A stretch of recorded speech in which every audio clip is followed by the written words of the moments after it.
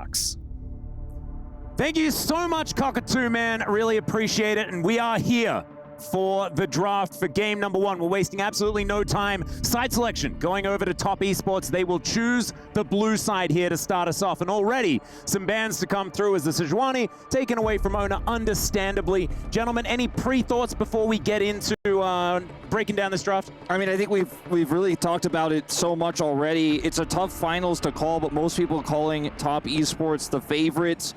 Now, let's head into this draft because Talia is gone, Azir is gone, Baker's been a little bit targeted here. The global impact his Talia has made across this year is massive, but Tristana, you take away the Rumble, you take away the Leona, that one's going to make it through. I feel like this is kind of forcing the Corki response to come out from T1. If you're sort of hammering away those other mids that have been lower priority than Tristana and the Corki, definitely feels like Top Esports, who chose blue side after winning the coin toss, are trying to target the pools of T1, whereas for T1, you know, the Senna and Rumble have just been standard bans.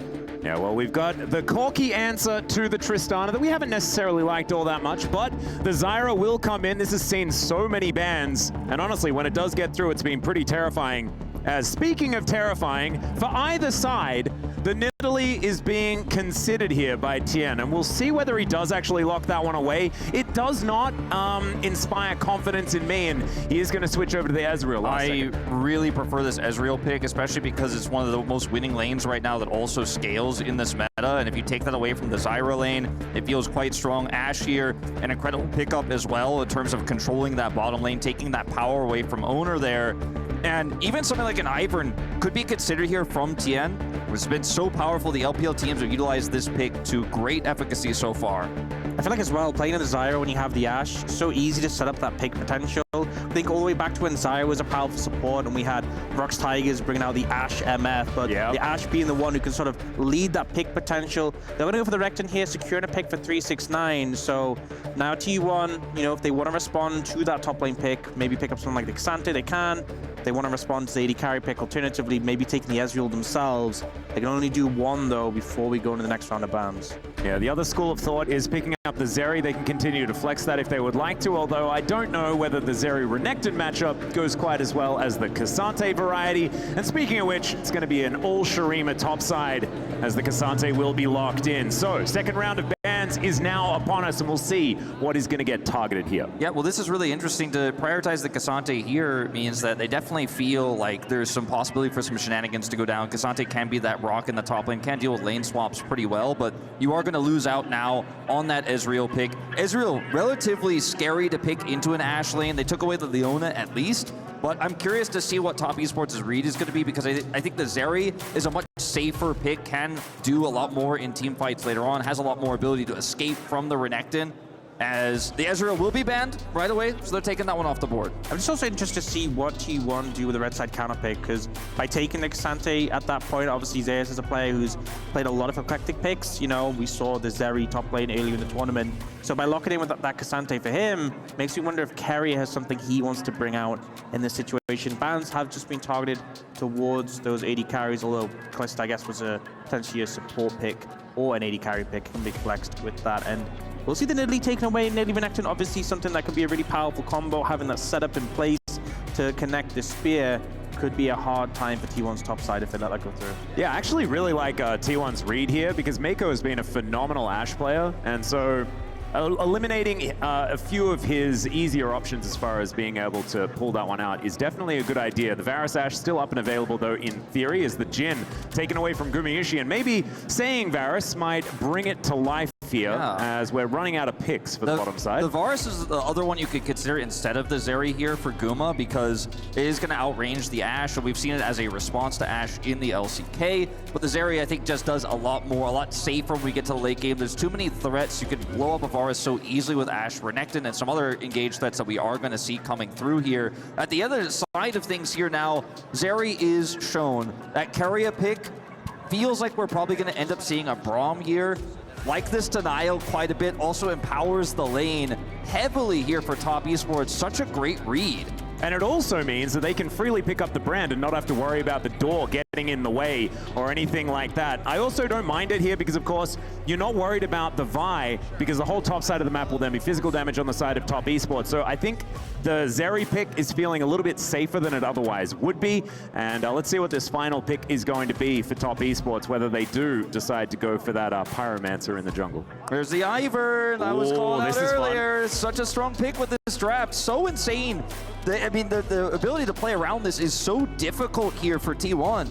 Yeah, I mean, it's such a good CC setup. You know, you land the binding, you have the Braum, passive follow-up, and you have 80 carries to stack it. It is obviously pretty heavy AD composition, but a lot of range as well between the Tristana and the Ashe. They will outrange the 80 carries on the opposite side, and they've just been shown to scale so exceptionally, the Tristana with the Ivern in particular. This Bard pick does make sense for the laning phase, and we've seen already what Carrier can do with this in the series against BLG. He was able to bring that game back, and what part of why T1 are here in the first place in this finals.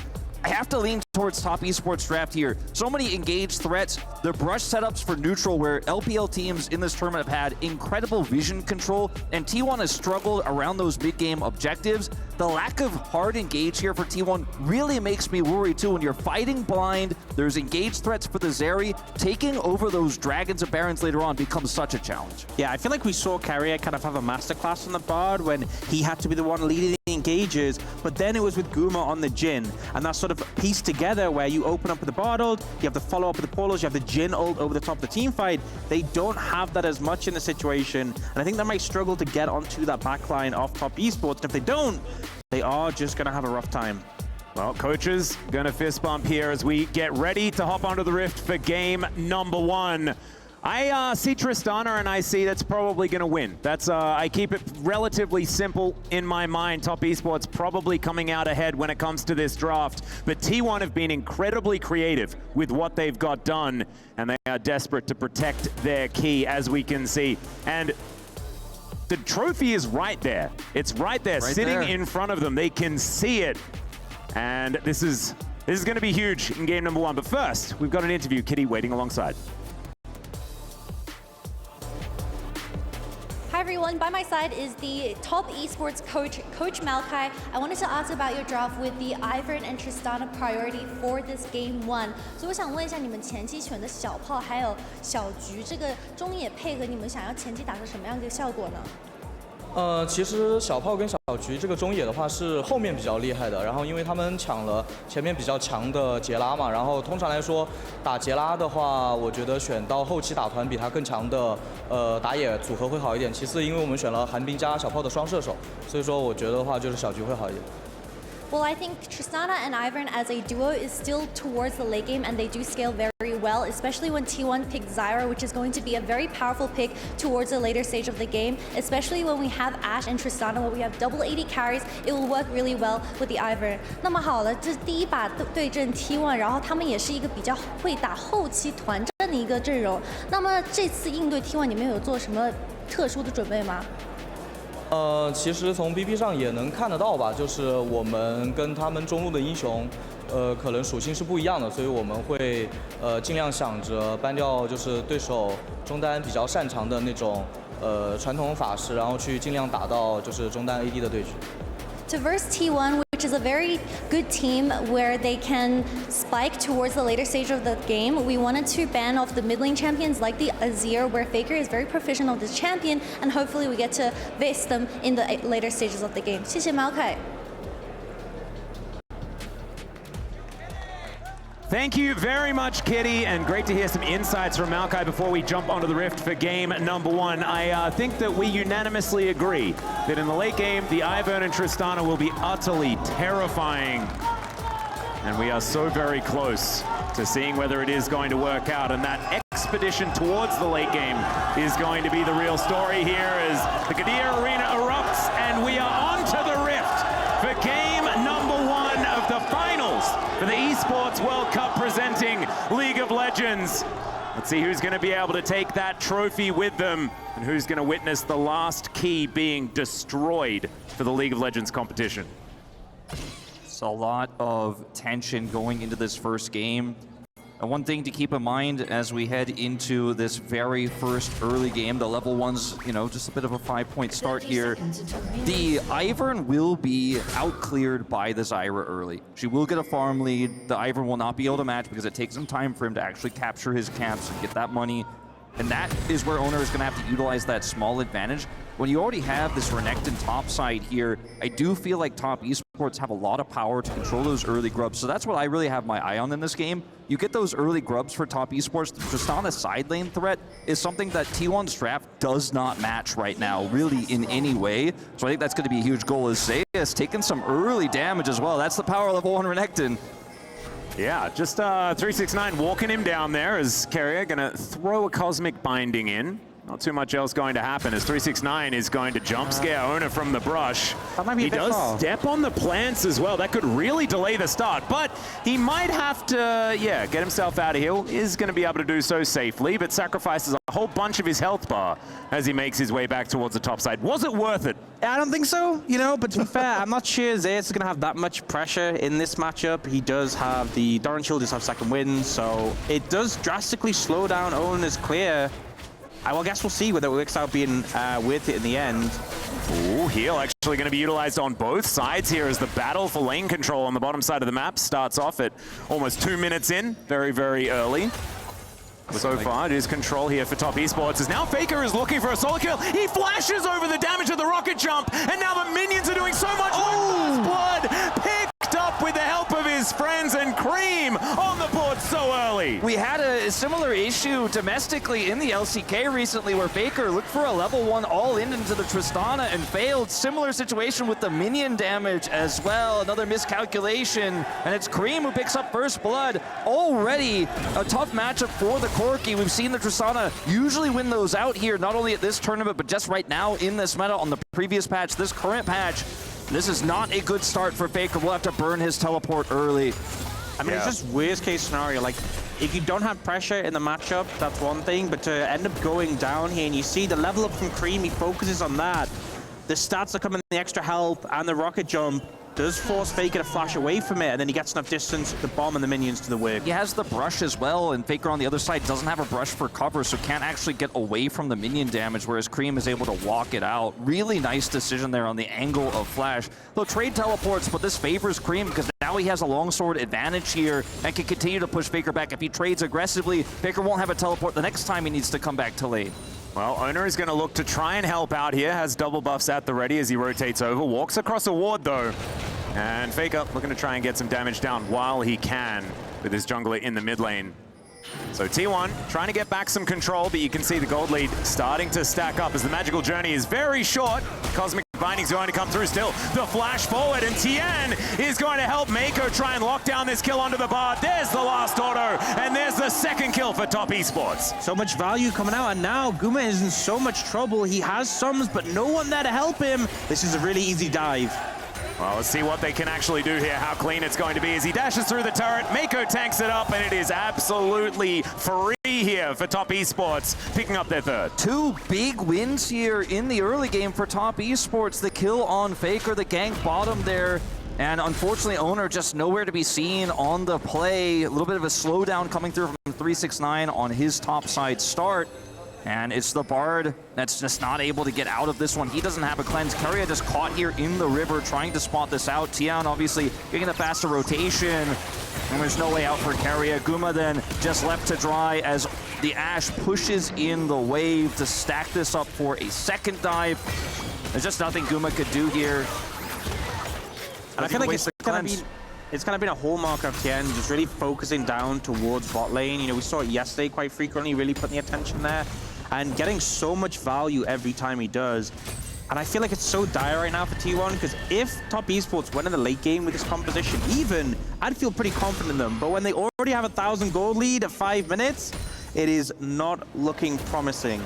Yeah, and we know as well that Tristana can struggle a little bit very early on, but then is going to be absolutely fine. And with that first blood, it really does put a huge pressure point in this mid lane that was otherwise unexpected for T1. We'll see what they can do to try and mitigate it. This is not necessarily looking good as the Winter's Bind going to connect onto Keria. Gets himself through the wall with the magical journey, and Owner is walking his way down Information, though, with that ward in the tri-brush does mean that Top Esports able to walk their way out, and it's measured aggression, but it's as much as they can possibly put in. As speaking of which, Cream in the mid lane is going to get the Valkyrie out of Faker, and it is going to be just a little bit of a wash there. But let's see exactly what's going to happen as Tien moving down here towards the bottom lane once again. Gumayusi gets the dash off, good cosmic binding.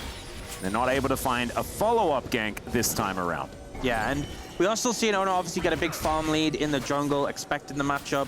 But I really think they starting need to be finding angles to get advantages, using that Zyra's clear speed, maybe to look for some mutual objectives. But it just feels like right now both junglers hovering around bot. The lane is still very playable for Guma and Carrier, even though they're in a disadvantage. But another good gank from Tian and it could just be over. Yeah, really like the measured aggression. Atlas was, explaining how it's very careful, it's very aggressive, and it forced a reaction on T1. T1 handled it very well. Guma didn't have to cleanse there, even though the Azure was coming through. Mako committed his heal even, but it sets up for a follow-up, keeps Owner on the bottom side. And then guess what? This is the top side grub control I was talking about here. Tian starts up the first three. Renekton has top side control. Faker's losing the mid lane matchup. You're winning all three lanes. Your objective of choice is going to be those top side grubs. Stacking 3 up already puts Tristana in a great spot, and this puts a lot more pressure on T1 for the second one. Owner coming over here now. Faker rushing over as fast as he can, potentially to help contest this, but with the Renekton so close by, it's going to be tough. Looking for a smite. Yep, Tian moving in. There is the smite, so Owner is going to pick up one of them. 369 getting in here. There's the grasping roots as Daisy pops up. And she is going to help out, taking this final grub. That is going to be that, 2-1. So T1 at least managed to get that boost of experience there by taking one of the grubs, but this is still a Tristana with a potential 5. Honestly, Ona being down in experience, not having the ult, might have been a big factor on why they ended up backing away there, because they had more members on the map, but didn't have the confidence to go for it and make it work before more members of Top Esports got there. But Top Esports, they can be happy with what they got. That dragon is still up and available, so definitely the next objective to look towards. Yeah, let's see who's going to be able to get their mitts onto that one. As Jackie Love flashing away from Guma. Level 6 before Jackie manages to get there. And that is a very scary Zeri. I really like the early flash to come through, respecting what she can possibly do here. As Cosmic Binding not going to find too much as Mako turns back up again and will help Jackie as he clears up these minions. Yeah, and they were able to get that really important ward in the Dragon Pit. They also have one just to the right of the Tri-Brush. That's why Mako wasn't there. That's why Jackie Love had to flash, but it's not all for nothing because they do get some additional vision here of T1. We'll know some more about their Dragon setup. And you have to really respect that level 6 Zeri all-in angle when you don't have your defensive arrow. Even with the barrier there, it could have been Guma getting enough of a lead to take the Dragon. Now, with Cream still in control in the mid lane, they can contest. I think that's why it just feels so rough right now in this game, because typically, the Corki with the power of the Gatling gun, that's the lane you'd hope you'd have the early prio, but like bot and top were always going to be at a deficit in the early levels, just due to the power of both the Ashe and Renekton's laning. And it just feels like T1 are kind of desperate for a point of pressure right now in their lanes. And as a result of that lack of pressure, they haven't been able to make a move towards that dragon. They obviously lost out when it came to the grubs overall. And with this pressure, you can see bot and mid. They're going to try and make a gank happen, though. Yeah, Carrier comes on over with a magical journey, flashes through the Winter's Bite as now Jackie Love's in so much trouble. Gumayushi's going to pick up the first one for T1, and that's exactly who you want the money going to. As now Tien looking to try and answer as Faker under his inner turret. That's a very optimistic gank, but they're still going to get so much free time with this outer. They want to get something out of it. Unfortunately, Daisy not going to have the same explosive impact as the ult coming out from Owner. That's how you want to use that. Meanwhile, Faker... yeah, arrow comes in. Owner is going to turn up, though. They do manage to get the plants out as Cream. He's slowed down, but he's out of turret range, and that is going to be the successful kill onto Faker. Tien sets up the shield onto Cream, who rocket jumps over. He's going to be absolutely fine, and Top Esports still come out ahead. Yeah, it looks like it was going to be really unfortunate there for Top Esports. T1 getting the return play, punishing Jackie Love's flash that he burned earlier from Guma. But then with that mid play, Top Esports more than happy to make that trade. Really big issue for Faker right now, the pressure being applied to him, plates being taken by the Tristana, that kill as well, and now the Dragon secured. Top Esports getting everything they want. They really do. It looked like maybe Faker was going to get out scot-free with just the cost of maybe a plate and some minions, but going down eventually there. And yes, it's a massive farm lead for Owner, but we saw this against Gen G when Tian was playing this Ivern. It doesn't matter how far behind you fall early because your relevance later on is often going to be way higher than what the Zyra can do. And yes, Owner gets the successful gank off here, but so does Tian there in the mid lane. We'll go back to this arrow, launched from the main base here. It's a Hail Mary. If it doesn't hit, then you back off. But if Faker gets caught by this, it's an easy kill. Owner trying to shadow this, but unfortunately will not be able to offer anything back. Faker's super frustrated, had the flash available, but didn't use it. He's had more impressive flashes than just not flashing at all when an arrow comes through. I think we've all seen the videos, so not quite there on that one. Still will have it for the next fight if it does actually come up. It might have been that he thought he could possibly survive with Owner in the area. Still, T1 holding on in this early stage of the game. It is not quite up to 2,000 gold, the lead for Top Esports, but as we've said already, we do like their chances as this game goes on. T1's going to have to find some explosions here in the mid-game. This is not necessarily looking like it's going their way, though, as Zeus fighting with 369. Daisy gets amongst it. She should be able to get a knock-up here as the flash comes in. The all-out is down as well, but I think Zeus is going to struggle to get himself out of this. Does get the shield back, but still, he's going to be taken out. Teleport a little bit late here, but it's still coming through as Faker wanting to clean this one up. The big one comes down, flash comes out from 369. There's another rocket does come on through, but Daisy is just being so frustrating here for the Yordle. Does get the 50 gold, but Tien is still chasing after him. A few more autos. There's the flash. Phosphorus bomb, and it doesn't matter. Tien just gets it. Man, the power of Daisy in that skirmish, and it's just so frustrating to deal with. The constant damage, blocking your abilities. 369 managed to survive and get away. And this turret mid with the red just orders down, and yeah, red is mid lane is doomed as well. 2 turrets, 2 teleports, a kill in the top lane, and Daisy helps get it done. And guess what? They're also going to get the Void Grubs. They have full control over the map. 5 grubs to this Tristana, who's that side lane threat. Nothing is T1-sided in this game as Zeus tries to pull him in with the all-out, but just ends up getting chunked down. 369, so much damage output, and then Faker coming in with a late teleport here. It's so late that 369 can then flash this, and look at Tian getting the root here, allowing 369 to get out, even giving the brush just in case. He's got those empowered autos coming through as well with this brush, and Faker just doesn't have the damage. See you later. It's so frustrating just to get walked down by an Ivan with red buff and just autoed to death as he's like prancing about. But yeah, I mean, it's such a rough spot to be in. The Corki really falling behind, and especially when you know you're playing in the Trist, you're playing in the Ivan, you know you're going to struggle in the late game. You already have the Moonstone coming through for Tian and a Kindle Gem on top of that, 4 stacks in the Dark Seal. He's already going to have so much value in these skirmishes, and particularly when you are behind for T1, you know, if you want to try and play around the pick potential of the Bard potentially, you're going to have a really hard time cutting through those shields already. Yeah, it's looking real dicey. Zeus up here, fighting with 369, continuing to do so. Doesn't quite find the third Q there as the minion wave is going to be shoved in. And yeah, I think Zeus knows that he's not going to be able to get towards that turret. I think the only shining lights here for T1 are Gumayushi, the fact that he was able to grab that only kill that T1 had picked up. Also, some plate gold going his way. And I think Owner with the extra damage potential could be an avenue in some of these fights if the Tempered Fates are good, because they can really disrupt, allow that Zeri to start to get going, and maybe that's the opportunity. The thing is, I don't know whether they're ever going to get to team fights. You're exactly right, Wolf. Like, he's just destroying all these turrets. It's a second turret. He picked up so many plates. He just cashed out a Cole.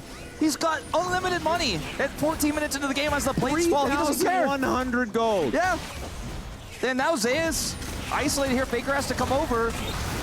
Yeah, meanwhile, under the bottom side, it is going to be 369. Oh, he catches the arrow, and Jackie Love is able to take down Owner from downtown. Oh, that's just unfair. They're still able to keep pushing forward, but that is damage done. And T1 are going to still try and trade, right? Because they lost an inner turret on the top side. They are priced into this, but they're going to run out of minions. And now 369's going for it. Oh, no! Lens comes in. He gets cut up. It is going to be the turret falling, but was it worth it? I don't think so. Faking out desperately, trying to defend this inner, but that one's going to fall at the same time. And boys, I think we can call this one. I think this one's donezo. It's such a rough trade for T1. It looked like they were just going to trade those low health Tier 1 towers. Top Esports gets so much more though. This team is so fantastic at finding ways to break Tier 2s. They aggress the enemy jungle, but I mean, yes, that was a given. They were probably going to get that Tier 2 top, but the fact the arrow snipes Owner from Jackie Love, who's been so fantastic with these arrows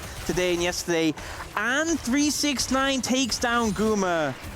it couldn't have gone worse for T1. Yeah, the fact that he had turret aggro when he gets hit by the arrow as well is just absolutely insane. We're going to have a look at it one more time here.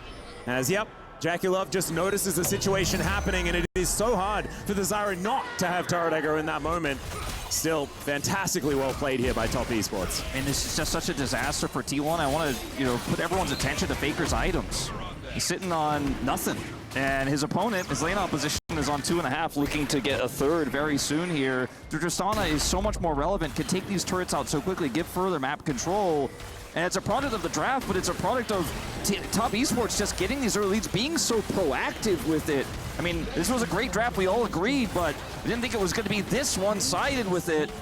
Nearly 6,000 gold, the advantage here at 16 minutes. Yeah, I mean, they've just completely slaughtered it. And the fact that the Tristana is so strong and the Ivan has a lot of gold. Now, they are looking for 369 on the top side, but the wave's gone. Yep, that's it's a lot of people up here. And the Crocodile, like you say, doesn't have a lot of minions to contend with, but there is Shelly that's going to pop her way in. An arrow is going to sail by as the Magical Journey is going to be there. Carrier gets his way out with the Magical Journey, but meanwhile, on the other side of the map, Zeus is getting the same treatment. He does have access to his all-out as Tien looks to try and get him. There's the kill in the 1v3. The man still got it as he dashes over the wall. Still, Cream's got a rocket jump. He'll be able to follow it up, but a 1-for-1 in the bottom lane and a 1-for-0 in top.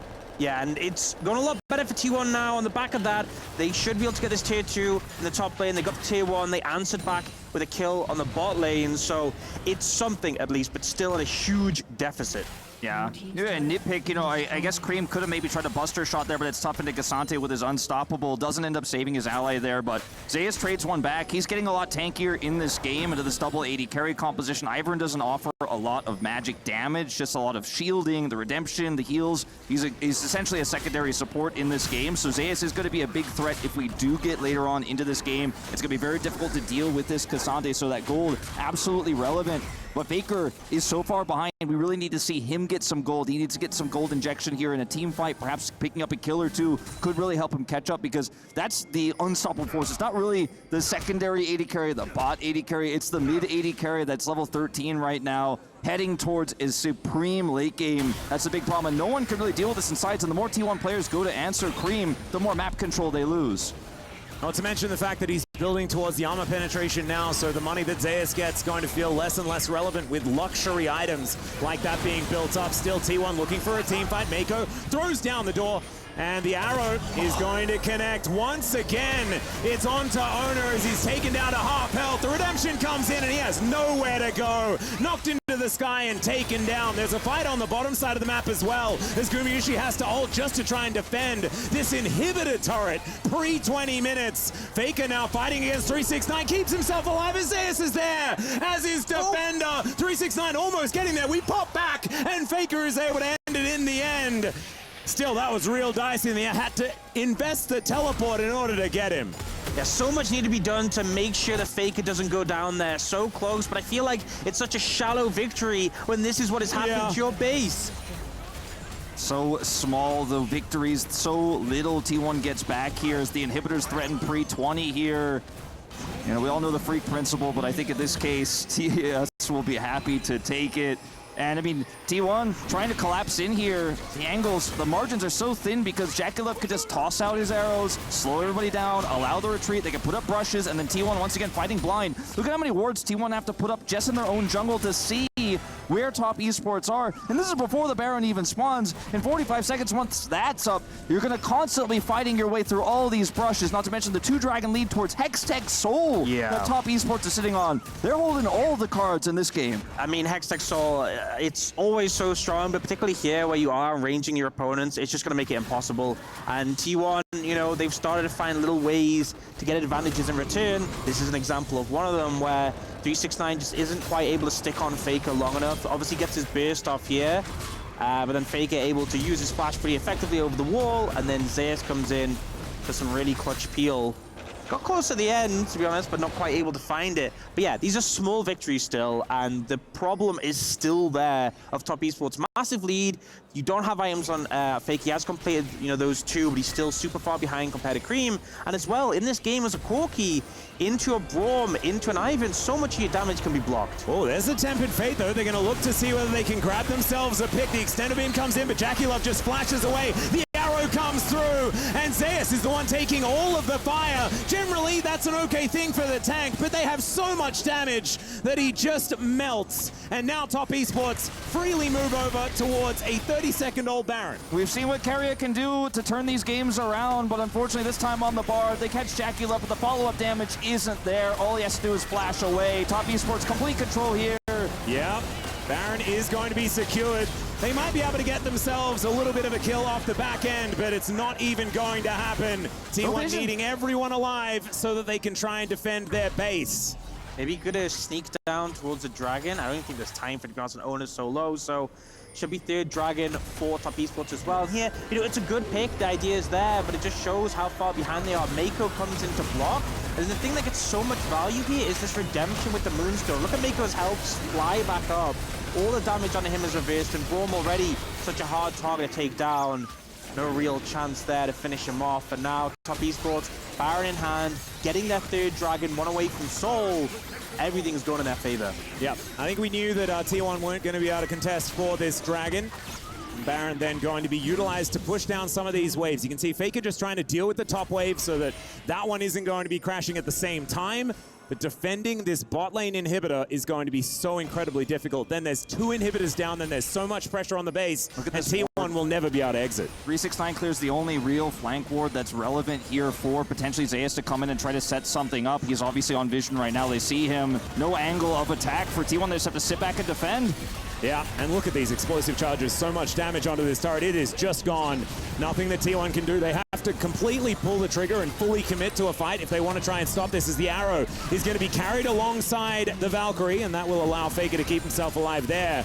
But I don't think they're going to stop. This siege is going to continue forward, and they can do so comfortably with the fact that Cream is so huge, and Tien can give him those little pockets of safety with these brushes, and oh my goodness, the explosive damage is absurd. Jackie Love is going to tank the Tempered Fate and isn't too worried about it. Now Nexus turrets are just falling left, right, and center. Only one remaining here as Top Esports, an absolute statement here in game number one. Here's that last-ditch effort for T1, but it is too little, and it is going to be too late as Top Esports, they should make quick work of this last remaining turret and then get to work on the Nexus.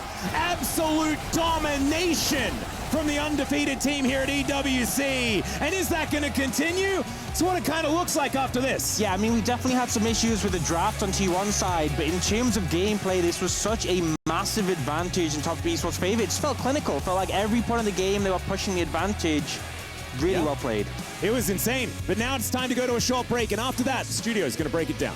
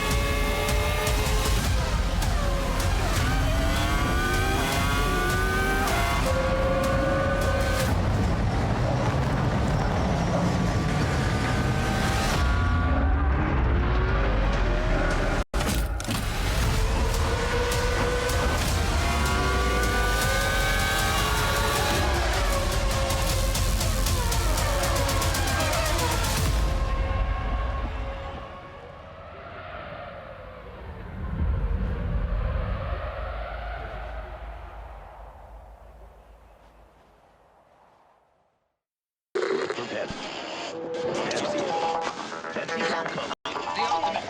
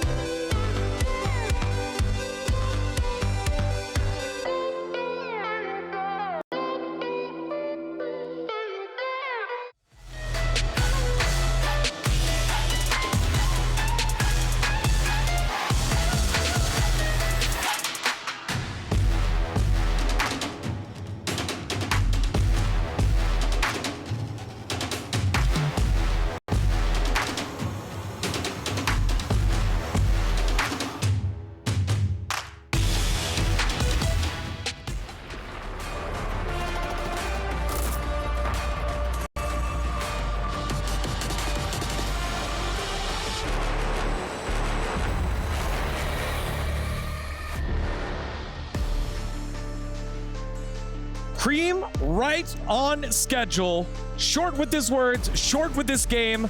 This was, as we've been using tournament log when it was correct, a shellacking by Top Esports here against T1. Ash arrows across the map, cross-map pressure by Ivern, TPs leading to solo kills by Ivern. It was a doozy, and that's only game number 1 in this best of 5. If the reigning champs want anything to do with becoming winners, they gotta figure it out, because Top Esports has their number if after game number 1. Welcome back to the area, everyone. Degon alongside Joshi and Valdez, and that was so one-sided. Everyone that predicted Top Esports looks like a genius. It's really hard to say anything other than that. We got to see the Tristana come through. We knew that Cream has been dominating the tournament on this pick already, and getting to see exactly why you can't let him pick it first was just a treat. Yeah, it was kind of rough to watch as an LCK commentator, because T1 are better than this. It kind of feels like they're not really showing up to the plate right now. And Top Esports, once again, it's just another team that they're kind of rolling over here. Doesn't really matter who it is. They're not too picky. They come in with a really strong draft, fantastic play, and T1 just did not match them at all. Well, it starts here with the draft. Again, Tristana has been such a huge pick alongside the Sejuani, which gets banned out, the Rumble, which gets banned out. So Top Esports gets that, builds a composition around it, and runs away with the game. I know I was a little bit skeptical when I first saw the Ivern. I think a lot of people were thinking, hey, this seems like a fantastic angle for the brand, but it's very obvious that Top Esports picked this Ivern with a game plan in mind. It's just so strong. I mean, you have fantastic setup. It's so hard to break through Braum and Ivern together, and the Renekton helps in that front line. And obviously, we know what it does in terms of supporting the team and making your marksman even stronger. But it was kind of funny because Tian was all over the map. He was making so many plays even before level 6, and then after he got level 6, he was getting solo kills on Faker. He just made the Ivern look so OP. Yeah, I think we've seen usually in game 1, someone comes out fast. Game 2, it goes slow. T1 has been the one absorbing the pressure, but Top Esports did not let that happen. As we take a look at this early game, it was a full court press across multiple different lanes here. And I love seeing that 369 goes in. He takes a ton of damage, but it actually meant that Zyra's cleared this jungle so slowly. Just going in to step on the plants meant that Zyra ended up clearing in 3 minutes and 12 seconds, when normally you can get to under a minute. And then this was not, I think, what Faker was expecting. Faker, I'm sure, was expecting Cream to be going backwards, but the solo kill comes through, and that just gives so much freedom to the jungle to start going towards the bottom side as well. Catches Kyria out of position, and suddenly every single part of your map is winning. Yeah, it was a very cheeky solo kill from Cream, and he's already so strong. You give him first blood, it feels like he's going to run away with the game like he did. And then this is the follow-up, as you mentioned, the dive in the bottom side. Kerio was already dead. There's nowhere for Guma to go. It's just pretty textbook from the side of Top Esports, and T1 didn't really have an answer very early on as they just got kind of smothered. And I love the way that you say that here, Valdez, textbook, because so many teams have the right idea, and then they don't have the execution to back it on up. Top Esports, clinical here. And then from here, it gets a little goofy. You get the TP by Faker trying to pick up the kill on 369, and he meets Tien's best friend, Daisy. And this is also important to remember that Zeus had died right before this play as well, but Tien, he just has so much extra power. Daisy is so strong in these situations where you're just able to wail away. The last root comes through at the very end, and when you just have this kind of power, when your jungler is solo killing the enemy mid laner as Ivern, I don't think there's a lot more to say. Yeah, you talked about Zeus. He tried to 1v2 against Ivern and Renekton. He's never going to win that. He tries to pull the Renekton under the turret, tries to get really cheeky and fancy with it. That's never going to work. We were watching that, kind of shaking our heads. And then Faker does kind of the same thing, where he's like, I need to make use out of this play. I have to get something back. He ends up just dying in a 1v1, and the game was kind of over from there, to be honest. Yeah, anytime T1 tried to find any modicum of momentum back, here comes Jackie Love with the cross-map Asher as we take a look at our final highlight here. You're looking to defend a little bit, but then JKL down on the bottom side of the map. Even Owner had a little smirk here when this happened. This whole thing was just very classic from what we've been seeing so far in the Esports World Cup. One team is trying to get something on one side of the map, and they're going to be giving up 2 inner turrets for it. Top Esports was the major recipient of this. We praised Cream so much for their ability to play on the outside, but this arrow from Jackie Love in the mid lane, catching out Owners, like you said, he chuckles because even he knows at this point, he's like, well, you know, the game is pretty much over. We've given up so much. Yeah, and then you just see they're able to take everything. We saw this a bit against G2. It's just clinical textbook play from the side of Top Esports. They get a lead. Their macro is insane. They're just pressuring every single lane. They're pressuring top. They're defending bot. They're pushing mid, getting inners, and that's kind of how it accelerated so fast as well, just because they get so much gold from the map that they're able to get so strong to end the game in 23 minutes on the first Baron push. Yeah, packed audience here, but I'm sure if you're on the T1 side, you got to be shell-shocked. You have not been punished this hard for a slow start across draft, across execution, but Top Esports came in comprehensively. And it's not just that this was a comprehensive win, it was also the fastest win of the entire tournament. 23 minutes into the game is so dominant, and I really look at the T1 fans, and we gotta ask, is this going to be worrying for people? Because I mean, I think a lot of people are expecting Top Esports to win, but I didn't think it was going to be that fast. Yeah, well, I know that the fans will be following back with them, but Valdanalist here, we get a close look at them every week over at the LCK. What do you want to see from the World Champs here?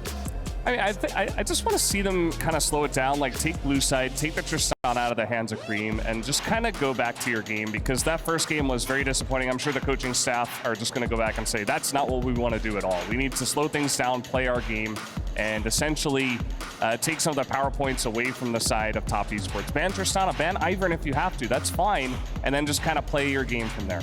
Joshi, real quick, first pick priority, who is it?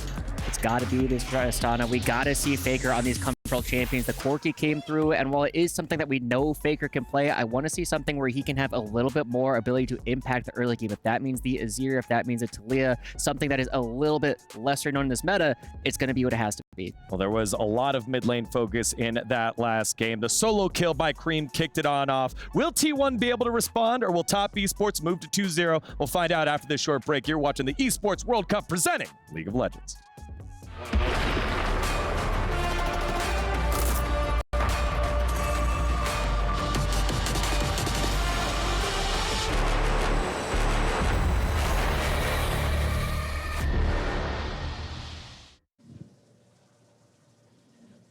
Hi everyone, this is Kitty at the Aramco Race Car Arena.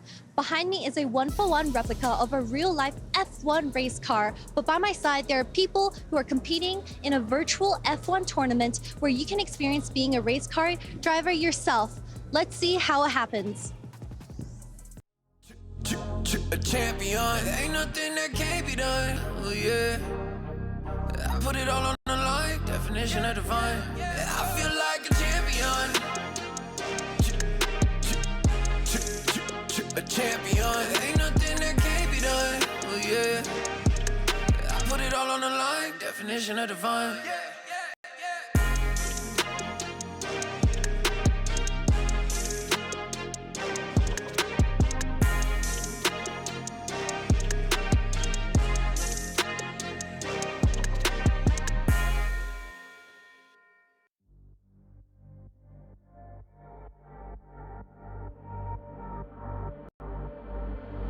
Don't believe what you read, not all words are the same.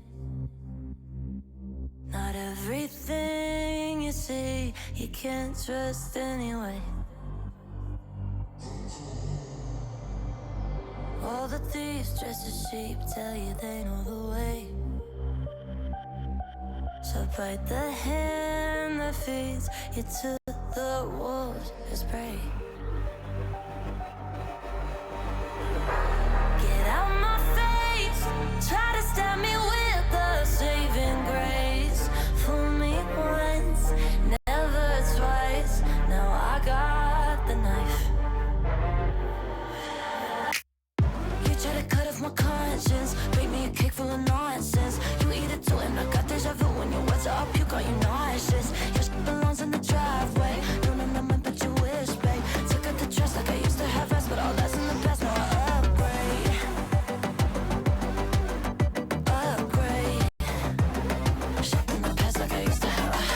snap to see on the pictures, they flash on the page. Now they're pleading on the fifth and last mistake.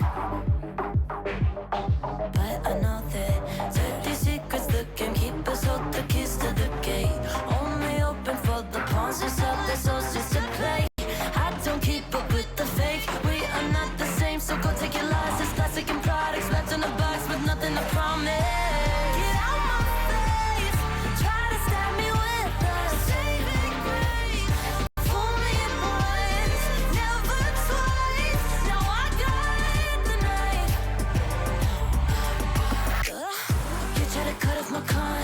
Bake me a cake full of nonsense. You eat it too and I got deja vu when your words are up, you got you nauseous. Your shit belongs in the driveway, no, no, no, man, but you wish, babe. Took out the trust like I used to have rest, but all that's in the past, now I upgrade.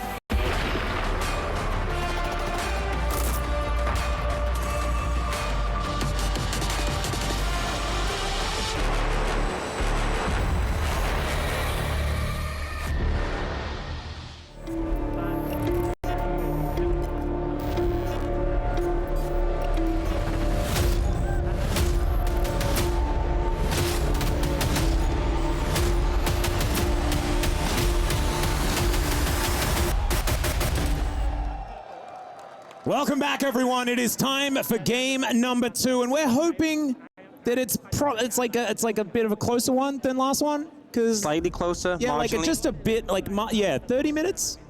30 minutes would be nice. Now let me put it out there.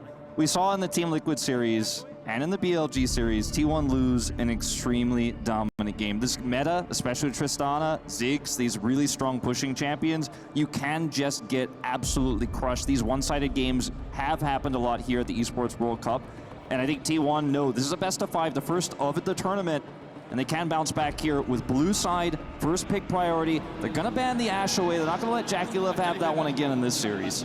Yeah, interesting that Top Esports going with the Talia ban as well. Obviously, they don't get first priority on the Tristana, and they're kind of just following through with the same bans. And, you know, it doesn't make as much sense on the red side. If you ban a 0 on 3 here, T1 just take Tristana, I'm more than happy. So it'll be interesting to see if they switch it up and target that instead.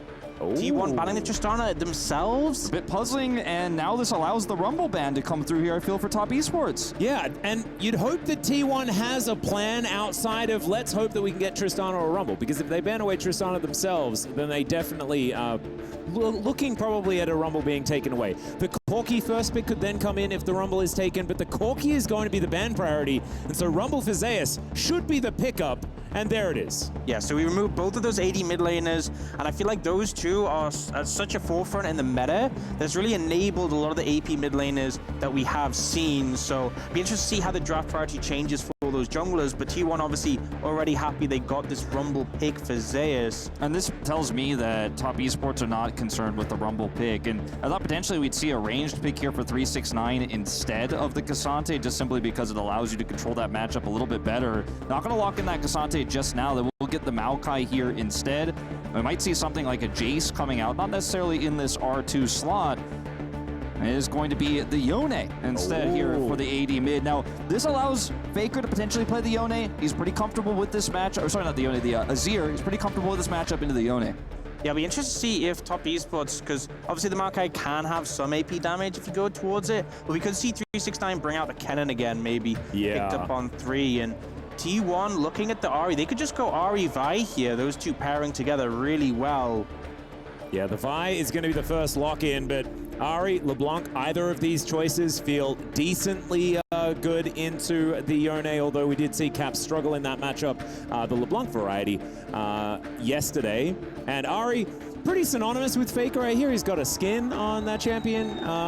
Has certainly been one of his big picks throughout his incredibly long career. And Vi Ahri needs no introduction. And I feel like if I'm seeing this on T1 side, for Top Esports, I feel like Ezreal will be such a high priority just to avoid the point-and-click lockdown that comes out from the Vi.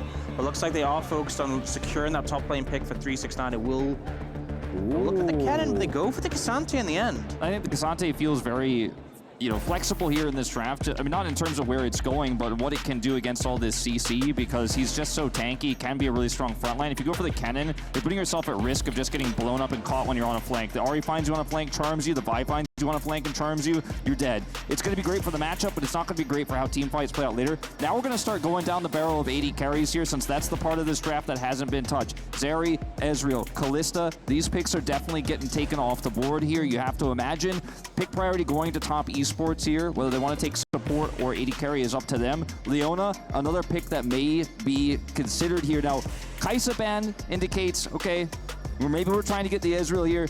Ezreal may get banned away, but they also have pick priority, like I mentioned, so a bit of a strange one, that Kai'Sa. I think a big part to me is it really works well with the dive potential of the Yone, but also it is a pretty heavy AD composition that's going to come out from Top Esports, so helping that damage profile. The Ziggs even maybe with a lock-in in this situation, but I think, as you said, the Ezreal also a factor. And when we're talking about the Leona as well, we saw Mako play that so frequently in this tournament. Before this series, 3 out of 4 games had been on the Leona, so definitely something he likes to prioritize. I like the Kai'Sa ban purely because I'm pretty sure that's what Jackie Love played when they played this exact composition outside of the Cassante swap for the Kennen. So we saw how it worked there. It looked very difficult to deal with. So at least they don't need to focus on that one. But that Ziggs, like you were talking about, is sticking out like a sore thumb. Now the Leona has been banned away. Ezreal comes through here, but you have Kalista, you have Renata, and this is a really strong lane for Guma Keria here into this Ezreal. It's very strong into Yone Maokai. I think this is possibly where T1 have the answer here. They took away the Leona, maybe feeling comfortable now they can play that, Enchanter support of the Renata here, push the lane super hard and get that advantage. Nerfed on this patch, still the Kalista quite strong, banned less often, so sometimes does slide into these drafts, so that could be the angle here. This I like a little bit less. I want to see Caitlyn. That's what I want, but instead it is going to be the Kalista Renata like you were talking about. I think there are a lot of very strong options towards that bottom side, but I'm always just that little bit interested in seeing the Guma Keria Caitlyn locks. That's what I would have liked to see, but sometimes you just don't get what you want, and instead it's a different, very strong bottom lane. As Mako with counterpick option, what has he got into the Renata? And it looks like it might just be another round of Braum. Yeah, not really going to be a fun 2v2 in that matchup, but the Braum shield has quite a lot of value in this situation, being able to block a lot of the spears being stacked up by the Kalista. So definitely going to be a bit more on the defensive end when it comes to 2v2 laning. Obviously, Braum will just have a strong level 1 though, but I definitely feel like the draft is a lot more even here. I think T1 have given themselves a lot more tools. And it's a T1 draft. You've got the pick potential, you have layered CC. It's the simplicity we've been asking for T1. They finally get it, and they get comfort. Faker on Azir, owner on Vi, Zeus is Rumble, and Guma Keria and a Kalista lane. What more could you want as a T1 fan? I think no T1 fan is going to shake their finger at this one. Yep, it's win lane, win game, and that has been their bread and butter for many, many years. players. So looking forward to seeing whether this is going to mean that we're heading towards a 1-1 in the series. And it's such a stark contrast from game one, where mid was the only lane which you could potentially win based on how it's played, and then lost horribly, and both the side lanes were in a rough spot for minute one. So definitely going in a much better position for them to take control, take agency when they're setting up for plays. Now, players preparing to get onto the Rift here for game number 2. We'll see whether T1 can do that mental reset. I was checking to see the players and how they were feeling after that loss, and there were giggles out of both Owner and Zeus as they were sitting down. I don't think anyone was looking too phased. It's a best of 5. It is a long series, and we'll see whether they have got themselves back into the mindset and are ready to get into it here for game number 2. I think T1 is a team that's seen more best of 5s as an organization, more best of 5s than anyone. So I think they definitely can bounce back. Well, let's hear now from the T1 coach. Hello, everyone. We do have the T1 coach joining us indeed ahead of their matchup for the second game. Thank you so much for your time. I would like to ask about that first game initially in regards to the Ivern, the Tristana, the Ashe, the Braum. A lot of CC, a lot of aggression from the time of top esports. Is that the reason for the 4-man AD carry ban? 일단은 이렇게 인터뷰 응해주셔서 정말 감사드리고요. 일단 첫 번째 질문은 지금 상대방이 CC 조합을 좀 많이 가져왔었는데 좀 그래서 이제 원딜 4밴이 좀 나왔던 건지 그게 좀 궁금합니다. So for AD carrymans? Yes. 사실 이제 오레이디 조합을 짜더라도 이제 아이번 브라움 조합이 강력하다는 건 알고 있었는데 저희가 이제 1, 2픽을 구성하는 과정에서 좀 컨셉을 확실하게 잡았으면 저희가 좀 유리하게 이끌어갈 수 있었을 텐데 그거를 픽을 선택하는 과정에서 잘 못해가지고 패배하게 된 것 같습니다. Well, firstly, I knew that Ivern was very powerful, and Ivan Tristana was very powerful, so we wanted to counter that. But I think in the first 2 picks, I think we had a problem there, and so we couldn't really counter that. And when it comes to this game particularly, what is the adaptability and the approach of the draft that we're seeing right now for the laning phase particularly? 이번 픽 같은 경우에는 과연 그 라인전 구도에서 그러면 좀 어떻게 좀 판세를 좀 보시는지, 어떻게 카운터를 좀 진행하실 계획이신지 그게 좀 궁금합니다. 이제 저희가 1픽으로 럼블을 가져오면서 좀 초중반부터 유충이랑 용 컨트롤을 확실하게 해서 초중반에 좀 강력하게 해나가는 걸 컨셉으로 잡고 픽을 뽑았습니다. Well, first of all, the Rumble pick, I think it is the key because we're trying to have a power move on the Void Grubs and early Dragon fights. So I think that will be the key. Well, thank you so much for your time. Good luck in this game. And AD, let's head over to you guys. Thank you. Thank you very much. Ginny as standing by with by coach of T1, Tom Maddox, for those translations. You can see ran into some issues with the Ivern. Very different looking draft this time here, Joshi. I'm a big fan of this draft coming out from T1. They have a lot of power around the early Rift Heralds, around the early Grubs. I feel as though this should give them a great chance to actually build some of that early priority and give them some advantages going into the fights that we never really got to see in the first outing. I was a little bit surprised that they gave Jackie Love the Ezreal, though. You know, banning away the Leona is one part of that best AD carry support combo with the Ezreal and Leona, but I feel like the Ezreal, for me personally, is the stronger part, especially when you're talking about Jackie Love. So I would have liked to see the Ezreal banned away instead, but overall, I do agree. I think that T1 this time around at least give themselves a much better chance in this draft. The game number one, we were all kind of shaking our heads, and even Tom there, you saw he was like, yeah, we ran into some issues, and I think we all saw that in game 1, and hopefully T1 can kind of move on and have a better chance with this draft. Yeah, as we've done a lot in the LCK, we've seen Kalista bans. So this time, a focus on Kalista Renata down on the bottom side of the map. Joshi, it has been well documented how strong that combo can be. And I think it is important to note at this point that it's not going to be the same kind of Kalista that we were seeing on 14-12 with the opportunity nerfs that we saw on 14-13. It is still going to be very lane dominant as the Kalista Renata, but it's also going to have a little bit more focus on the auto attacks, a little bit more focus on the mid-game scaling opportunities from the Kalista. So the fact that it's already paired this Renata having a strong laning phase just means that it's going to be giving so much more power to T1 later in the game. yeah, I think they're going to have a much better chance in the 2v2, especially with the Braum being melee. Like, yes, it's a very strong pick. There's a reason why it feels like all of the LPL is highly prioritizing this pick in general, but I think especially Kalista Renata should have a much better time of handling that 2v2. So, again, I just feel like T1 have given themselves a much better chance in this game. Now, Top Esports still have been really, really clean, and I wouldn't be surprised to see them come out and put up a really strong fight, but I don't think this game is going to be another 23-minuter. Yeah, and that's where I wanted to put the spotlight on for Top Esports. You can go up and down the roster, but for me, the one that has the most to prove and is stepping up the most is Cream in the mid lane, given the fact that in his domestic results, so good, again, a younger mid laner, and then going up over at MSI, didn't perform to the level that we've known him to do, goes back to the LPL for the summer placements, has done phenomenally, and now multiple solo kills here on the Faker, and is just a crux on what they wanted to do in game number 1.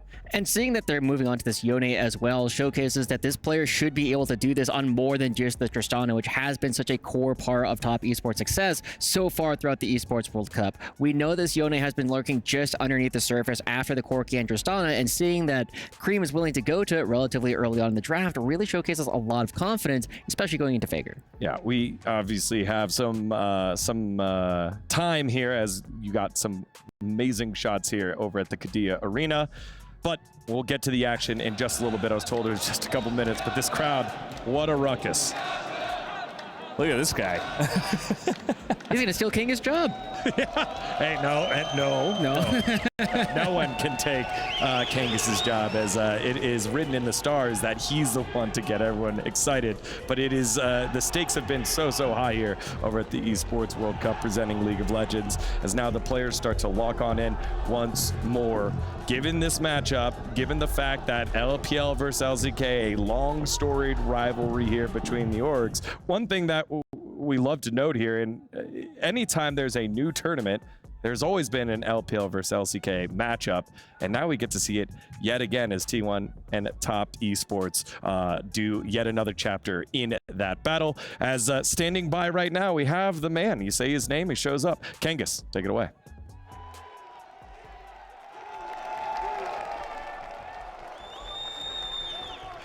Qiddiya Arena, you are electric right now!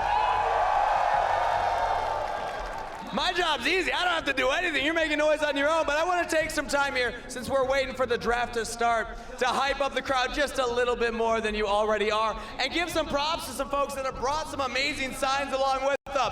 I'm in the T1 section right now, and I see something up here that I gotta point out. Has this gone on broadcast yet? Because if not, we gotta get it. Can we get a shh? There we go. There we go. That's anti-hype right there. But I know we were just doing it. I'm gonna request it again from everybody here. I love me some battle chants. So T1, you know what we do. T1 fighting! T1 fighting!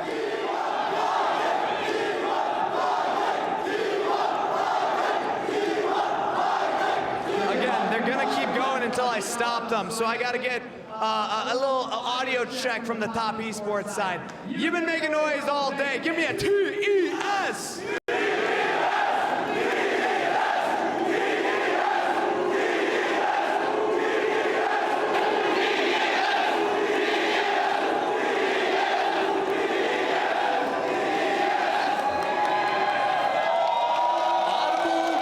Round of applause for the Top Esports end. Audible boos on this side here. I didn't even give that assignment, but I think the T1 fans are also electric right now. So we're gonna do the battle chant. Are we ready? We're gonna start with T1 fighting, and then Top Esports fans, you're gonna answer with a T-E-S. You understand the assignment? All right, I'll start us off. T1 fighting! T-E-S! T1 fighting! T-E-S! T1 fighting!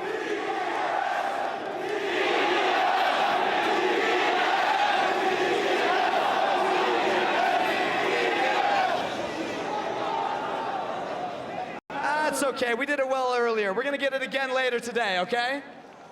All right, I believe in us. Now we're gonna throw it back over to the casters, because we're getting ready for game number 2. Thank you very much, Kangas. Again, getting the gyos out there, getting the fightings out there. It's been such a beautiful thing to see here. The crowds for both sides, both teams, all the teams have had such huge representation and huge fan bases. Yeah, it's really fascinating to watch how many fans in particular for these two teams have come out. I do feel as though for the fans of this tournament, this has potentially been the best thing we could have possibly seen, is these two teams actually making it all the way, because as King has said, it has been electric listening to them cheer. I'm just glad that, as much as I love the T1 versus Gen.G matchup, I'm glad we don't have to see it once again. We get to see the representatives from both leagues going head-to-head, and it's made for a very electric and almost kind of crazy atmosphere there in the Qiddiya Arena. Love the energy right now. Yeah, we're still working on figuring exactly out, but our top pros are on the case. When we find out, we'll let you know. We want to see the match as much as the players there. Again, just the stress of it all. It's been matches, best of threes, different format. You've had travel across the world. The, what is it when you don't sleep a lot? Jet lag starting to kick on in. There we go. Lack of sleep. Yeah, lack of sleep. Yeah. That happens as well. All of that part, a unique part of this challenge here at the Esports World Cup. But champions will figure out a way to get over the hump. And I think the big thing watching through all this is because this event is so short, you have to look a lot at the teams who are going to be able to develop their play super quickly. And that has been something that T1 has had a lot of time to do at previous events, at MSI, at Worlds, where they have multiple weeks. T1 is now in a spot where, you know, they're dealing with rapid travel times, they're dealing with a very fast turnaround on the tournament, and they have a good draft this one, so hopefully they can turn it around. All right, well, you saw the players starting to get ready for their matchup. Hands on keyboards and mice. Let's see how things shake up here in game number 2. Top Esports and T1. Thank you so much, Cockatoo Man, and thanks for holding down the fort. Also to Kangas there as well, getting you guys in the Qiddiya Arena ready for this game number 2, and I think we are only moments away from delving once again onto Summoner's Rift to see whether we can even out the series, because that's what we want, mainly, is 5 games. That's what anyone ever wants in a best-of-5 situation, is it just to go the distance and just have a fantastic matchup between 2 top teams.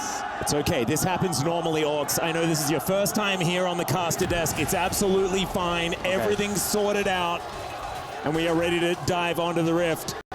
T1, you can see spawning in now. Faker with base skin, Ari, as per usual. No silly questions about using skins. That is not something that that man does. And now Top Esports making their way out onto the Rift as well. Very much looking forward to seeing whether this is going to be a reset for T1 or whether Top Esports, with a composition that we saw work very well against G2, whether they're going to be able to be the ones to do it. Faker already taking a little bit of damage. Oh my goodness. Always got to be careful of that level 1 Braum. And Faker is going to be respectful here. Zeus going to collect some damage onto 369, some additional gold. But look at this draft. I mean, we talked about it moments ago. Really strong setup for the Ahri Charm into Vi Ultimate or vice versa. The Equalizer could be layered on top. This setup has been the strongest right now in this meta, but we're going to have another lane swap, gentlemen. Once again, JackeyLab headed straight to the top lane. Carrier moving towards that bottom side, so T1 not aware of what's going on here, and of course with 369 in that tri-brush, maybe T1 don't quite know what's happening here. They do have this forward ward though. We'll see where the Top Esports move on in. And you know, even though Top Esports didn't have a fantastic MSI, as a team they had a really good understanding of lane swaps and how they could leverage them for XP advantages, or in situations like this, to avoid rough lane matchups. And that is the goal. You know, you have Xante playing the Rumble, not the most fun time, but Mosi playing into this Calista Renata is something you definitely want to avoid. So we do see that similar top laners ganking mid. That kind of became a hallmark of MSI. First strike gold, always going to be really nice as well when you're pushing in like this. His owner will secure the smite. Yeah, you can see heal actually going to be invested here as well, as the Winter's Bite really helping the concussive blows. As there's the flash, nicely done from Owner to get him towards that blast cone and get himself out of dodge. Fantastic by Owner. If he doesn't flash at that exact moment, he gets denied the blast cone and will find himself in trouble. Can just head right down to the bottom side, clear from here. But an aggressive level 1 play from Mako. The heal traded for flash. You'll absolutely take that as Top Esports. And I think looking at the scope of how we've seen the drafts play out, really for top esports, even if they're a little behind on the back of this, they're still okay with that. T1 want to be ones getting the major advantage out of this, and we did see that change from MSI. It's even harder to take plates on the top lane than it was before, so in terms of gold, wouldn't take too much effort for T1 to get an advantage there. Yeah, and T1 had a fair bit of practice against Team Liquid when it came to these lane swaps. Of course, MSI wasn't exactly kind, and that's why we saw a lot of teams actually trying to employ this lane swap strategy against T1 because they weren't exactly super comfortable with it. However, this is a different time and a different patch, and now it is slightly less, good to do the old lane swapping. You can see how much the difference is in damage here in top versus bottom turrets as T1 rip through these plates twice the speed of top esports here. So they're going to at least be able to get this Gromp here, Meko and Tian, but T1, really, really fast take of these plates, and then you can see Owner heading over and taking away some of Tian's jungle in return. Meanwhile, in mid, Faker having a pretty large lead there as well, has the level advantage, has the buffed Electrocute on this patch to continue putting the harass on. Here comes that TP. This has been a disaster a few times. And he thought that they'd backed as well as, oh dear. Okay, that is first blood going over to Jackie Love as Mako tanks up the turret happily. And look, we've seen that one before, guys. Yeah. Third time this tournament. We've seen it so many times, and just when you're seeing the plates drop off that bot lane tower for T1, thinking, you know, they're getting a pretty big edge, the TP comes in, top esports happy to get a first blood on Jackie Love. They'll definitely balance out the gold and ultimately put them in a really good spot to swap back the lanes. Jackie Love now has a tier in his inventory alongside some bonus items. And yeah, just ended up being a blunder from Zeus, but a great read from top esports to wait around for that TP. Yeah, Faker going to be aggressed on here a little bit by Cream in the mid lane. You can see things going much better for the GOAT himself in this particular game.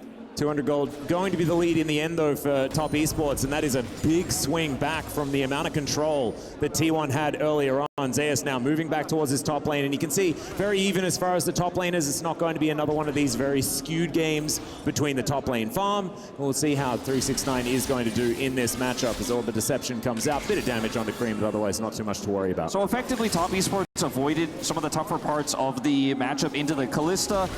And you also have to consider as well, on top of this, that Zeus in this top lane loses his teleport, dies, of course. That's a kill going over to Jackalip. But at the same time, in this matchup, it's difficult for Cassante to actually punish Rumble's lack of teleport. He doesn't rely on mana. He's just going to be able to continue to trade aggressively here, and there's no way 369 could trade with him and then teleport back to get an advantage. So not the end of the world here for T1, but definitely a larger lead could have been had as Faker in the mid lane. Tian going to peek, but doesn't commit.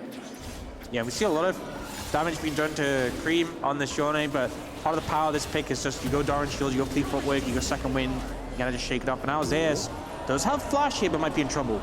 Yeah, the teleport didn't work out. Let's see whether the Flash does as he gets Bramble smashed back.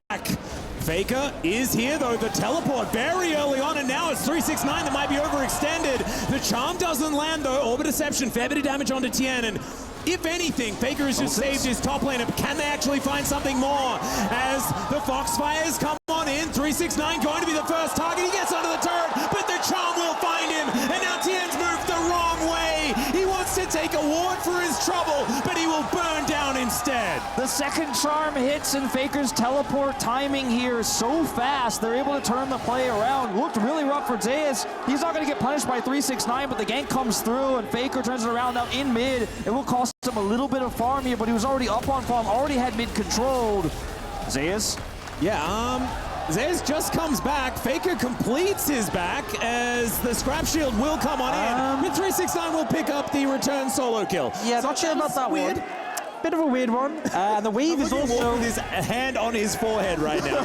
The wave's also in such a terrible spot. Looks like 369 is actually just gonna clear it out and go for a reset. But yeah, Zeus really fumbling on the back of what was a great play, and now we're getting some contest over these grubs. But Zeus isn't here to back up.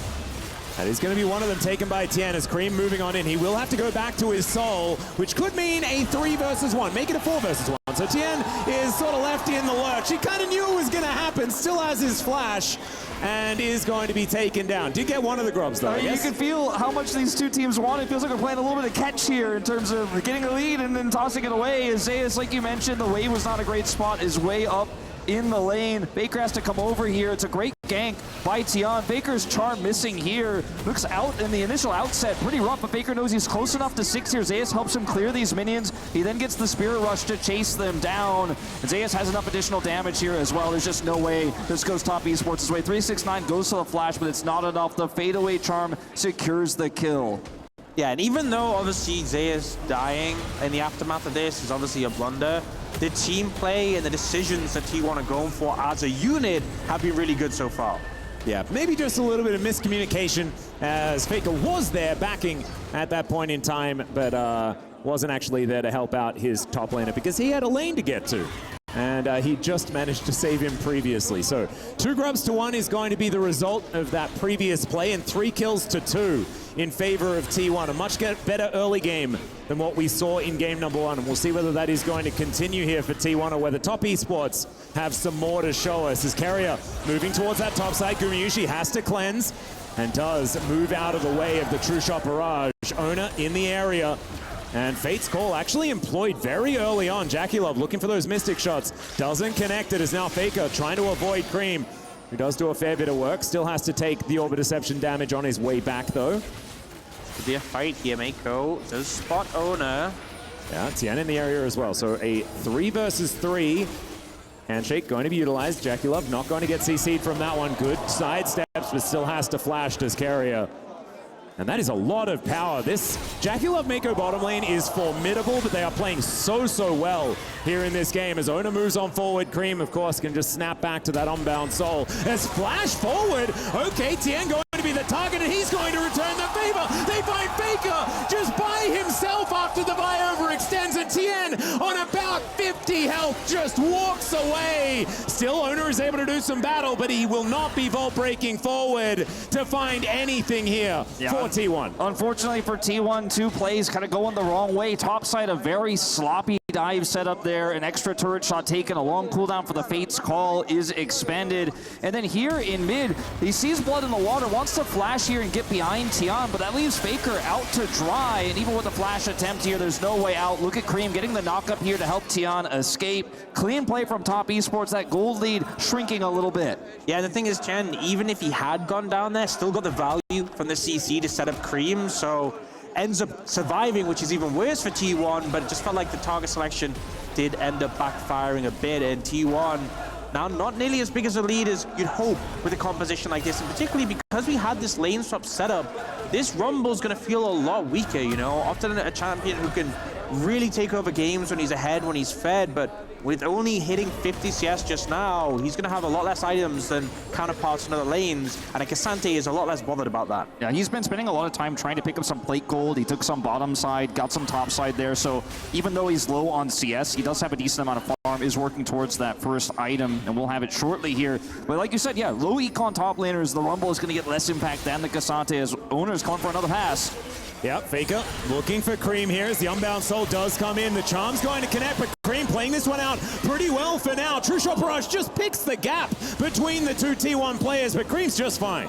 Cream's been playing so well this tournament, and as the player with the least amount of experience on this roster by far, he's really stepped up to the plate when going up against mid laners like Chovy, like Faker, these hallmark names, and particularly on picks like Yone. You know, when he first joined the LPL, he was so big on those melee assassins, picks like Akali, picks like Silas. It's just a treat to watch. Yeah, even taking out Caps, who's got you know, more international experience than most mid laners himself just yesterday. So really picking up the accolades already in this tournament. Played that last fight out so well with the rebind of his soul, avoiding that charm. And now Top Esports pivoting to Dragon here. T1 not in position to contest. We'll see what soul comes of this as we're 1-1 apiece. This is not going to be the same type of game with Grubs where there's a Tristana in a side that can absolutely run away with the game. At least T1 pick up the consolation prize. Yeah, they're going to be able to head on over there. Oh, now might be Mako getting caught out as Zayas is moving on in here. Does have the equalizer up and available, and Mako, he is not going to get them to use it. Never mind! There goes the equalizer, and they had to invest a couple of ultimates in the end to take down the Braum. Should mean that a couple of extra grubs are going to go over to T1 off the back end of this one, so still a good play. Yeah, managing to pick him up at the end. You saw Mako thought maybe just to be able to survive, but it's kind of showing the power of this T1 composition with his pick potential, and this is a pretty long fight. Yeah, the rend has to be used. There's the flash forward from Jackie Love. He lines up the Mystic shot. Oh! Manages to tank the turret with the barrier. Just beautiful from Jackie Love. I feel like every single Jackie Love fan held their breath in that moment, but as the barrier came out, they knew. He calculated it. He takes out the Kalista. It's a buffed Ezreal meta. It's a nerfed Kalista meta, and we're seeing an Ezreal solo kill a Kalista. Looking absolutely fantastic. Now Faker could be in trouble, but True Shot Barrage not going to connect. Mako not able to make his way over as we check out the replay once again of this 1v1. And we saw a similar play to this from Jackie Love, where he tried to dive into the tower. The Karth assault came in earlier this tournament, and it backfired massively. But here, doesn't get him range to auto, but gets the Mystic shot. The barrier comes in and then just gets out of aggro range in time before the next shot comes through. And +1 auto to the turret Ox as well. Maximizing the damage there. Man, that was such an impressive play, and now Faker in a bit of trouble here as the minion wave is going to move on in. Jackie Love and Mako just repositioning towards the mid lane. Gumayushi, though, will get some free time with this bottom outer. Thanks to the extra grubs, of course, a 5-stack, meaning that the Void Mites are out. Does mean that they're at least able to augment that gold lead a little bit further. And T1's game plan has been slightly hindered, but it is still underway, right? They still have that early game lead. It's even on Dragons for now, but maybe they can start stacking up a few of these Oceans that have spawned as well. It's going to be tough to punish Zeus up here on the top side of the map. Meanwhile, 369 is going to need some help here to defend this turret. Mako and Jackie Love are coming over, but T1 has numbers advantage. Zeus has Equalizer and Teleport here, so this is a very awkward moment for Top Esports. This is what you were leading into, Atlas. You know, this timing for T1's composition, incredibly strong with the extra kill that Zeus picked up and that extra plate gold. He sits on his Leandries right now. He's going to be totally fine up there alone. Jackie Love trying to come over here and put some chip damage into this mid turret, but T1 using their spike incredibly well, even with no objective online. And the fact that they're just going to get this tier 2 bot, it's such a huge influx of gold. Oh. Yeah, it's kind of ridiculous as Mako throws out the ulti, looks to interrupt Owner as he walks his way in, but the teleport from Zeus should mean this bottom laner going down as Mako able to walk his way out. The Foxfire is enough to do it though as Faker picks up another one.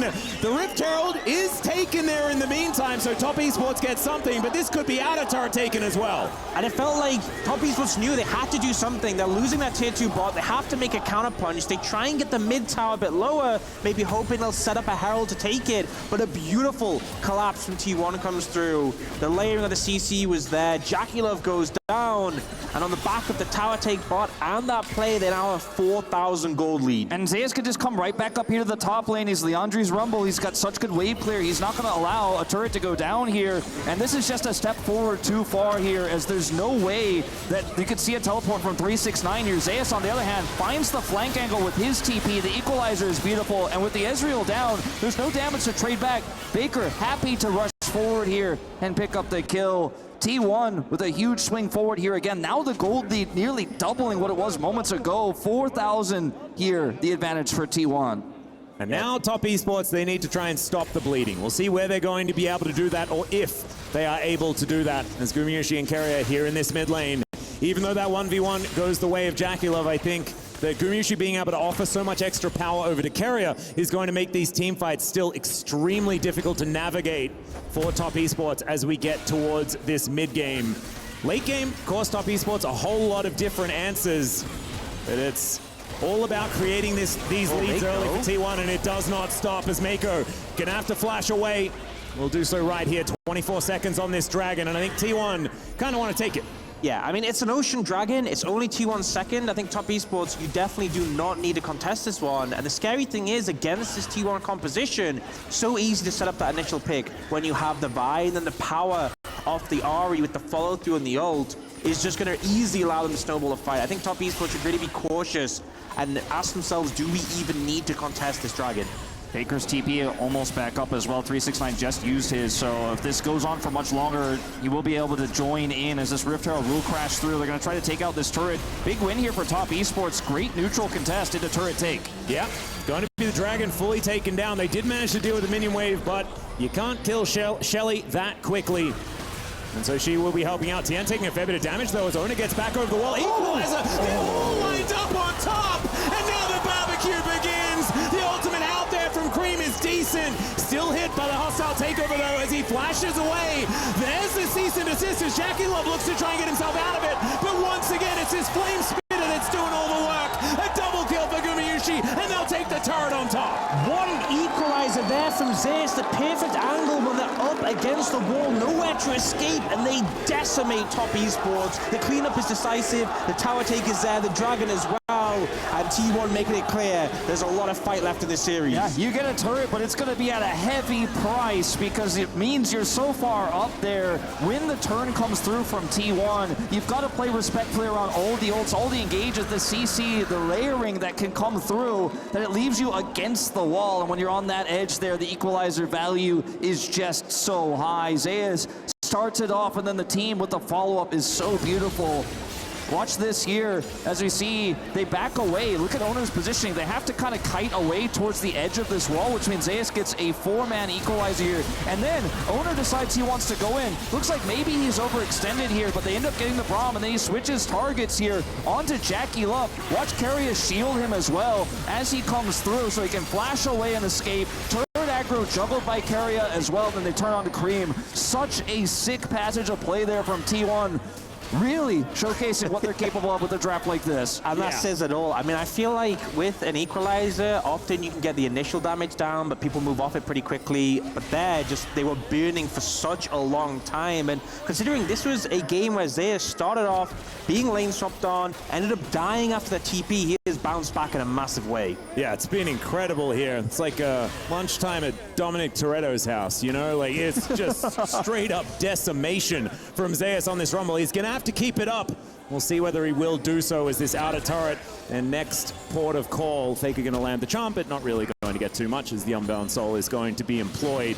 So T1 need to keep their feet on the pedal to continue the Fast and Furious references. And Cream clears out this minion wave.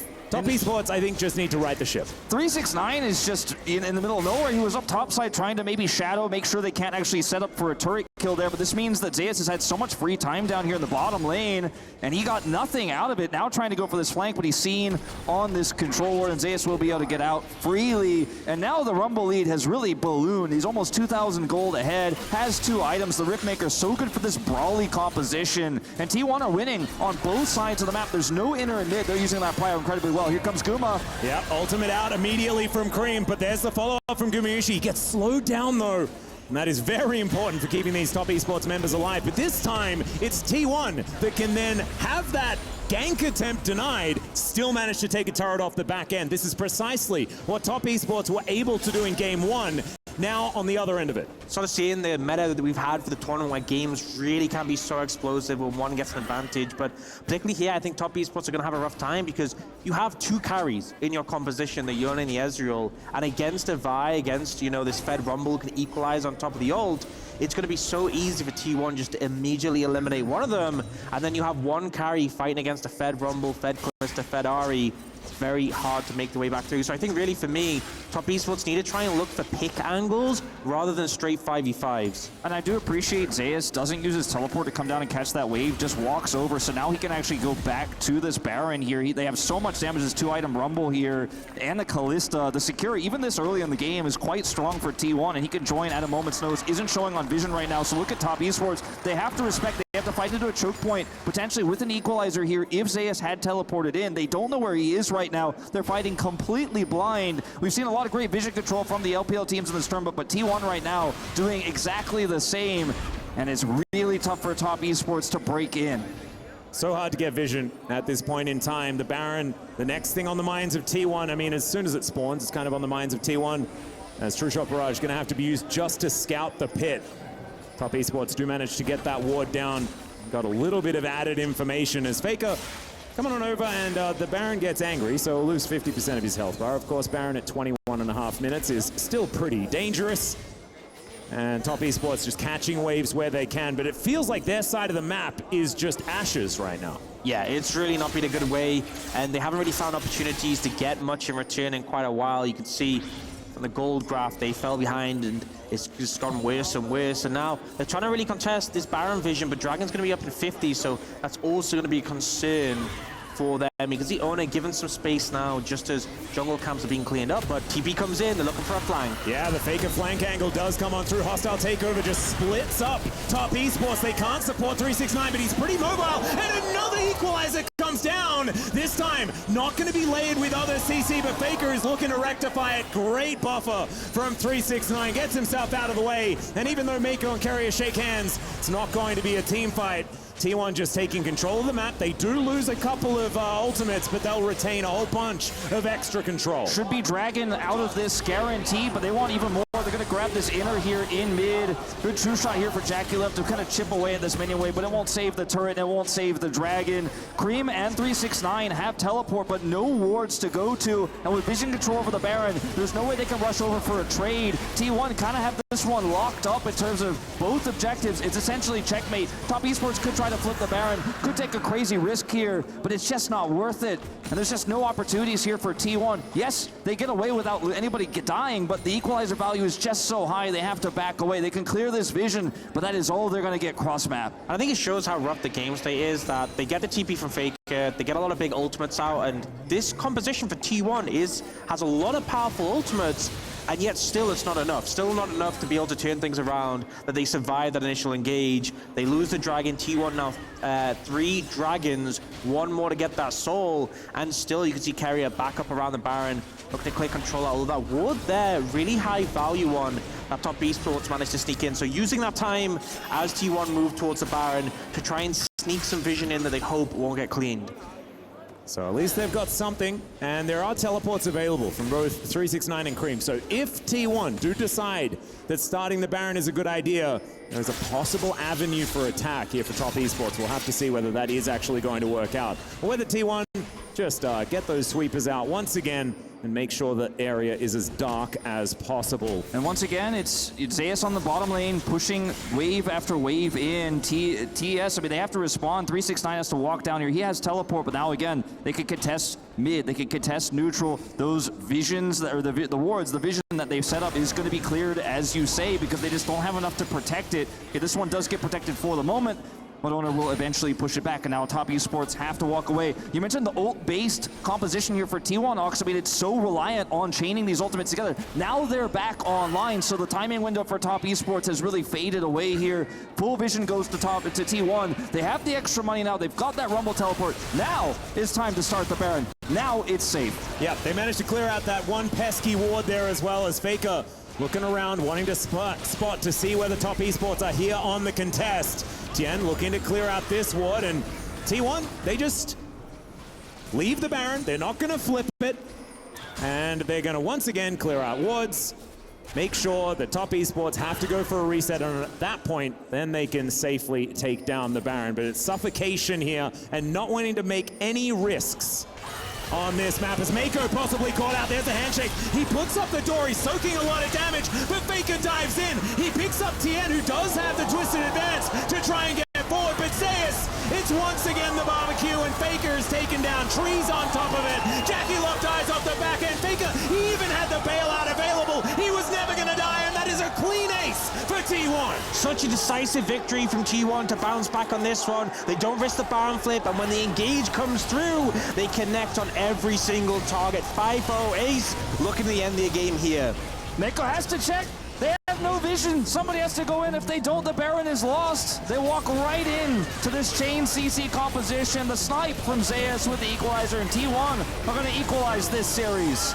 Yeah, and that is stomp after stomp, but on other sides of the rift, ladies and gentlemen. As the Nexus goes down, we have an even series here for the final of EWC, and we wouldn't have it any other way. It is now time for us to go to a short break, and after that, Studio's going to break it down.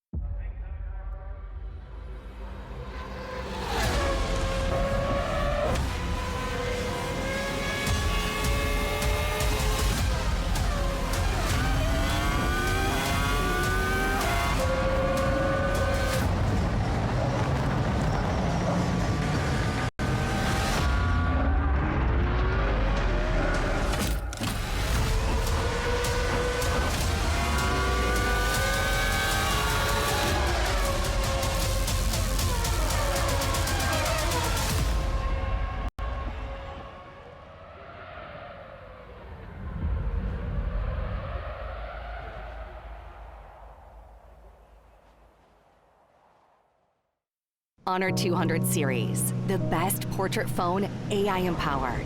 Studio level, AI portrait camera, 3 hardcore portrait modes. Color, vibrant and classic to capture portraits that truly stand out. AI empowered magic portal. Snapdragon 8S Gen 3 AI chipset. 5,200 milliampere per hour silicon carbon battery, 100 watt. Honor Supercharge. This is Honor 200 series.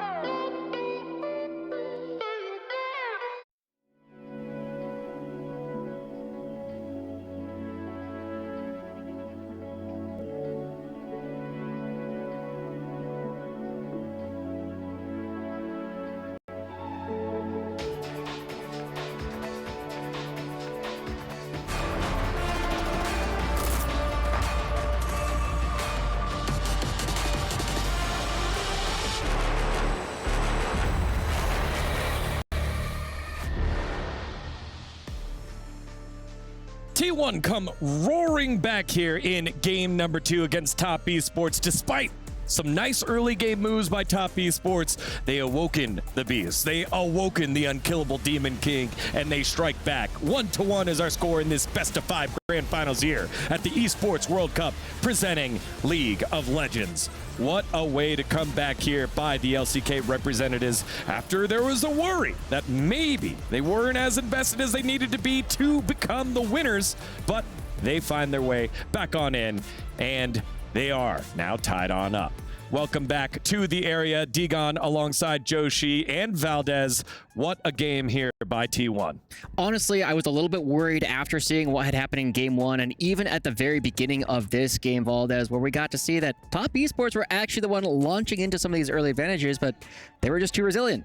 This is exactly what I wanted to see out of T1. I think that they drafted excellently. This is them playing their game. They take away the Tristana. They first pick the Rumble, which makes a lot of sense, but then the follow-up of Ari Vi is just pure T1. That's what they love to do, be very proactive in mid-jungle, and they made it work, right? It was pretty excellent drafting, I would say. I was a little bit confused to see the Ezreal come through, but, you know, even though Jackie Love did have a lot of moments on that, even solo killing Gumayusi, wasn't quite enough individually to get the job done.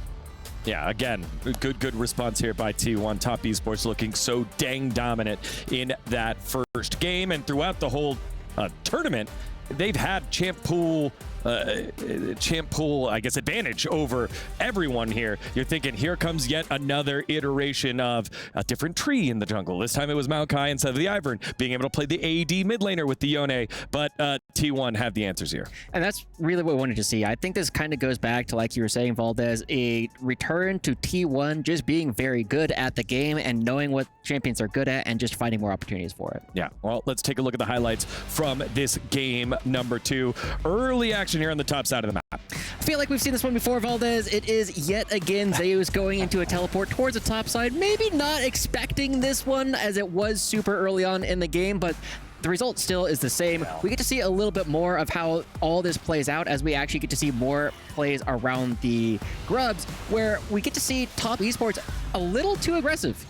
Yeah, That teleport play, as you mentioned, a little bit less egregious than the one we saw the other day. And yeah, just overextending there a little bit was Top Esports on the grubs. You don't necessarily have to do that, especially when you are going up against Ari, Vi, and Rumble, who can immediately collapse and immediately find picks. And that's exactly what they did. They capitalized very quickly. I feel as though Top Esports got a little bit baited into that last play simply because there was a teleport top lane where Faker got some kills, and 369 came top lane and did the exact same thing. Top Esports like, oh, there's surely no way that T1 are going to contest it for the grubs, but turns out they didn't believe him. Yeah, they left Tian high and dry, which leads us to our second one. Time for some new tech. Joshi, let's show him the telestrator. Yeah, so this was one of the big moments where I was actually looking at where I was really worried for T1 at the beginning of this play, because when we look at it, this is where the Vi and Ari are supposed to be at their strongest. We'll take another look through it, because as we actually go for the play, we see that Faker and Owner, they try and go back as I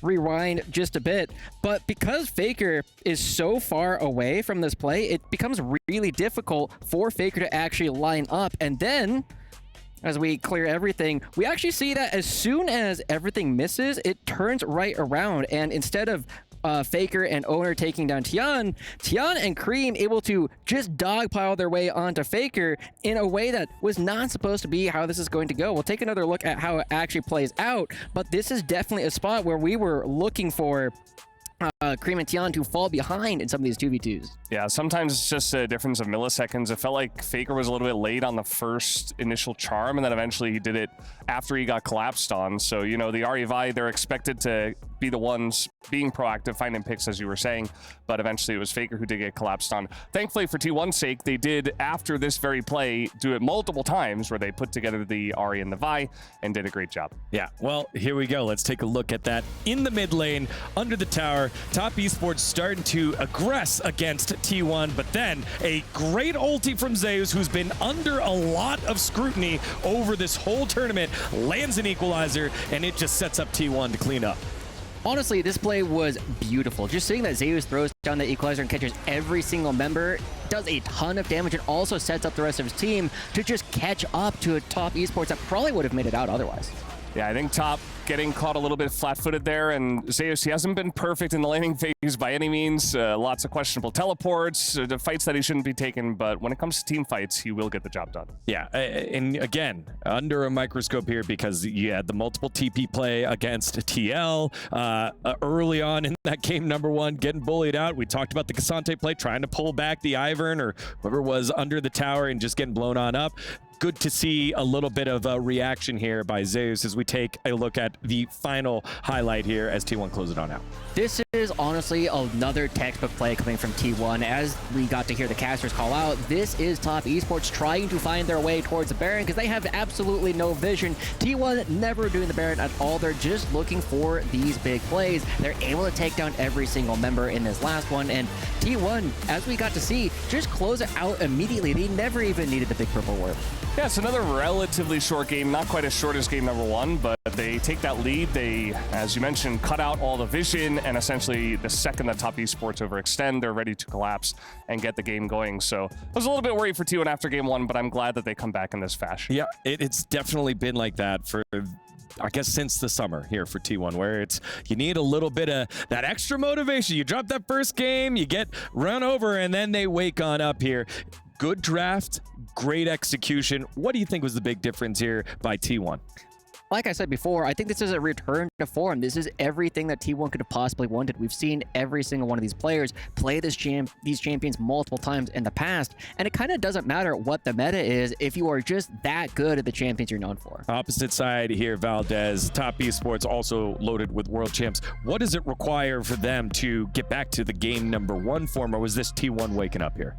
Well, I think it's a bit of both. I think it's really going to help Top Esports to move back over to the blue side and have a little bit more freedom in the draft. And we'll see if they are able to get their hands on the Tristana this time around or some of those bigger picks, because I feel like T1's response in game two was great. They closed out, they took away some of those really important picks, the Tristana being the big one that we keep mentioning for a good reason. You get them off of some of that comfort, you force them into kind of a hole, and then you draft comfort for yourself with the Ari Vi, and it just feels so good. And it feels like any team on the blue side also who gets that first pick Rumble ends up just winning. feel like that champ is, well, it's pretty good. Yeah, it turns out there's a lot of power picks still in the meta here, Degon. No matter what, blue side will be getting at least one of them and can deny almost all of them from their opponents. Yeah, you know, when we go through some of those strongest champions so far in the meta, we've talked a lot extensively about the Tristana in the mid lane. Obviously, the Rumble getting off the ban list here. Kalista was one that was perma-banned over in the LCK. When I think about game number one, impactful without necessarily being dominant. The Ashe was one that was coming up across the map as Jackie Love was able to set up the rest of his team. What are some other ones that you want to see start to pop on up here, Joshi? The trees are really going to be speaking in this one. Ivern and Maokai have been so strong, and we've gotten to see exactly how top esports in particular have brought these champions to the forefront of the meta. I think it's just having an extra champion that top esports is really going to have to prevent T1 from playing just because of how strong top esports have been able to do so. Before we go to break, Valdez, final thoughts here, 1-1 going into the final now best of 3.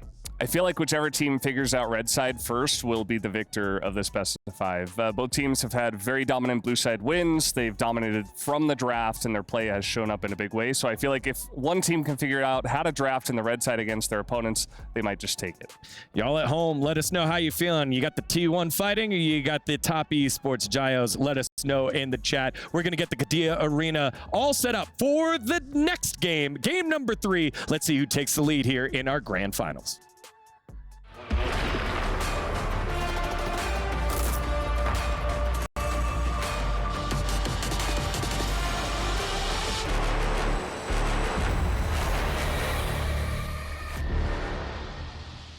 Hello everyone and welcome to the Esports World Cup presenting League of Legends.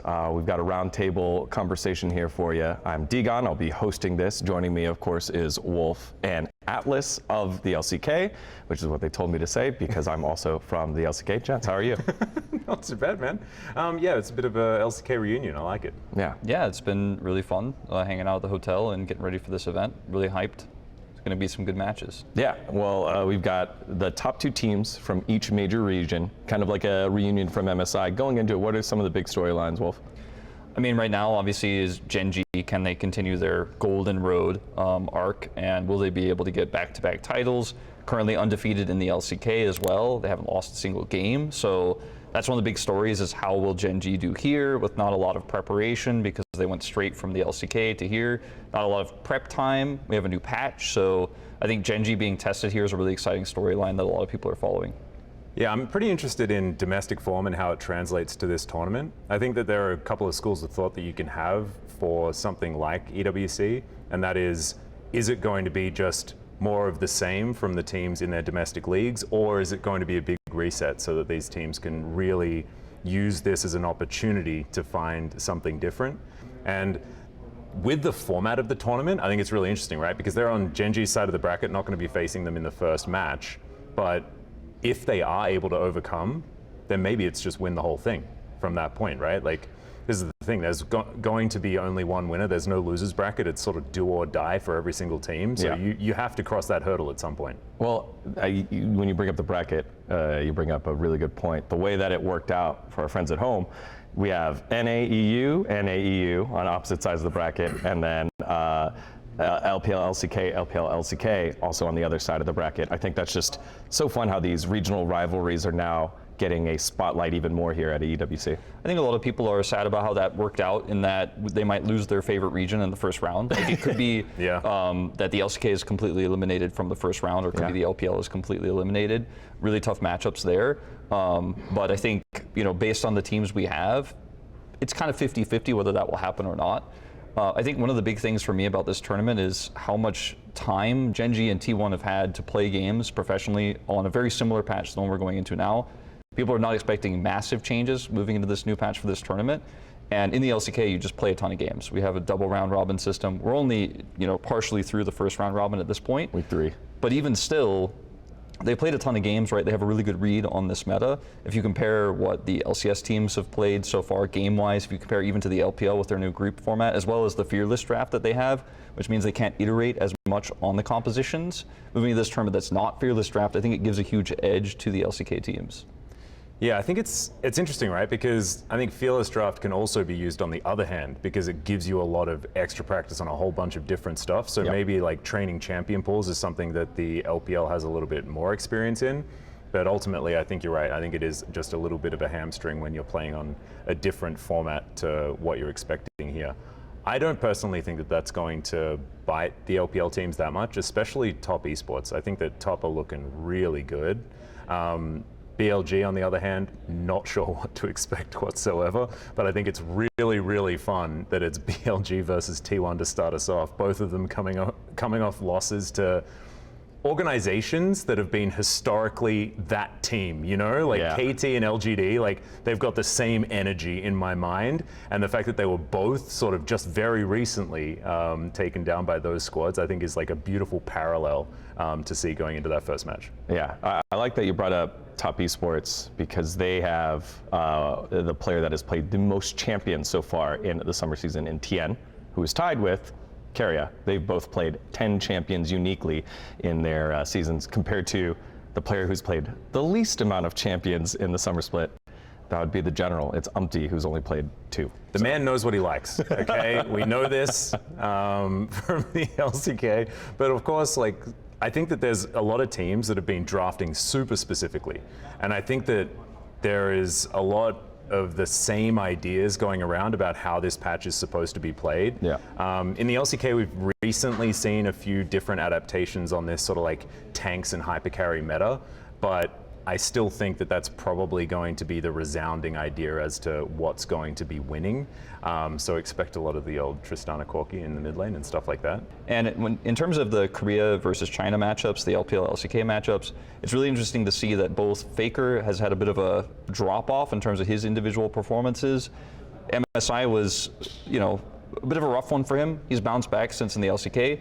Knight looks a little bit less comfortable on AD mids at the moment, and I don't think that meta is really going to be changing on this patch. They haven't really gutted the champs in mid lane, Corki, Tristana, untouched on this patch, so that's going to be an interesting storyline to follow. And then on the other one, when you look at Gen G going up against Top Esports, the bottom lane I think is where Top Esports has really excelled. Like they've got an incredible AD carry in the bottom lane, most famous of all time. You know, pretty much a lot of people would argue. You know, next to Uzi, who's no longer up at the top, but you know what I mean. Jackaliv's really moving up the ranks, but this has been like the best season for Lehens and Pays in terms of how they're playing as a duo, looking way better than they did in spring season. MSI was incredible for Lehens, so it feels good for Gen G in this matchup considering one of the strong points for Top Esports is actually just kind of weaker than what Gen G is showing so far to me. And also the same point for Tian in that Canyon also has a massive champion pool. So it feels like some of the good things you'd say about TES in an isolated world is kind of ironically, Gen G feels like they're maybe 10% better in both of those positions, both the bottom lane and the jungle. Yeah, it's sort of like the Gen G Light situation, and that is a very dangerous prospect for this team that looks absolutely unbeatable. So I like anything can happen in the tournament, right? Like we could be eating our words, but I think it would be disingenuous to not say that if Gen G loses a single game in this tournament, that's an upset. I'd even go so far as to say if they lose an early game, it's an upset. But like, they're just looking like heads and shoulders strong at this point in time. And of course, you know, we've got a little bit more tape than I guess the other teams, but I don't see them losing at all, which is going to make that first matchup really interesting. Just because if Top Esports are able to do it, then are they just going to win the whole thing, right? Like, because they start off with the hardest test. You get through that exam, and then you're like kind of cruising. You know? Let's talk about 2 teams from the West, the 2 seeds that we really haven't given too much love to in FlyQuest and Fnatic. Of course, at MSI, FlyQuest got knocked out before the knockout stages, so they are now moved on in, and the only team here that has made a roster change in the mid lane, Jensen out, Quad in, and now he's getting the opportunity on the big stage. Well, what do you make of these 2 squads in terms of what success looks like to them? I mean, for Fnatic, they have Noah and June in the bottom lane, and that is, you know, 2 Korean players that we know pretty well. Obviously, June played in the LCK. Noah played briefly in the LCK, was mostly a challengers player from KT Rolster. And Noah, to me, he's really shown his stuff early on in this tournament. And I think we were all pretty excited for Noah potentially coming to the LCK. Had a lot of potential, right? And this is often what happens in challengers. Those challengers players then move to other regions if there's no space for them right now in the LCK. So I'm glad to see he's really showcased what he's capable of. Same with June. But it's an Ezreal meta, right? Ezreal's extremely strong. Not touched on this patch. It's been one of Noah's favorite champions, one that he played a ton in challengers. Even when Ezreal wasn't meta, he was kind of leaning on it, finding a lot of success with that. So to me, that's definitely the big pick. And then Quad was kind of a question mark to me, to be honest. Like, I didn't think he was going to do as well as he did in the LCS as people thought. So for us watching Quad, at least from my experience, and when we covered a lot of his games, he was at times pretty weak. Like, we considered him to be a weaker mid laner. Didn't expect him to find, you know, it wasn't like he was going to have a bad time in the LCS, but I didn't expect him to, you know, his reputation to go skyrocketing and the faith that people had in him, even after a long career, to pick him up.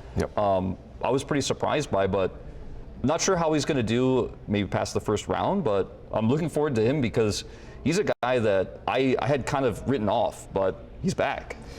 Yeah, I'm actually really interested in FlyQuest because I feel like the roster change wasn't necessarily about individual strength, it was more about cohesiveness within the team. And I think you do have explosive changes when that has been remedied.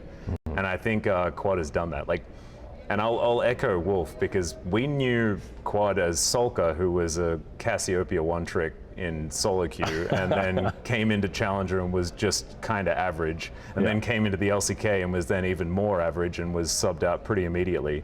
And seeing his sort of meteoric rise over in North America is really, really cool because we knew that he had the potential to be great, not just on Cassiopeia.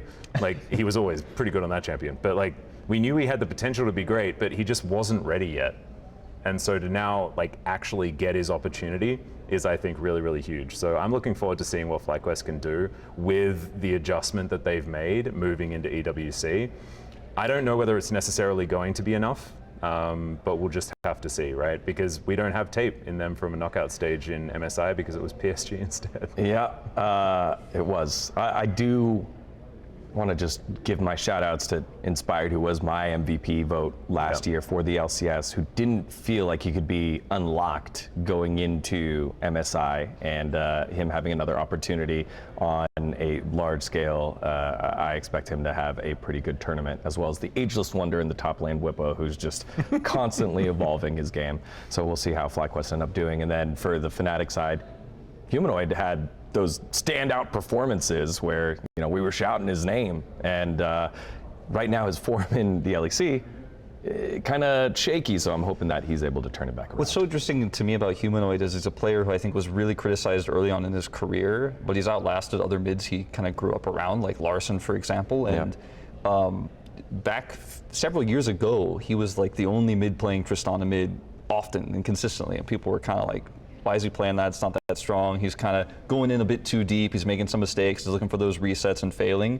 He hasn't played a single game of Tristana this season, actually, despite it being incredibly meta. So I don't know where he's going to land, but he's one of the players I've always enjoyed watching over the last few years because I think his growth has been immense. And maybe his current form isn't his best so far this year.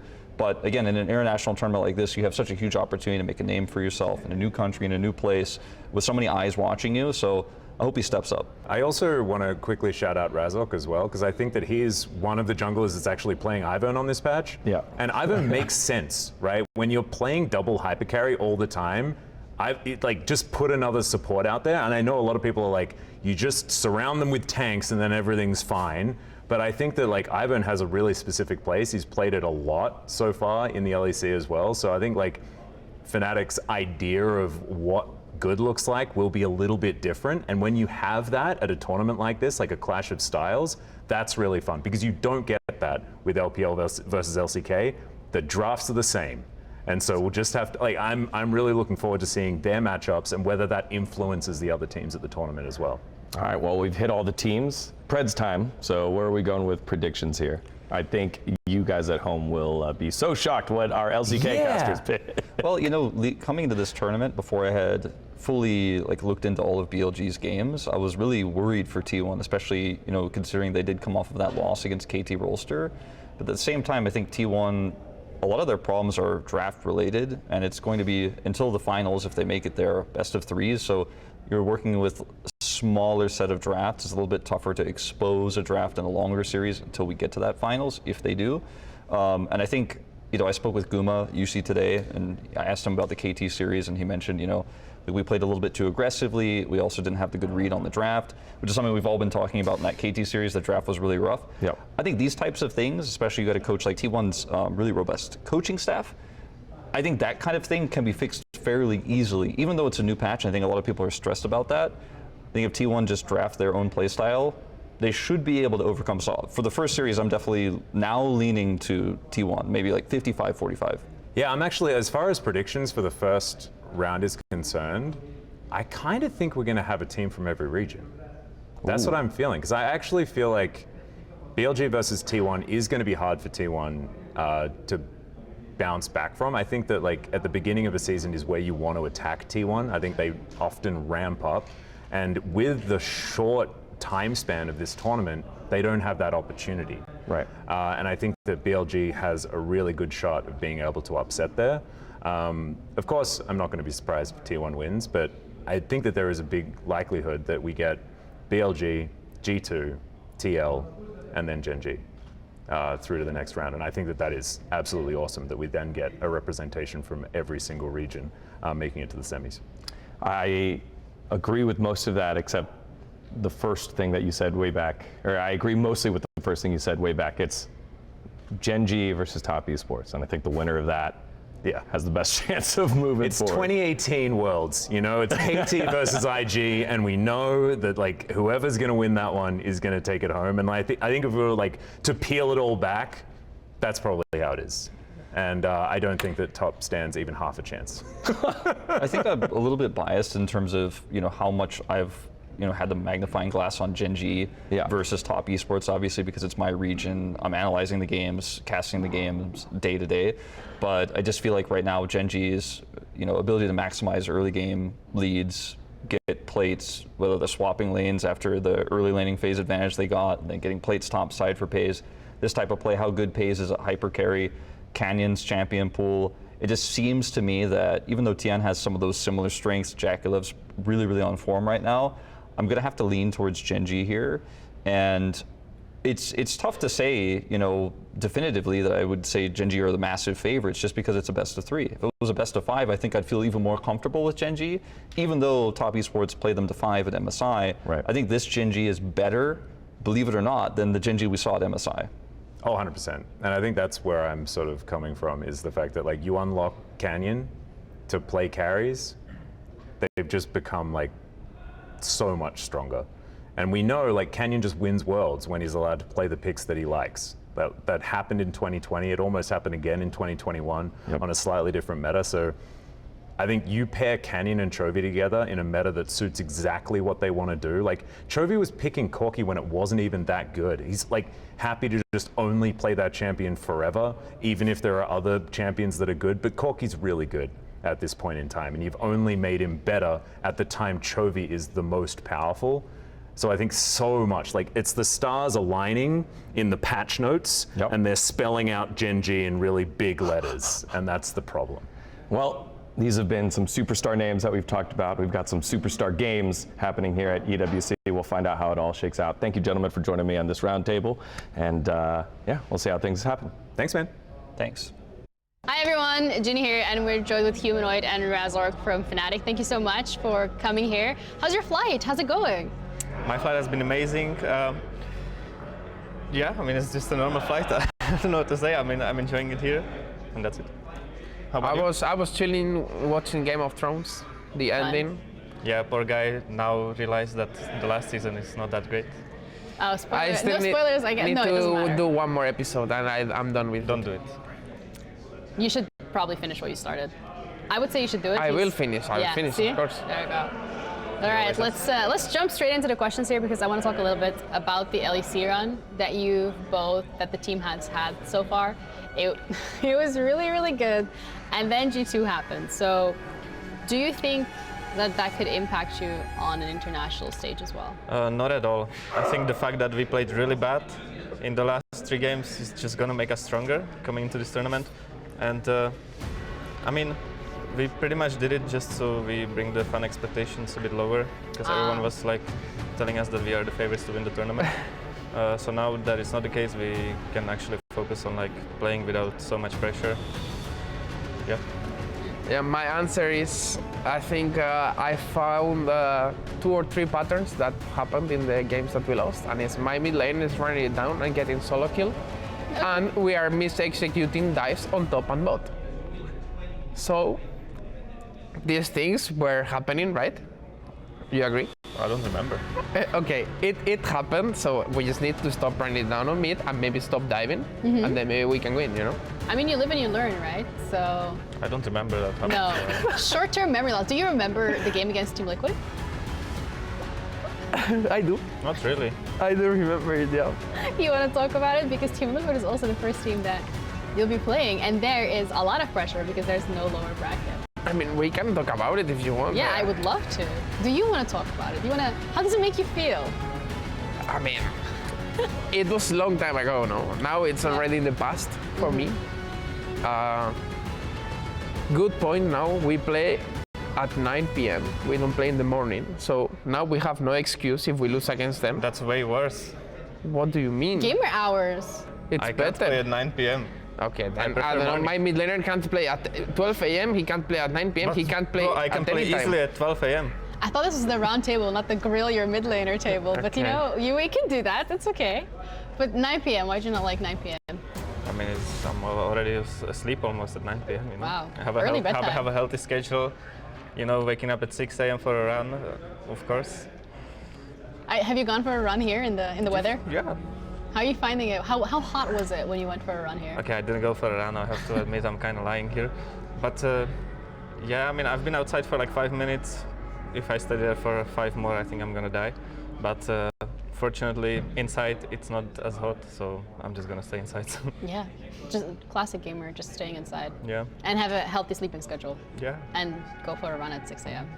Yeah. I don't think he's going to run, and I don't think he has a healthy sleep schedule, but it's fine. You gotta do what you gotta do for these Yeah. interviews, right? If that's what he wants to say, Let him that's be. fine. When you're looking at the bracket particularly, and we're approaching it from best of 3 series, we're coming from the LEC, regular season just finished, it's only best of 1s. Do you think that's more of an advantage for you guys because you know that you have to come in and show up on the first game? Or do you think it could potentially bring some fatigue with, 9 p.m. being the game time? I mean, for me, it's completely fine, honestly. I prefer playing best of 3s than best of 1s. I personally said it many times, even in my social media. I don't like the LEC format right now. And I think the best of 1s are not the best for the competition. So I like that we are gonna play best of 3.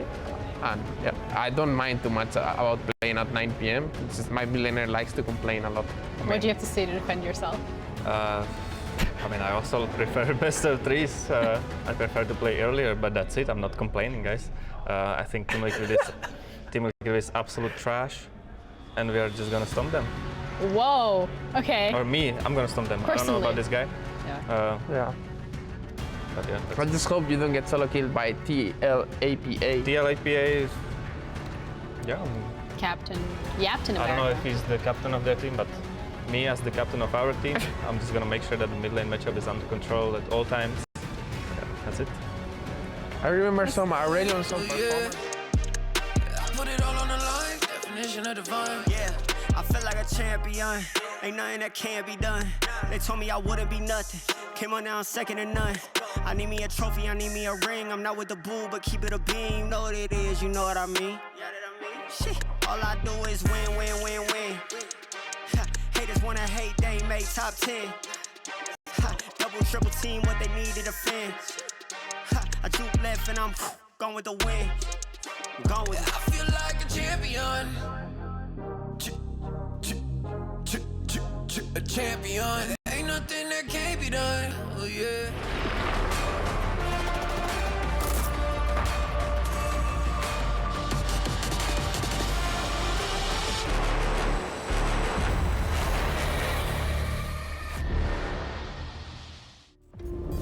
Welcome back, ladies and gentlemen, to the Esports World Cup. We are counting down towards game number 3. There was a little bit bit of a delay.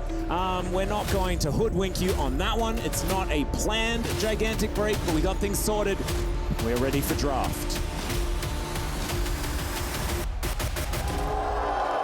All right, let's do it. Top Esports back onto the blue side once again. And gentlemen, is this just going to be like a ping pong of we're just going to destroy on blue side until eventually Top Esports wins game 5? Well, that's a big question. Is T1, I feel like obviously we know blue side's an advantage, but even so, I feel like their draft was pretty rough in that game 1. So with the momentum for game 2, maybe can find a better advantage here and potentially look to kind of break Top Esports blue side pick. I think it's really going to be about the adaptation here. Ooh, I think there we go. T1 have identified that Tristana is a problem. They're happy to remove both of these AD carries and play a different game. Faker's Ahri, Faker's Azir. These picks that he's so known for. Talia that's been targeted against in both games, maybe even in this third game as well. We'll see what Top Esports decide to do. These are picks T1 can rely on. They don't have to play double AD carry. They don't have to stick with the meta that's been the last 3 weeks of LCK domestic play. The Gnar ban leaves that pick open. The Talia I'm mentioning. If we'll see the Rumble ban coming through here for T1. I expect it, and there it is. Wonder what this does to the Corki priority. Is obviously we've seen him struggle against a Tristana, but no Tristana means you can put that priority in, and I feel like I have an idea, and we've seen this one perhaps before, and it's called Azir versus Corki. Oh, don't, please don't. Now, Ashe, a very strong flexible pick here for T1. They've played it support so many times. And grab the Azir here. And with the Vi gone, I think the stocks of the Ahri pick go way down. The Talia goes significantly down. It's still a matchup he's absolutely playable, but it's Faker's Azir, a pick he has leaned into throughout his entire career. And he is one of the most famous Azir players. Let's just say he's the most famous Azir player of all time. And when you look at what this potentially sets up is a lot of AD jungle picks for Owner, and this gets really complex right now for Top Esports because picks like the Iverns, those stocks go way down when you have Emperor's Divide for Engage. You have potential Lee Sin pick that can invade the jungle and push Tion back. Even the Zyra, a fairly risky pick here, but they'll opt in anyways. Yeah, we've seen the Zyra struggle into the Ashe in particular. That pick potential really effective that you can use at a distance. They do end up locking the Renekton in as well, so definitely a top side of the map where it's about setting the pace of the game, a fast clear jungler, 2 laners who you're looking to get prio out of, but T1 don't seem too concerned. And the thing to know is at Top Esports, we expect the Corki mid, so they haven't really locked in anything for the bot lane, and T1 looking to secure what might be just a really powerful 2v2, but instead they will go for the Nidalee, so even with the AP mid laner, still happy to secure that pick. Not a huge fan of the Nidalee here in this particular position, just simply because I think Owner has a fantastic Lee Sin, for example. Xin Zhao he could have played here to really put the pressure on Tion in a more direct way instead of just trying to outspeed and catch up with the Zyra. The Nidalee can follow up on arrows incredibly well, so that's a good sign for what they could potentially get done in the bottom lane, but I feel like the Zyra is going to have such a larger impact. Ziggs is kind of a no-brainer here, one of the best wave clear bottom champions that could play into this Ashe lane. We don't know if it's going to be support or AD carry, but either way, the Ziggs is probably your best bet. Strong ban here for T1. Yeah, I wonder if they start to look towards the Leona that we've seen Mako play a lot during the tournament, maybe even the Nautilus. If you're thinking of playing that Ashe support, the long-range pick potential the Nautilus provides really powerful, and Top Esports just trying to ban away the pairings that can go well with the Ashe, understanding it is such a powerful flex, and the goal of T1 is to make that 2v2 really uncomfortable. They'll lock top lane on 4 for Zeus, and then keep their options alive till 5 picks. So Top Esports clearly going for a powerful top side for pressure, and T1 are investing heavily in that bot lane, and really that's where I'm looking for Owner to sort of lean towards and get that pressure. Well, right now, we've got one more ban to come through from Top Esports' side. We'll see what it is going to be as the Braum is actually taken away. So no doors in this game. We've seen Braum for the last couple, but not this time. So Mako going to have to jump onto something else this time. And maybe, and in fact, we'll actually see another unique champion. Mako's only played Braum and Leona so far. As the Malphite is just... Okay, never mind. Oh, that was such a bait! So trolled! The picks that stood out to me here were definitely Cassante and even the potential Mordekaiser, but you've got a lot of magic damage in this draft. I think you want to shy away from that and go this. It wasn't even a good Malphite angle, but I still got so excited. And it's another Magic profile there that you didn't necessarily want. This allows Curry to have counter pick, and he can play Varus into any lane that they pick here and feel comfortable. They can also play something completely different. The Draven was still left available. There's so many dual lanes with this Ashe that they can play into the Sivir. We've seen do incredibly well, great into lane swaps. So it's really the pick of the litter here for T1. We'll see what that AD carry pick is going to be for JackeyLove. The Ezreal is so strong in this meta, but feels so risky into a lane matchup like this. I feel like they probably want a little bit more consistent damage, or just JackeyLove's Draven.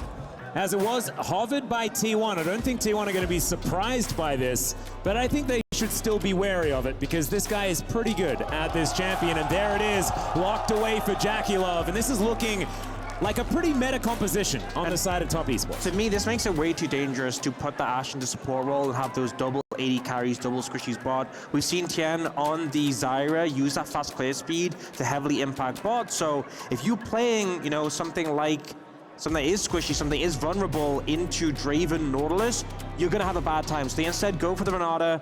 Pretty good matchup in the Nautilus. Obviously, Top Esports already banned away the Braum, which could have been another defensive pick, but the main goal here is to try and mitigate that aggressive pressure Top Esports have brought out in the bot lane. My biggest concern here for Top Esports is that we're moving into a world where Faker has agency. You know, he had agency on the Ahri last game. We saw his Talia target ban. Azir, another pick where you actually get to control the flow of the game. It's not just sit back and do damage. When Faker has agency, he makes those picks happen. Draven, very immobile here. Isn't a great front line. Yes, you have the Renekton. Yes, you have the Nautilus. But if he gets shut down early, loses his stacks, this could be a disaster for Top Esports. They've got great follow-up for the arrow as well. The spear damage is terrifying. I'm going to have to lean T1 on this one, even on red side. Do you feel like this game is going to be so volatile when on one side you have Draven, who inherently is a champion who snowballs super hard or falls behind. On the other side, Nidalee, who kind of is in the same ballpark with that. So it feels like with the games being so explosive in 1 and 2, so snowbally, I don't think that's going to change in this game 3. The thing for me is that in game 1, it was Tristana. In game 2, it was Rumble. And in game 3, they're both finally banned. And so maybe it's going to be some honest League of Legends that we're going to get for ourselves and see who's going to reach match point here at EWC presenting League of Legends. See who gets one step closer to that trophy and getting to choose exactly who they want to augment the bottom of it as they put their key into the middle. It's going to be very exciting to see, but no team can lift it until they've destroyed a Nexus 2 times. Whether it's going to be 2 times in a row, we'll just have to find out. Of course, T1 an opportunity to do just that. Top Esports a chance to answer back with blue side, which has seemed like a bit of an advantage. Yeah, I think based on the games we've had previously, if you're coming out of the draft phase and you're not at a big disadvantage when the other team has picked blue side, you're in a good spot. I think T1 have given themselves the tools to find a win in this game. It really just comes down to the execution.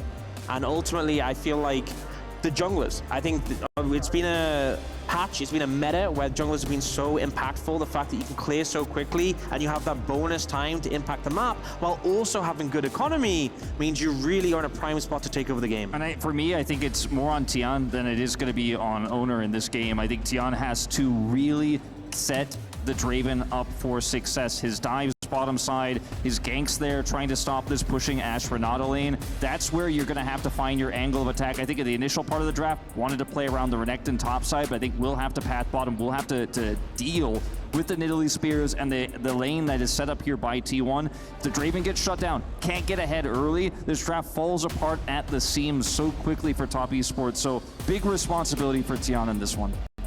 I like the sideways cam that we got there and the big grin on Owner's face as we still wait a few moments before we dive onto the Rift for game number 3, making sure everything is in order before we get there. I saw referee over at Mako's computer there, but not entirely sure what is holding up our entrance onto Summoner's Rift. Hopefully it's going to be quick smart, because I know you guys have been waiting a little bit of extra time.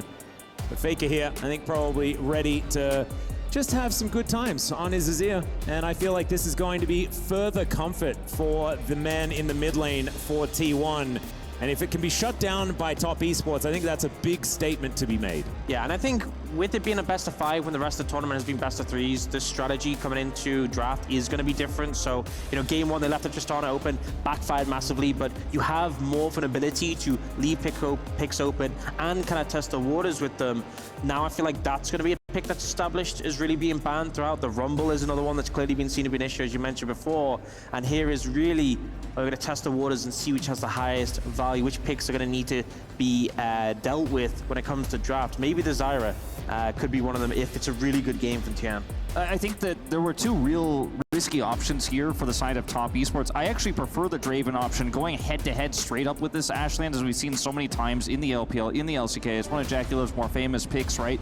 Going head-to-head there and trying to play this explosive style with the dive composition they can set up with the Zyra with the Nautilus, definitely a better option than trying to opt into the Ezreal, because that was another choice they could have made. Try to ride out the storm, go for scaling, try to play more defensively around that bottom lane, and then kind of outrange the Ashe later on.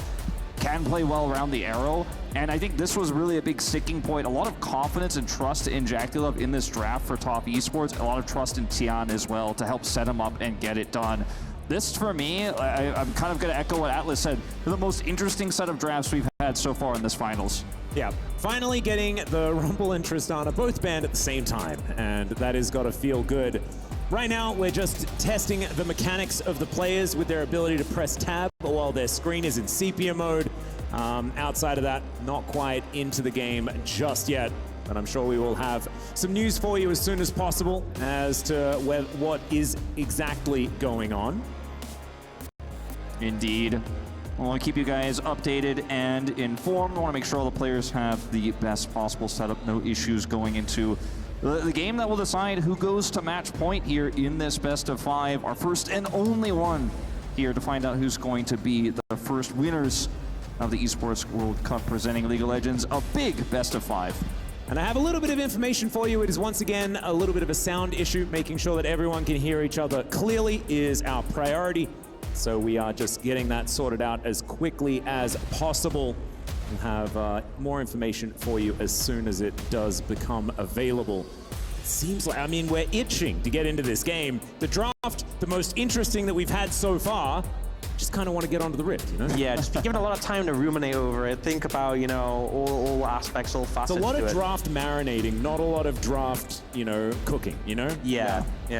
I think that for me, I've been really, we've seen it so much in the LCK, but this tournament's kind of been a little bit away from. We saw some funny picks like the Casted, for example, but I think when you're in a meta where the mid laners don't have agency and they're just AD carries, the games become super one-sided because the mid laner doesn't have the agency to make a super play, right? Like you could see from Talia, like you could see from Azir. And now that Faker is on this pick, it's not necessarily going to be a game where Top Esports gets ahead. They push that vision forward, and there's nothing Faker could do, there's nothing T1 could do, because we've seen so many one-sided games in this tournament where the team that has the advantage just pushes control wards and a line across past where that outer mid turret is, and then the enemy team just has to kind of sit back and guess with no vision. I think the Azir is kind of an interesting X factor in this draft in terms of what it can do even if you're behind. And so Faker gets to test his mettle once again. I like as well just the lane priority has been such a factor. You know, we saw AP junglers obviously can clear really fast, but we saw the jungle experience buffed, which means if you have that lane priority, if you can invade, if you can challenge, you get more of an advantage over that. We also saw like the grubs get buffed, so they're more of a valuable objective. So if you're setting the pace of the game, chaining these together, then you can really be in a position to take over. And as you've said, it's just been such a fast-paced meta. If one team gets a significant edge, they can really drive it forwards with no hesitation. Yeah, I'm really hoping that we don't get a complete repeat of that. Because I want to see some close League of Legends. I want to see some more white knuckles towards the later stages. But thankfully, we have a gentleman alongside ready to hype up the crowd once again. Let's throw it over to Kangas. Thank you very much, Atlas. And hello and welcome back, everybody, here at the Qiddiya Arena. We're trying our best to get into the game, but we have one more small pause. So while we're waiting for that to be sorted out on stage, I figured we could interact with a little bit of the crowd because I've seen some amazing signs, and I want to highlight this one in particular. So obviously, Top Esports fan, when did you, first off, what's your name? I'm Shreya. When did you make this sign? Did you know that T1 was going to be in the finals, or did you just predict that? The first day. The first day he made this. No faith in Team Liquid? No. First of all. All right, thank you for your time. No faith in Team Liquid, apparently. But we got some other signs over here. We're gonna take a look at this one. Can I get some help?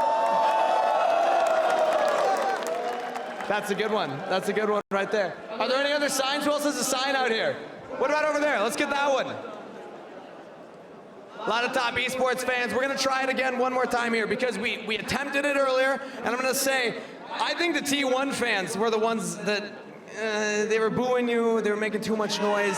So T1 fans, I'm gonna need you to play along this time. Here they go again. Am I right? Okay, we're gonna start over here.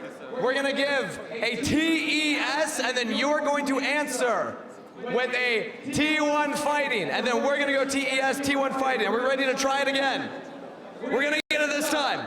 3, 2, 1, TES!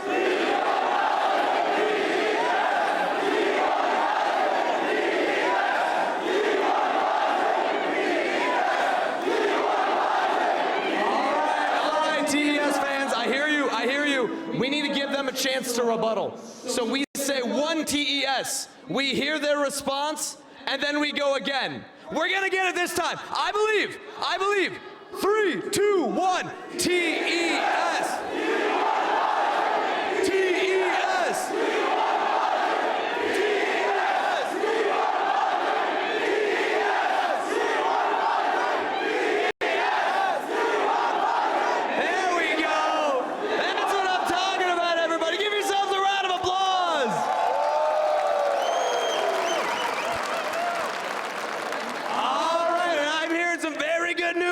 Because we are ready to get into game 3. Give it up for your finalists, TES and T1.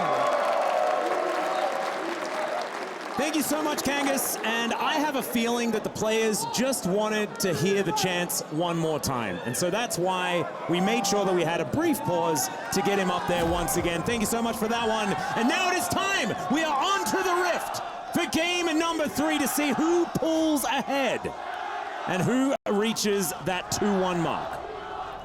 The build-up, the hype for this game been pretty big. Fortunately, some delays, but I feel like we have interesting drafts on our hand. Both teams 1-1, and we are hopefully getting that close series we're looking for. Absolutely. It's been a long time coming, and now we get to see it realized here on the Rift. Karyaguma topside here. Oh. They've done it 2 games in a row. The little battle, 369 testing himself. And now they're going to get a little bit impatient, not wait for him to come on over. The frost shot, though, is going to stop 369 from being able to walk too far. The handshake is going to connect as the slice flash has to come in. Big value here for T1 topside. And you can see it's one of these situations where you really don't want to level your E first on Renekton, so you're holding it like, please don't make me start E. But in the end, you have to burn both, you know, flash down and the E used, and you're low on health as well, so T1 can take firm control as topside and establish some vision. Really heads up play, and I feel like, you know, you talked about it. They were always battling level 1. You can really punish players' tendencies when you start to read them like that. And was it was G2 versus T1 where they punished Faker for that one ward that he put down over and over again. They come in, they manage to collapse on that play. T1 doing a very similar thing on that top side, reading the tendencies of these players. Yeah. I love to see that. You can even remember back to game 1 where we saw the aggressive play from 369 on the Renekton the same way. T1 expecting he's going to go up there and try to trade with the Cassante, suss out whether there's a lane swap or not, and it's a great punish. So flash down, E start. This gives a huge edge to Zeus. Karya and Guma are going to return to lane here. We won't actually have a commitment to any lane swaps here at level 1. And now the jungle clear begins. Well, Hook gonna connect here already. They're doing battle. Jackie Love trying to land these axes. Gumayushi still at full health. Able to throw down the arrows. As I say that, he cops the axe to the head. It's gonna be all right. 369 utilizing that level 1 E. And maybe he's just gonna embrace it now, you know? Get the touches in. But yeah, I mean, ultimately, Renekton, not the strongest level 1 champion regardless, so Zeus will have a bit of a better time, but still, don't expect too much to come from that. But really, the bot lane is what is exciting to me, because a lot of power on both the AD carries, even from level 1. And Mako, there's opportunities to make things happen on Nautilus, but it's so delicate against a Renata. Certainly is. And Renata, in a lot of matchups, the interaction with the bailout is a high damage champion like the Draven we see on the other side, like a Kalista, and you do so much damage, the bailout gives you just a few more autos and you get the reset. Can work very well with Nidalee dives as well, though, because it gives Nidalee that extra oomph. Is Mila over here? Yeah, more hooks coming down. Another great handshake to answer. Really getting the value out of the Renata here, is even the passive doing some work, as Mako has to flash. The Frost Shot, I mean, in these extended trades, the Ashe value is so high if you can win. There's now Cream possibly in trouble, unless Owner is in trouble, because Tien's moving up. There's the flash. And then Nidalee has to slink away, as 369 not going to be in turret range. Zeus almost in kill range, but he is going to be all right as he does get himself out of there. No flash for the Renekton meant that he was a little bit safer. Yeah, Owner really wants to apply the pressure down on this bot side. They know exactly where Tien has been because of that ward from earlier. Yeah, Owner hops on over the wall, as now he might be hopping back again, because Jackulov and Mako are going to move on over. Carrier in the vicinity as well, able to play bouncer, as there's a lot of testing the waters, not a lot of actual results here just yet, even though that flash was burnt earlier on. It's a very early teleport here from Zeus, so 369 was still with a lot of control of the top side. Yeah, bottom side here. Owner fishing for a little bit of harass, trying to take some camps away, relatively unsuccessful here. Did have to flash, as you mentioned, but he does not want to give the Zyra any space. Yeah, Spear going to connect there, and the Grasping Roots not doing a whole lot. Flash has to be used. And thankfully, the Spear is going to miss, as Tien not going to get followed over that wall. As Faker and Cream, we haven't really checked in on this mid lane, but so far it's looking pretty even. Owner's doing such a fantastic job on this Nidalee, you know, really trying to play as aggressive as possible. You'll see his blue side quadrant still hasn't been touched, so he can go back to that when he needs to, but just trying as much as possible to challenge Tien's camps. And the added benefit of this is we've seen when the Zyra's unchallenged, he will just go bot lane with that free time. You're not getting any free time now. You're not even getting the normal time you have to clear camps, and now Owner is the one looking to apply some pressure bot. And you're making this an unfair fight in the bottom lane. Mako here can deter a lot of dives because he is Nautilus, but, I mean, bailout's pretty strong. There are three towards this bottom side, but Mako is going to catch the wall. Gumayusi still has to flash to get himself out of the way, and Mako will survive for the moment. Owner slinking away, and T1 once again thwarted in this aggression. And T1 are just making this an unfair fight here. They're trying to fight fire with this Draven pick in the draft, but these Ashe slows, the spears connecting, the harassment constantly here from Owner. This makes it so tough to play out here. A small CS deficit now for Jackulov, but just constant pressure there on the bottom side. Yes, the Renekton is winning top side without any assistance, but the Cassante should be able to hold down his ground. We hadn't checked in on this mid lane, as you mentioned, Atlas, all too much, but you can see now Cream starting to pick up some big advantages here. So he hits level 6. Did already teleport though, and now is out of mana, so Faker holding down the fort can TP back to lane.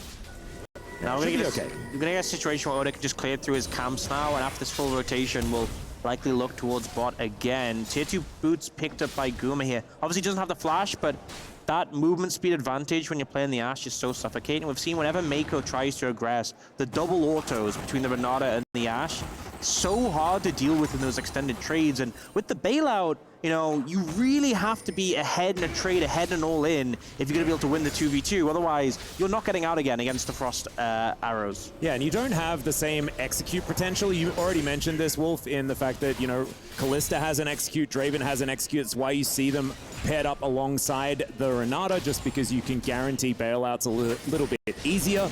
But Gumayusi, he does have the battle summoner advantage. The barrier gets to be taken, cleanse into Ashe is almost a necessity. And so T1 should be able to get these winning trades towards that bottom side. They're also going to be able to trade the Dragon for some grubs. 3 grubs going over to top esports is certainly a good thing, though, especially with this Renekton winning side lanes. And he might be winning even more as Zeus. A very quick flash going to have to be invested here. Down here on the bottom side, continue to put this pressure on. Should be able to secure a plate here on the next wave. Won't be this one here for the side of T1. We'll see if they decide to back with this cannon wave here. I do not think so. Gonna try to get that extra advantage. They got the Dragon bottom side here. We have Infernal and Cloud, so not necessarily sure what we're gonna see in terms of Soul here, but a good start for T1 considering this is not a split pushing competition for top esports. As Zeus in a little bit of danger. That's gonna be a punish as the all-out does come on through, but Owner is in position, does manage to land that spear, sneaks it past Tien and connects onto 369, but that means that they are going to back away. This Wave State is still in a little bit of a rough spot. 369 looking to actually push that one out, so not going to be frozen on Zeus just yet. Yeah, ended up in a really unfortunate position there, Zeus, because obviously he got away from the gank, but the wave state was still bad, so Tian hung about, but I think played that as well as he could to disengage from the situation. See some heavy trading in the mid lane, but not too sure much is going to come from it. That's what we've been seeing with this Azir Corki matchup these days. There's the Flash Emperor's Divide, though the spear's going to connect, and first blood goes to Owner in a blink of an eye. Not necessarily the CC setup for a spear that you normally think of, but when it's timed this well from Owner, you certainly can line those up.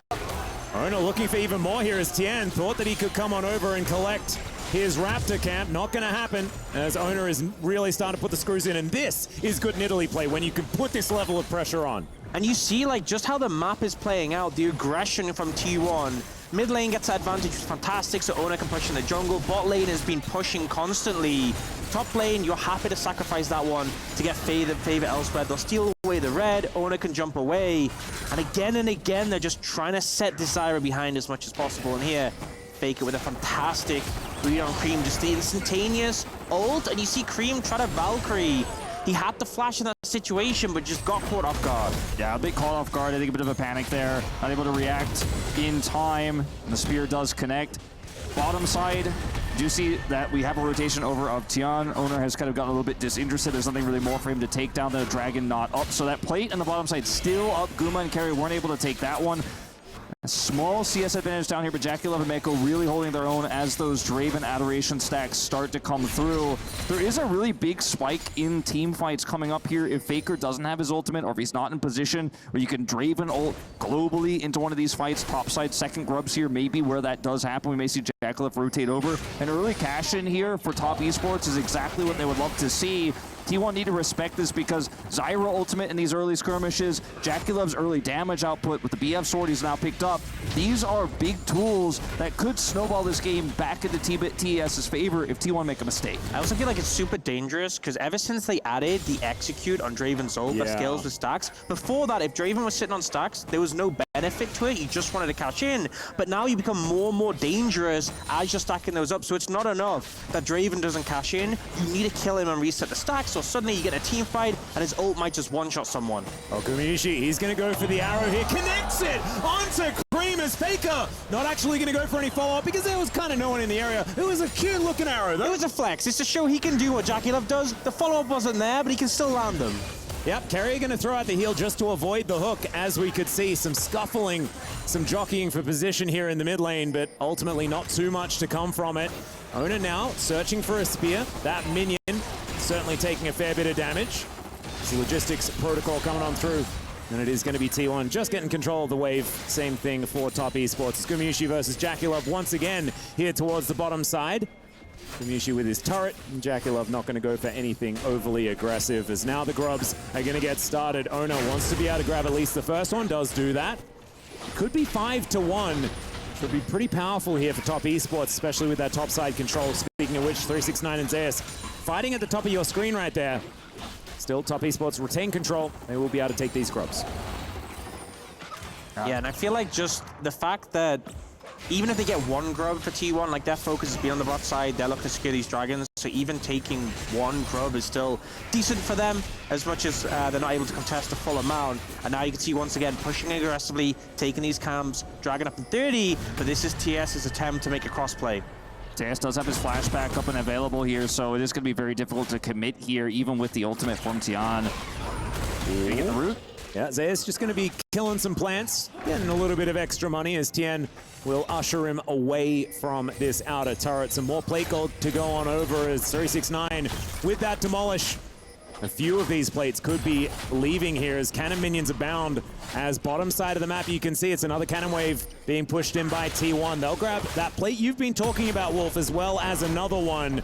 But top esports are looking at a full turret, and that should be taken here. Full turret is going to be first brick here to go over to top esports to this Renekton that's already so massively ahead in farm. You can see this is going to push him over 1,000 gold, the advantage. But bottom side, the Dragon going over may be more valuable here with those plates. We'll see what that soul is going to be as soon as that smite goes down. It's Chemtech. Ox on the finals. Ox, and here we are. So T1 definitely feeling worse about the trade now, but that's sometimes the luck of the draw. Yeah, I mean, I will say at least they have a decent amount of healing and shield in the composition between the Nidalee and the Renata, but still definitely not the soul you were hoping for when you've invested so heavily in the bot lane.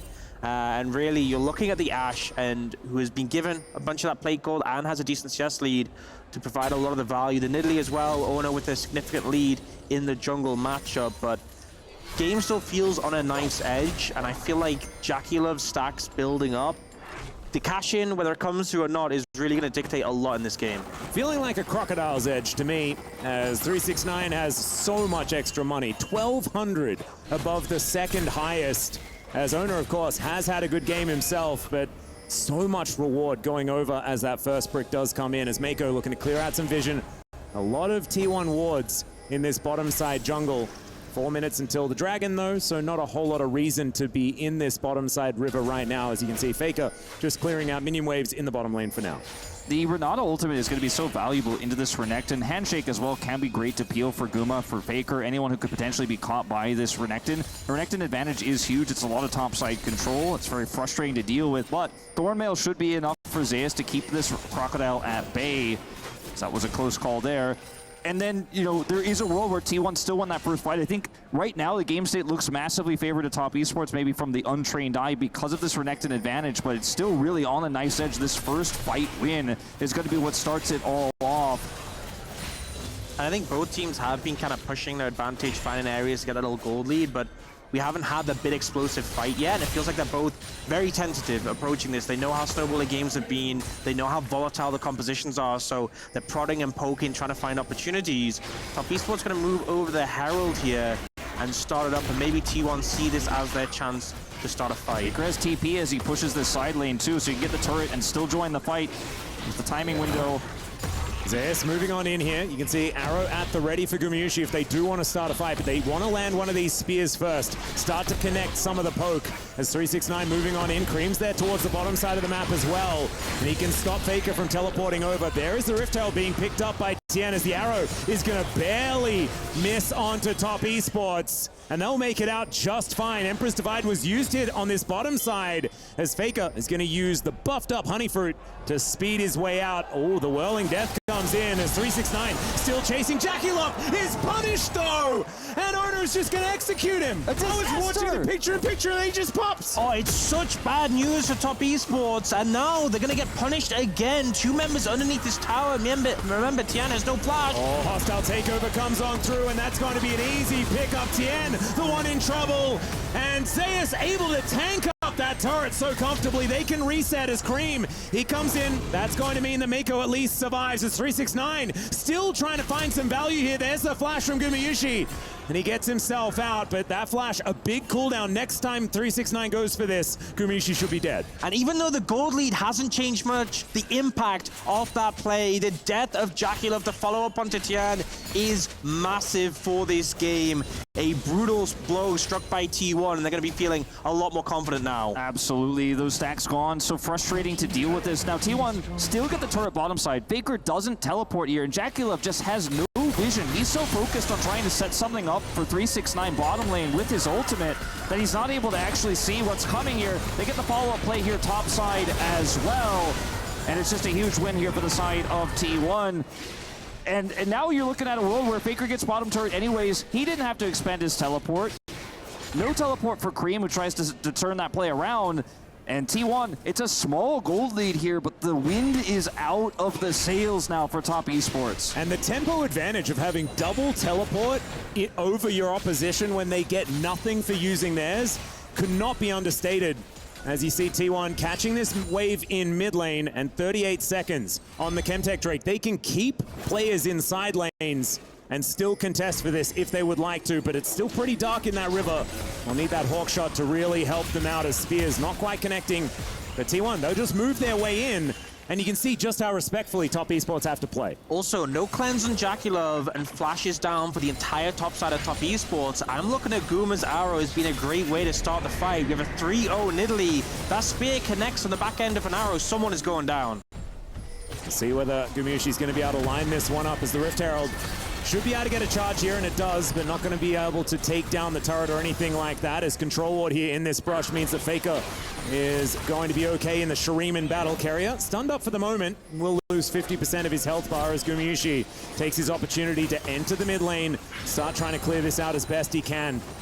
A little bit of an ARAM for now, but it's so much just trying to get positional advantage around this Drake that is freshly spawned. In T1, they want to collect their soul point. Big one gonna fly by here as 369 wanting to find that flank angle. T1's vision is decent, but the Dragon has been started here by Top Esports.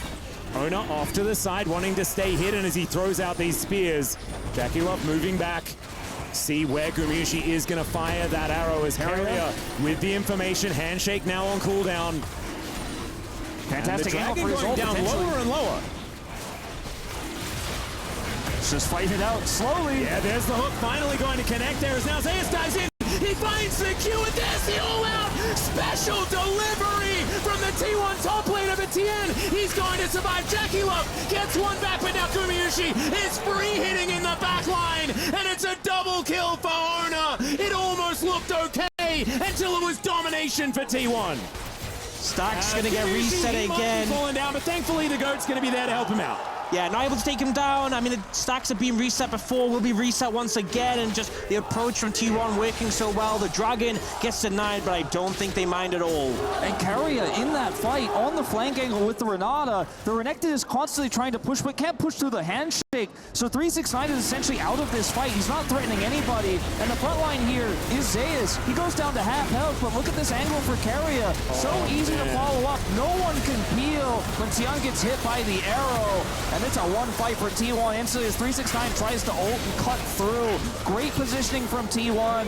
And they don't even need Faker's ult to win this fight. And then Jackie Love hoping he can cash in, knowing it's probably doomed.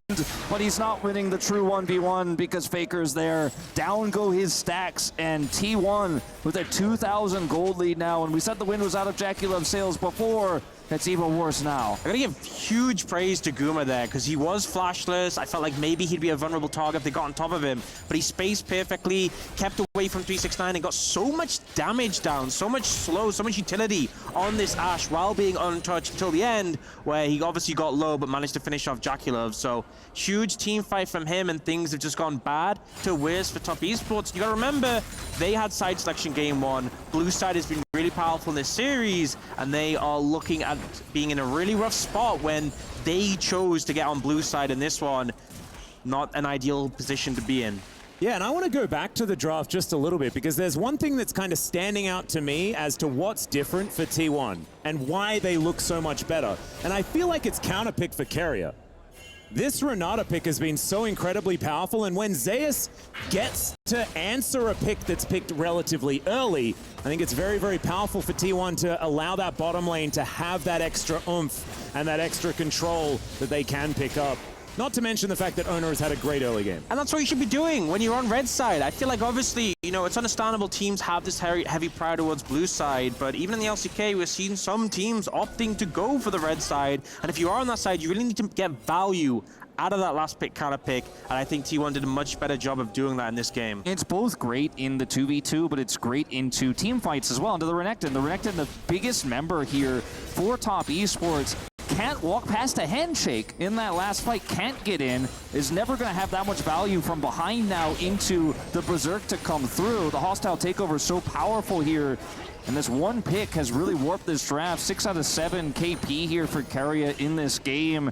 It's a great shout that you give Atlas. Owner at the same number. He is now finished with his Horizon focus, so setting up for objectives now means you're always under threat of getting chunked out by one of these massive spears. And have a look at all of this vision for T1. And this is just after Top Esports went on a little bit of a clear-out spree of the Baron area. You can see exactly where T1's focus is going to be, as the Crab going to be taken here by Ona. That's going to augment that vision even further. Faker able to walk past this turret as this minion wave is getting eaten, and that is going to be another turret to be secured here by T1. It's not a massive gold advantage, right? I think Top Esports still certainly in this game, but the momentum is shifting further and further towards T1, and we saw as the setup happened for that last team fight, the amount of hurdles required to jump over here for Top Esports. They're going to have to really pull something out of a hat. Yeah, I think it's going to be a really difficult one, and I feel like T1 have been the ones really setting the pace of the game, and I think the combination of having like such good disengage tools, having the traps from the Nidalee, the hawk shots as well, means getting creative and finding angles of approach is tricky. I think what it might end up being is the best case scenario is you get like a deep TP flank if T1 want to set up an objective, and the key is you have to get 369 on top of the enemy backline. Until that happens, I don't think they win a 5v5. I don't think so either, and handshake here, Arrow. That's going to get the cleanse out of Jackie Love. Longer cooldown on that one these days. But continuing the point, you know, I mean, there's not much you can do here as top esports with the Renekton in a straight up 5v5 anymore. And, I mean, looking at the vision, the lack thereof, so difficult to even look up and try to push. They're going to try to shove this wave. Cream on the flank. Yeah, Carrier's going to take a lot of damage here. Desperately doesn't want to use Flash. He's going to invest the heal to get himself out of there. And as soon as the handshake missed, Cream saw his window and pounced. I really like the aggressive play as he may have put himself out of position. Faker moves in. The Flash Emperor's Divide is going to get the Flash out of Cream. That'll be the trade. Top Esports now looking for their second Chemtech Drake. They were able to take the last one. And now a teleport is coming in. T1, they want to get themselves towards Soul Point as the spear almost does it, but it's going to be the secure hook. He's going to connect onto Carrier, but the hostile takeover comes in. The Flash gets him out of there, and now it's T1 able to turn it. The Flash from Ona almost gets on top of Jackie Love, and it's Faker that finishes the job. Double knockup, but it doesn't matter. T1 crush another team fight. And the absolute greedy fight from T1. No Emperor's Divide. Not in position, but they commit the TP anyways, knowing that in this game state with the champs they've got and this Renata, they should be able to win the fight if they play it just right. Faker sitting on 2.5 items, so much damage, and this is post-Baron, so they're able to win the fight on Dragon, albeit they lose it, and then go straight to the Purple Worm. T1, that was extremely risky, but it pays off. I feel like the big thing for me is top esports ended up so split with 3 of them in the pit, 2 of them off to the side, and when they went for the engage, T1 able to disengage to a comfortable position. And then I feel like the chase down potential is just so severe. You see T1 all sort of back off this angle. Carrier gets a great ult that kind of halts the fight. Potential. We see Ona nearly one-shotting Jackie Love, but as soon as you start moving up with a slow, and you know, they're just getting another kill off the back of this. Momentum. Yes, I'll do the play-by-play for that one.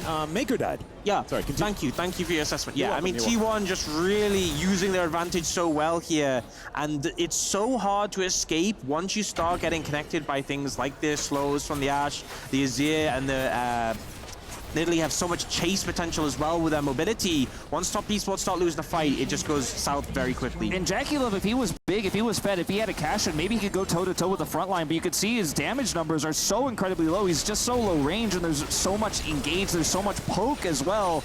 And even without Emperor's Divide, you just can't get close enough. It's really the Zyra that's doing all the damage in these team fights. Even 369 can't close the gap. Sunday's turret to protect. They've got control wards here. There's no flank angle for 369, and the siege is on. T1 cross their T's, dot their I's, make sure there's no angle for the Croc, and just siege this up. The Baron working a treat. 3,600 gold picked up here already. Yeah, this is a big power play for T1. As they are pushing both mid and bottom lane. It might be just this turret falling down as Hex Flash there from Mako just to try and put some fear into T1, but I don't think it's going to stop this tower from being removed. There it goes. Arrow is going to sail by though as the Grasping Roots also not finding the mark. Top Esports just losing ground because you can see Zeus, he's able to get some personal time with this inhibitor turret. And that's going to go down exceptionally low. Look at this poke damage as well. As these spears land, like Tian just has to go back to base. Yeah, the poke's brutal. They try and get a play on a Faker, and he just dashes away, makes sure not to knock anyone else up with the ult from Mako, and then, you know, you've lost one of your only real major engage tool, and T1 can just go back to harassing, pushing, and applying the pressure. Also have red buffs in pocket, so any poke on them does get healed up, and Mako nearly goes down there. This is just brutal. If anything lands, you know, and it's not onto 369, people are losing half their health bars. You know, guaranteed with this comp. Baker has Emperor's Divide too, so it's a big deterrent for any sort of hard engage to come through from Tian. If you want to try to flash ult, for example, the spacing is good from T1, but he's got his ult. They have Zeus as a front line here. They have the Renata ultimate, so oppressive is the composition here of T1. GA brought third here for Guma. Is already doing so much damage in this game. You're going to have to kill him twice if you could do it once. And it was a decent Baron power play here, as T1 have moved over that of a 10,000 gold lead here at 27 minutes. And yes, game one from Top Esports of this series was faster. It was dominant from the squad, but we haven't seen that from them since. And in this game, it's all coming up T1 as they look to move towards match point in this series. That was Mako going down. It was basically what I play-by-played before. I had an opportunity to do it again, and it was just Mako died, guys. In game one, basically it. he had a lot of isolated deaths because they had no vision. It was super one-sided affair, right? But you know, it's not the same type of game here. I mean, game two, excuse me. Not the same type of game here. In this case, he's on a ward, but there's an arrow available. You have to play respectfully. I think you've got to just give up vision in that case, but, you know, it's just a good punish from T1. He might get punished again. Yep, handshake. Not quite going to find the mark as the arrow sidestepped really nicely there by Mako. I don't think he could have played that any better to get himself out of the way. And even holds on to the flash. And I think the only thing that could really come close to costing T1 this game is if they overcommit into like a big Stranglethorns. Oh, he's going to come through there as it's Carrier that's possibly caught out, but he just kills Mako. He's going to be going down. Yep. And that's Jackie Love getting a cash in the end. That's pretty cool. That's a little bit of extra money going over to the Draven, but he didn't have all that many stacks. Yeah, it went from a 10,000 gold lead to like 9,500. So not really changing the state of the game, but at least Top Esports trying to find some angles in, trying to find some picks, because that's all they have right now. But 369 on the flank. Yeah, Owner is going to spot him here as the Dominus has already been popped. You can see Faker. He's looking to get his way out. Zeus is very tanky, and yeah, there's just no way in. And it was already going to be really hard playing the Renekton in this composition. In this game state, it's virtually impossible. Yeah, and that was the closest he had gotten since they got control and were pushing those lanes. That was the closest to a flank, the closest to maybe backline access that he was gonna get. Zeus picks up his third item here as well. He's at the Jack shows for a while, now has Randuin's. So difficult to break through that health bar now. And the Renekton that was massively ahead, a lane bully early on, just stands up to a tank Cassante now with no map control. His agency is limited. Now he does still have teleport, but there's no flanks for him just now as Mako, again, trying to clear some vision. T1 quick to punish. Yep, there's the flash as Faker does have his flash available. There was a dredge line there though, so not gonna invest the flash, but oh no, as soon as the volley lands, the handshake definitely lands, and he's not able to get himself out. Mako dead once again. Yeah, I love how they... Zeus looking. There's the all-out as Owner is going to dive on forward. 1 versus 3 theoretically here for Zeus as the arrow is going to sail by. Looked fantastic. Emperor's Divide does nothing. Does it matter? I'm not entirely sure because Faker's still going to be able to kill Tien off the back end of it. And now T1 with such gigantic wallets are looking to move towards Nexus turrets now and reach match point here at EWC. Oh man, even that hostile takeover, Jackie Love doing a lot of damage to 369 as Cream able to throw some rockets in, and T1 are looking a little worse for wear. So they'll take an inhibitor turret on their way out, and the game is not over just yet. Teleport coming in, another possible chance for a flank here for 369. Does he manage to get on top of Gumayushi? That's the question. The flash has to come through. He still had the GA. The Sterix comes down. Zeus is dead, and there it is. He manages to get rid of him, and a kill for 369. Finally, the Croc gets what he's looking for. Finally, he's got the flank ward. Finally, he gets to use the teleport, and the Croc is unlocked. He gets in, gets 4 kills here, cleans up T1 with a game state. It's going to feel nice to shore up some of that gold deficit. You might be able to get a Baron out of this one. It's going to be pretty easy with everyone dead on the side of T1. You've got enough damage here. There's no punish, but you still are 3 inhibitors down. The question becomes now, how much can you get done with this Baron? Bounties available here, but you have to push through double super minions in all these lanes. But if you can get and crack that gold out of these outers, there is so much standing money here on the map for Top Esports. If there was going to be a comeback, it starts with a play like this. 369 finally getting it done.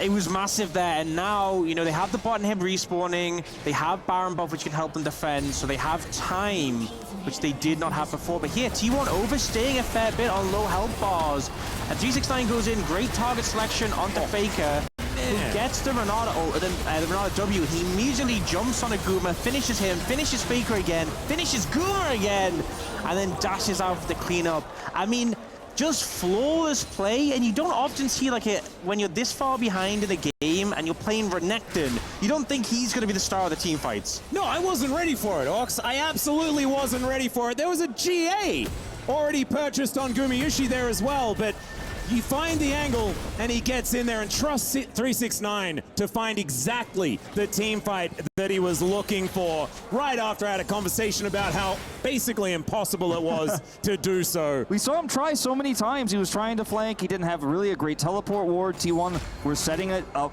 really well with their pushes. They had the flanks watched, but finally he finds the angle and going to try to give them a chance for a comeback here. The gold lead now shrunk down to 4,500 here, and that's without really getting any of the bounty gold of these turrets. But you can see the super minions here are T1's best defense against this. One inhibitor now responds, so it's down to one super minion per wave instead of two.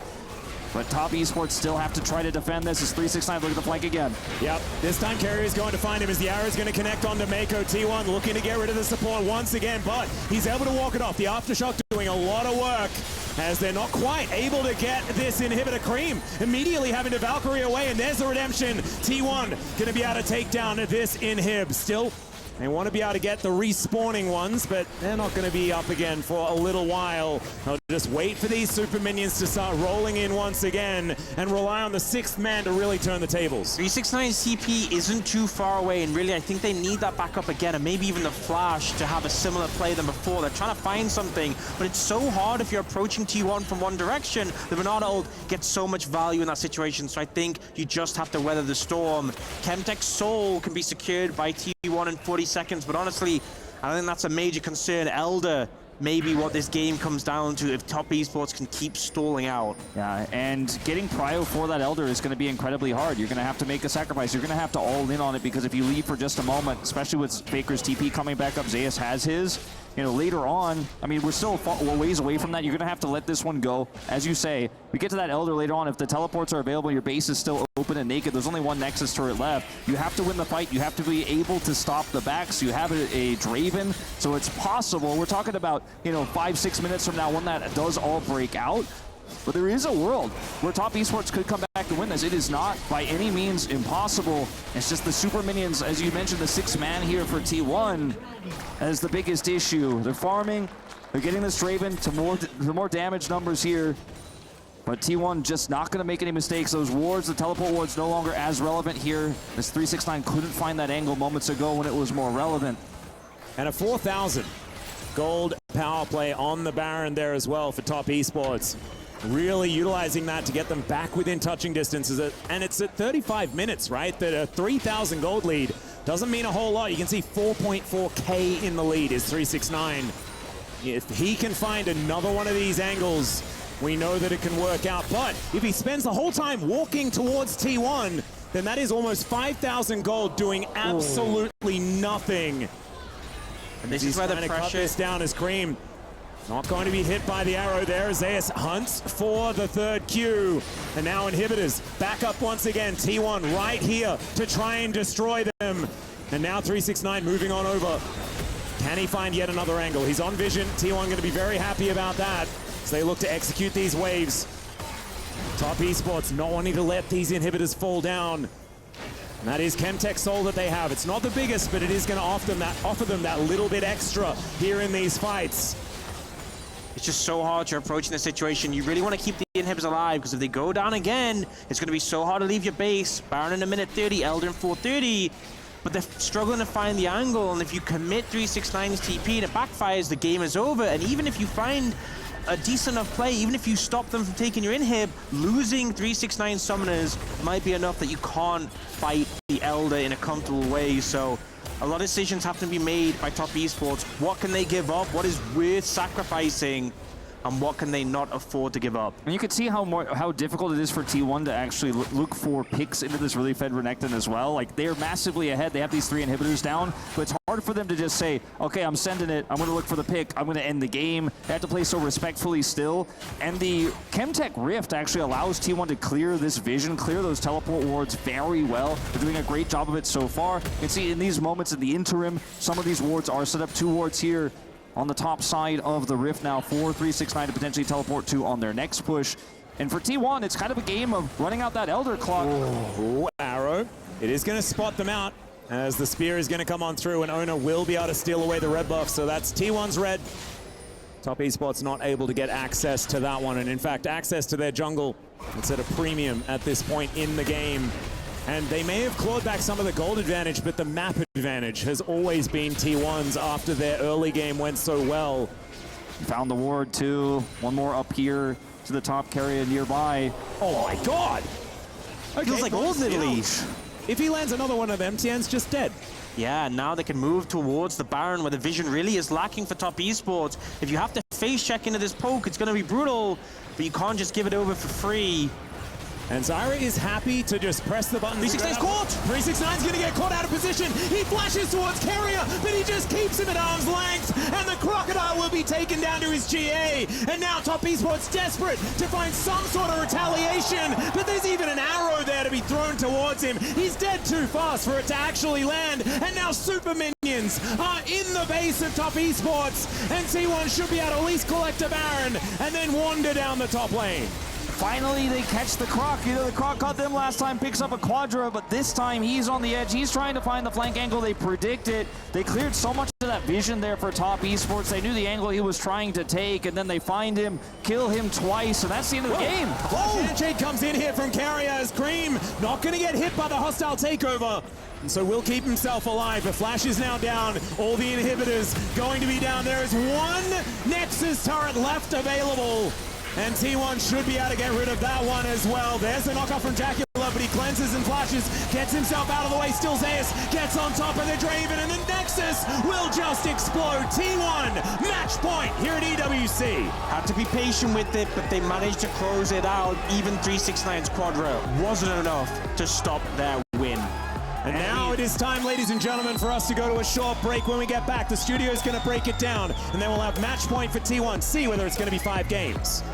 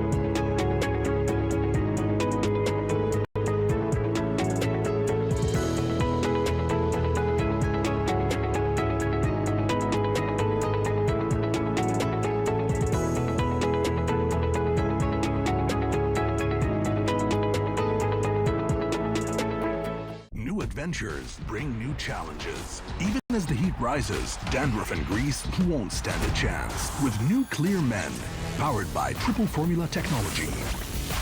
To eliminate dandruff, itch, and grease, gives you 8 hours of freshness and 100% dandruff-free hair. New Clear Men, 0% dandruff, 100% confidence.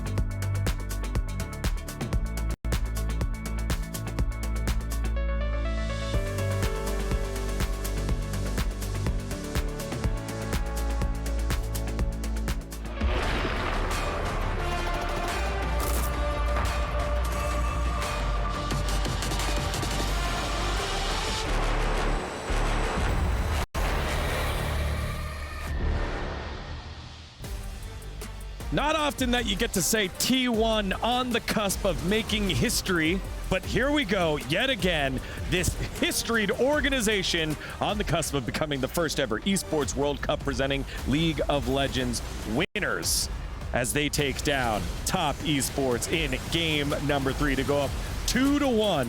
But it was not easy when it came to the mid game as Top Esports battled back. They found a way back from a 10,000 gold deficit in around 25 minutes and make it very, very close, very, very difficult for T1, but T1 still get the job done. One game away from etching their name into the totems. Welcome back to the area. Degon alongside Joshi and Valdez. A lot of highlights to break down, so let's get straight to it.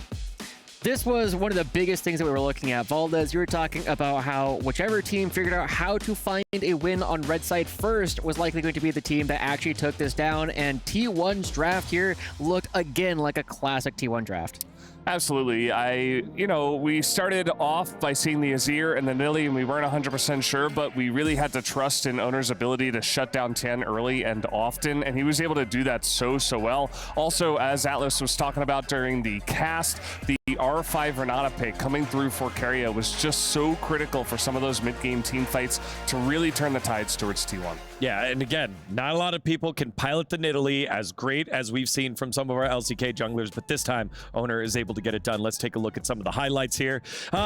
Early game shenanigans happened, but here, our first one on the top side of the map for T1. This is the first place the game really broke. This is JackeyLove getting caught right as 369 teleports down to the bottom lane, trying to chase Faker, but not getting anything, and that's just a complete win for T1 all at once. They get JackeyLove removing all his stacks. They get multiple people in the dive as well, which just means that all the time that we had spent from 369 on the other side of the map to try and find an advantage here for Top Esports ends up getting them absolutely nothing. And even though this didn't break open the game, this is where you start to look at T1 and saying, yes, this might be their game.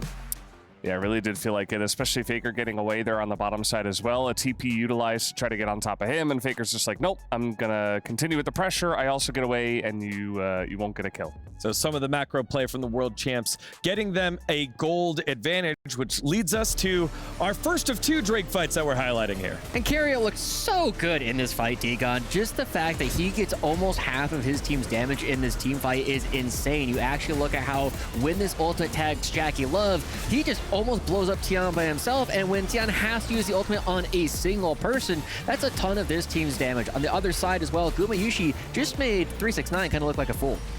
Yeah, it absolutely just shows the value of that Renata Glass pick. Like, everybody's just right on top of that Drake. They have to fight there. It just covers the entire place. You know, the lower range of the Corki and the Draven not really able to handle that too well, especially if they're not in position. And then, you know, once T1 are fighting forward, they're able to take control of that fight. Yeah, Redecta not able to get the flank. That's a little bit of foreshadowing here as we go to the second highlight around the Drake fight. Yet again, T1 coming away. This one actually starts off pretty good for Top Esports. You see them pushing so many members of T1 away, but as soon as Faker starts outranging JackeyLove, the spear lands, and suddenly JackeyLove has no more damage left to do, and the team fight just collapses overall. I really feel as though this showcased a lot of things that we were looking at from Top Esports. JackeyLove, even on the signature Draven, just never able to get in on top of the targets that he needs to. Yeah, and it's a big highlight to some of the members on the side of T1, like Faker able to have a couple of games back-to-back, really making a big difference, picking up the Azir once again. Now, there was a moment for Top Esports where they nearly came back in this game. Yeah, we got to see 369 with this flash actually gets a massive engage. We were talking about it between the game about whenever Renekton has flash, he can put so much pressure onto the Azir and Ashe. This really showcased exactly how impactful that could be, and 369 walking away with a quadra kill. Yeah, again, rolling the 9s here after a slow start by the Top Esports top laner. But yeah, this one's a 3 or less. He was sitting on the flank, gets caught on out. The rest of Top Esports not in position to punish, and T1 collapse on the quadra kill holder, gets shut down, and T1 then take the Baron, push to finish off the game here. Not really sure what happened at 369 there, but, you know, Top Esports, they were actually doing a really good job of almost coming back in this game. It was a 10,000 gold lead, and then all of a sudden it was a 2,000 gold lead, and we had this gigantic Renekton, which unfortunately couldn't do it by himself. Yeah, I wouldn't quite call it all of a sudden. It was a very, very measured defense by Top Esports that forced T1 to take it slow. Even with super minions in all the different lanes, they still were forced to dot their I's, cross their T's, and make sure they get the job done with that pick. They were able to, though, and they go up 2-1 here. One game away from putting their key into the game trophy and becoming the first ever Esports World Cup League of Legends competition winners. Got to get that one right there. Every got a word. But the big thing that I really want to look at here is how effectively T1 was also able to neutralize the Zyra. We got to see that Tian didn't even get an entire full clear 3 minutes and 30 seconds into the game. This is a champion that's supposed to be 2, 3, 4 camps ahead of the Nidalee fairly early on, but he was never able to do that and never really recovered. Yeah, now Top Esports in kind of an awkward spot where it feels like they did get a lot of power picks. They had a very strong top side of the map, but then they get countered immediately in the draft, and it kind of feels bad to play out this very long game where nothing really seems to be going right for you. You almost come back, but then it's kind of devastating when you lose in the end. So not sure what they're going to do. I assume they pick blue side again, but maybe you got to ban Renata Glass. I don't really know what the answer is here for them. Let's go personality breakdown here. When you look at this Top Esports squad, we've had the big moment, the quadra kill by 369. We've had Cream step up and have multiple solo kills here onto Faker. Down in there at Jackie Love, making sure that the Draven was still humming along, even though he did get shut down. Who's someone that you want to see step up here in game number 4 for Top Esports? Honestly, this is going to be an odd answer, but I really want to see Mako pick it up. We saw a lot of missed hooks that last game, and if he lands a couple more of those, very different game. All right, Mako again has played with every single great AD carry from the LPL. Will he be able to pull one out so that they can force a game number 5, or will T1 become the winners? We'll find out after this short break.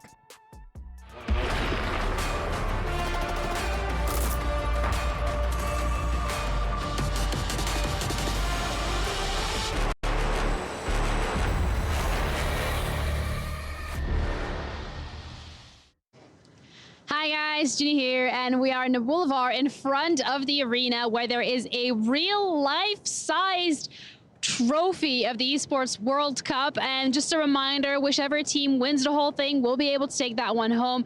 But either way, there is a lot of competitions happening still, and we are in the middle of the League of Legends finals with Top Esports going up against T1. Both of these teams are fighting tooth and nail to be able to take the trophy home for the Esports World Cup presenting League of Legends and be able to insert their key into that final trophy. But regardless of everything, here outside, I want to say the air is a paid actor, but it's still really hot.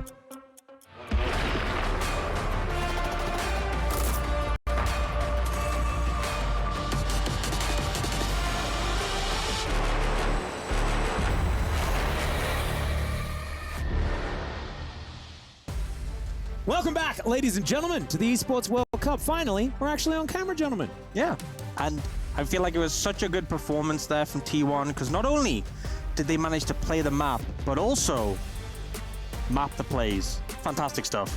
Definitely true. I think there were some real draft edges there for T1. A really risky draft for the side of Top Esports, and the shutdowns we saw onto Jackie Love really kind of did them in. It did, but now it's time to throw it over to Kangas. All right, thank you very much. Listen, everybody at the caster desk. Welcome back. Everybody to the Qiddiya Arena. We're getting ready for Game 4. T1's up in the series. How do you feel about that? The T1 fans are feeling fantastic. Top Esports fans, we're going to check in with you. And we actually have Kitty over there right now to let us know how the Top Esports fans are feeling. Hello, everybody. I am on the other side of the arena, surrounded by Top Esports fans. We may be one down, but the passion isn't going to die. Everybody, on 3, can we get a 滔博加油1、2、3滔博加油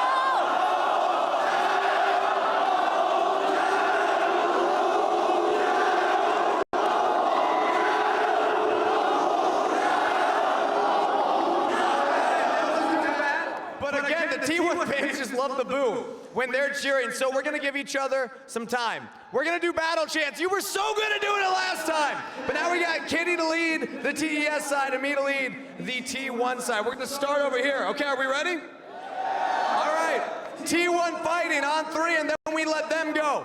3, 2, 1, T1 fighting!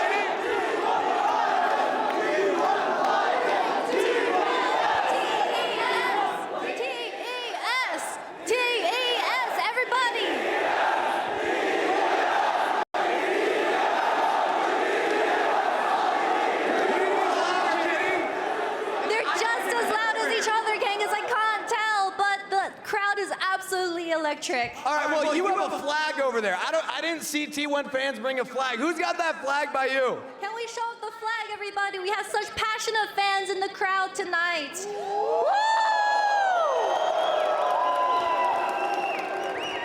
T1, where's our flag? We got signs. What's this say? It says Tyler won sub in for T1 already. Can we get that out? Is that, yeah, there we go. I don't think they need him. I think they're doing just fine already. Just in case? All right. All right, fair enough. We still have the faker up here. Given the I guess that's our flag. Do we think that's our flag over on the T1 side? All right.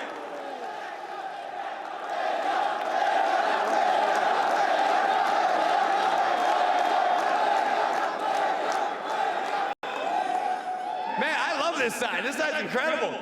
Kitty, let's find another sign over there. I want you to look around. Try and find a sign. I found a couple near you. But I know that the Top Esports fans want a reason to celebrate as well. And they're going to need to give your energy. I don't know if you know this, but the louder you sound during the games, the more energy you give to your players on the stage. So I want to hear the Top Esports fans make some noise one more time. Can you do it for me? Everybody, I found a new, sign in the Top Esports sign. Guys, TES stands for Turn EWC Stun.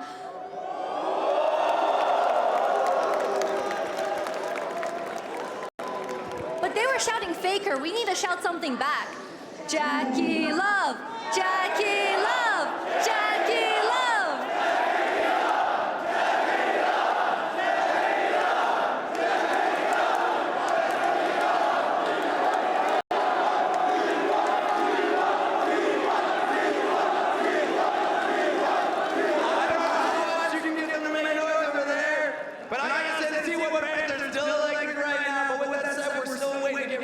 For pick advantage game number 4, we're going to go back over to the casters to get us prepared.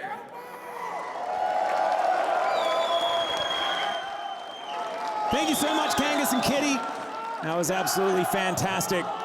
And the players, they need to map the plays. Kangas needs to map the stairs. Yeah, because that was almost very dangerous. Thankfully, he is going to be A-OK. And we are almost ready to get into draft for game number 4.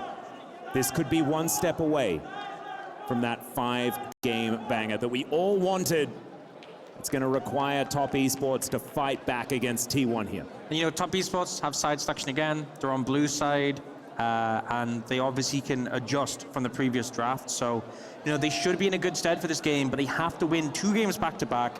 The next one, they won't have side selection, so the pressure really is on them right now. And the draft adjustments we've seen from T1 have been quite good, you know, and we moved into a longer series here. It's a best of 5. They've moved away from the AD carry mids. They put Faker in an opportunity to carry on the Ahri. Then he has the Azir, and this has really changed the way that T1 can play around the map, early objectives, and that's the kind of draft I'm expecting to see here again for T1. And, you know, we saw in game 1, one of the strategies Top Esports had was targeting the champion pool of Faker pretty heavily with the Taliyah ban, with the Azir ban, first picking the trust away. So definitely felt like something that gave them the edge, but they haven't been able to maintain as the series has gone on. And once again, we have a little bit of a sound problem. Got to make sure that everyone can hear each other and everything is going to be A-OK. You can see that's why everyone's crowded around Mako's computer right now. And so we're making sure that we get to the bottom of it so that everyone can hear each other while they're on the Rift. It's very important. It is pretty important. You know, I'd say it's definitely up there with things that we should have working. Yeah, precisely. So they will sort it out. Won't take too long, and we should be underway.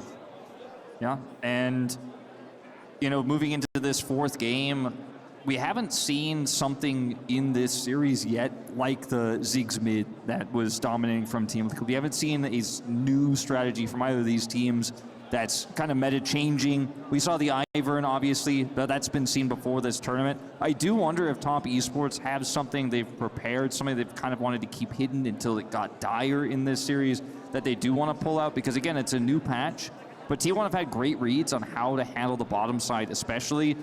I want to give a shout out to Keria, who's had a phenomenal tournament.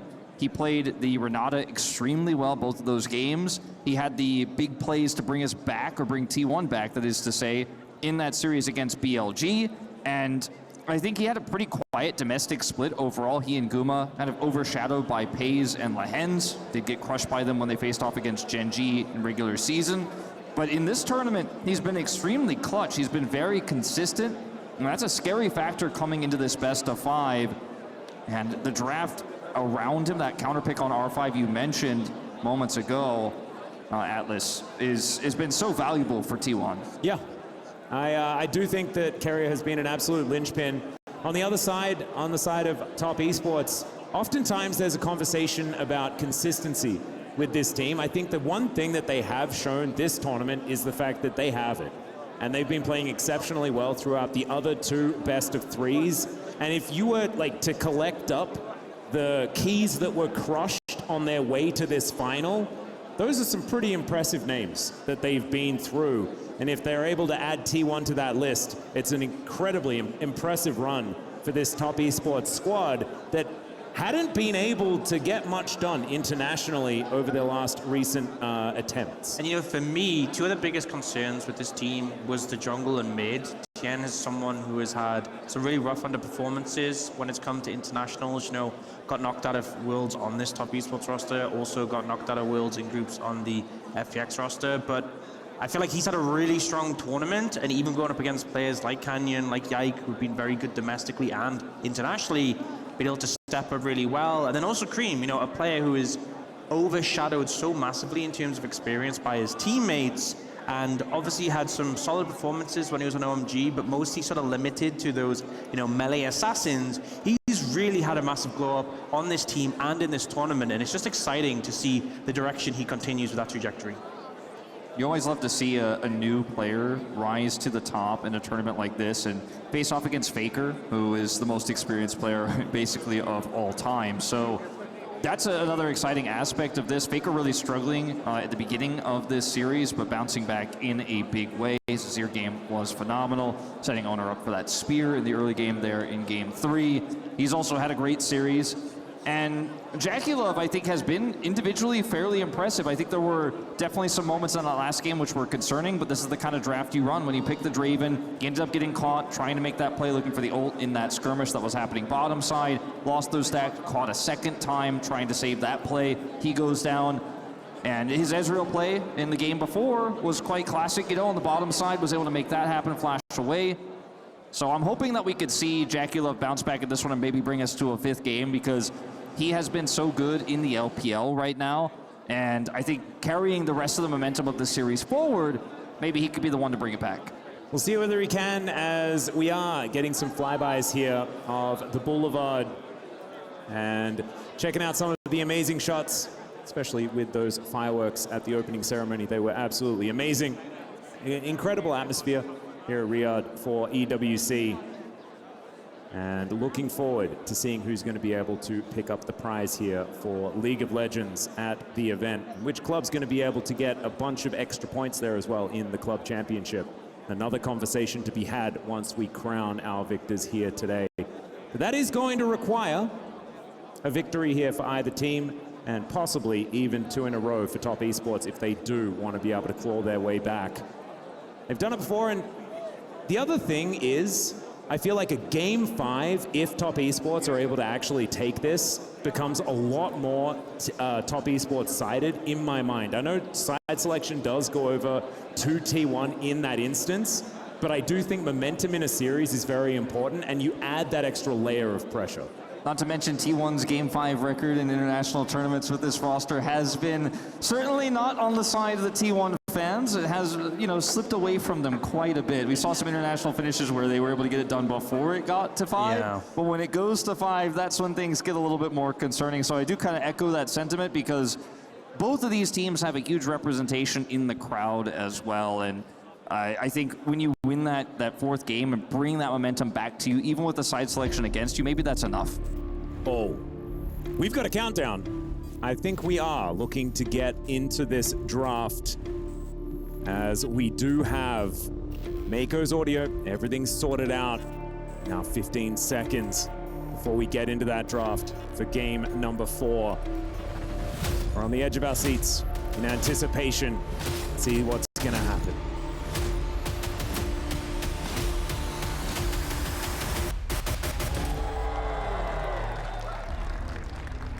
All right, let's unveil it and have a look at some of these picks and bans that are coming in here for game number 4.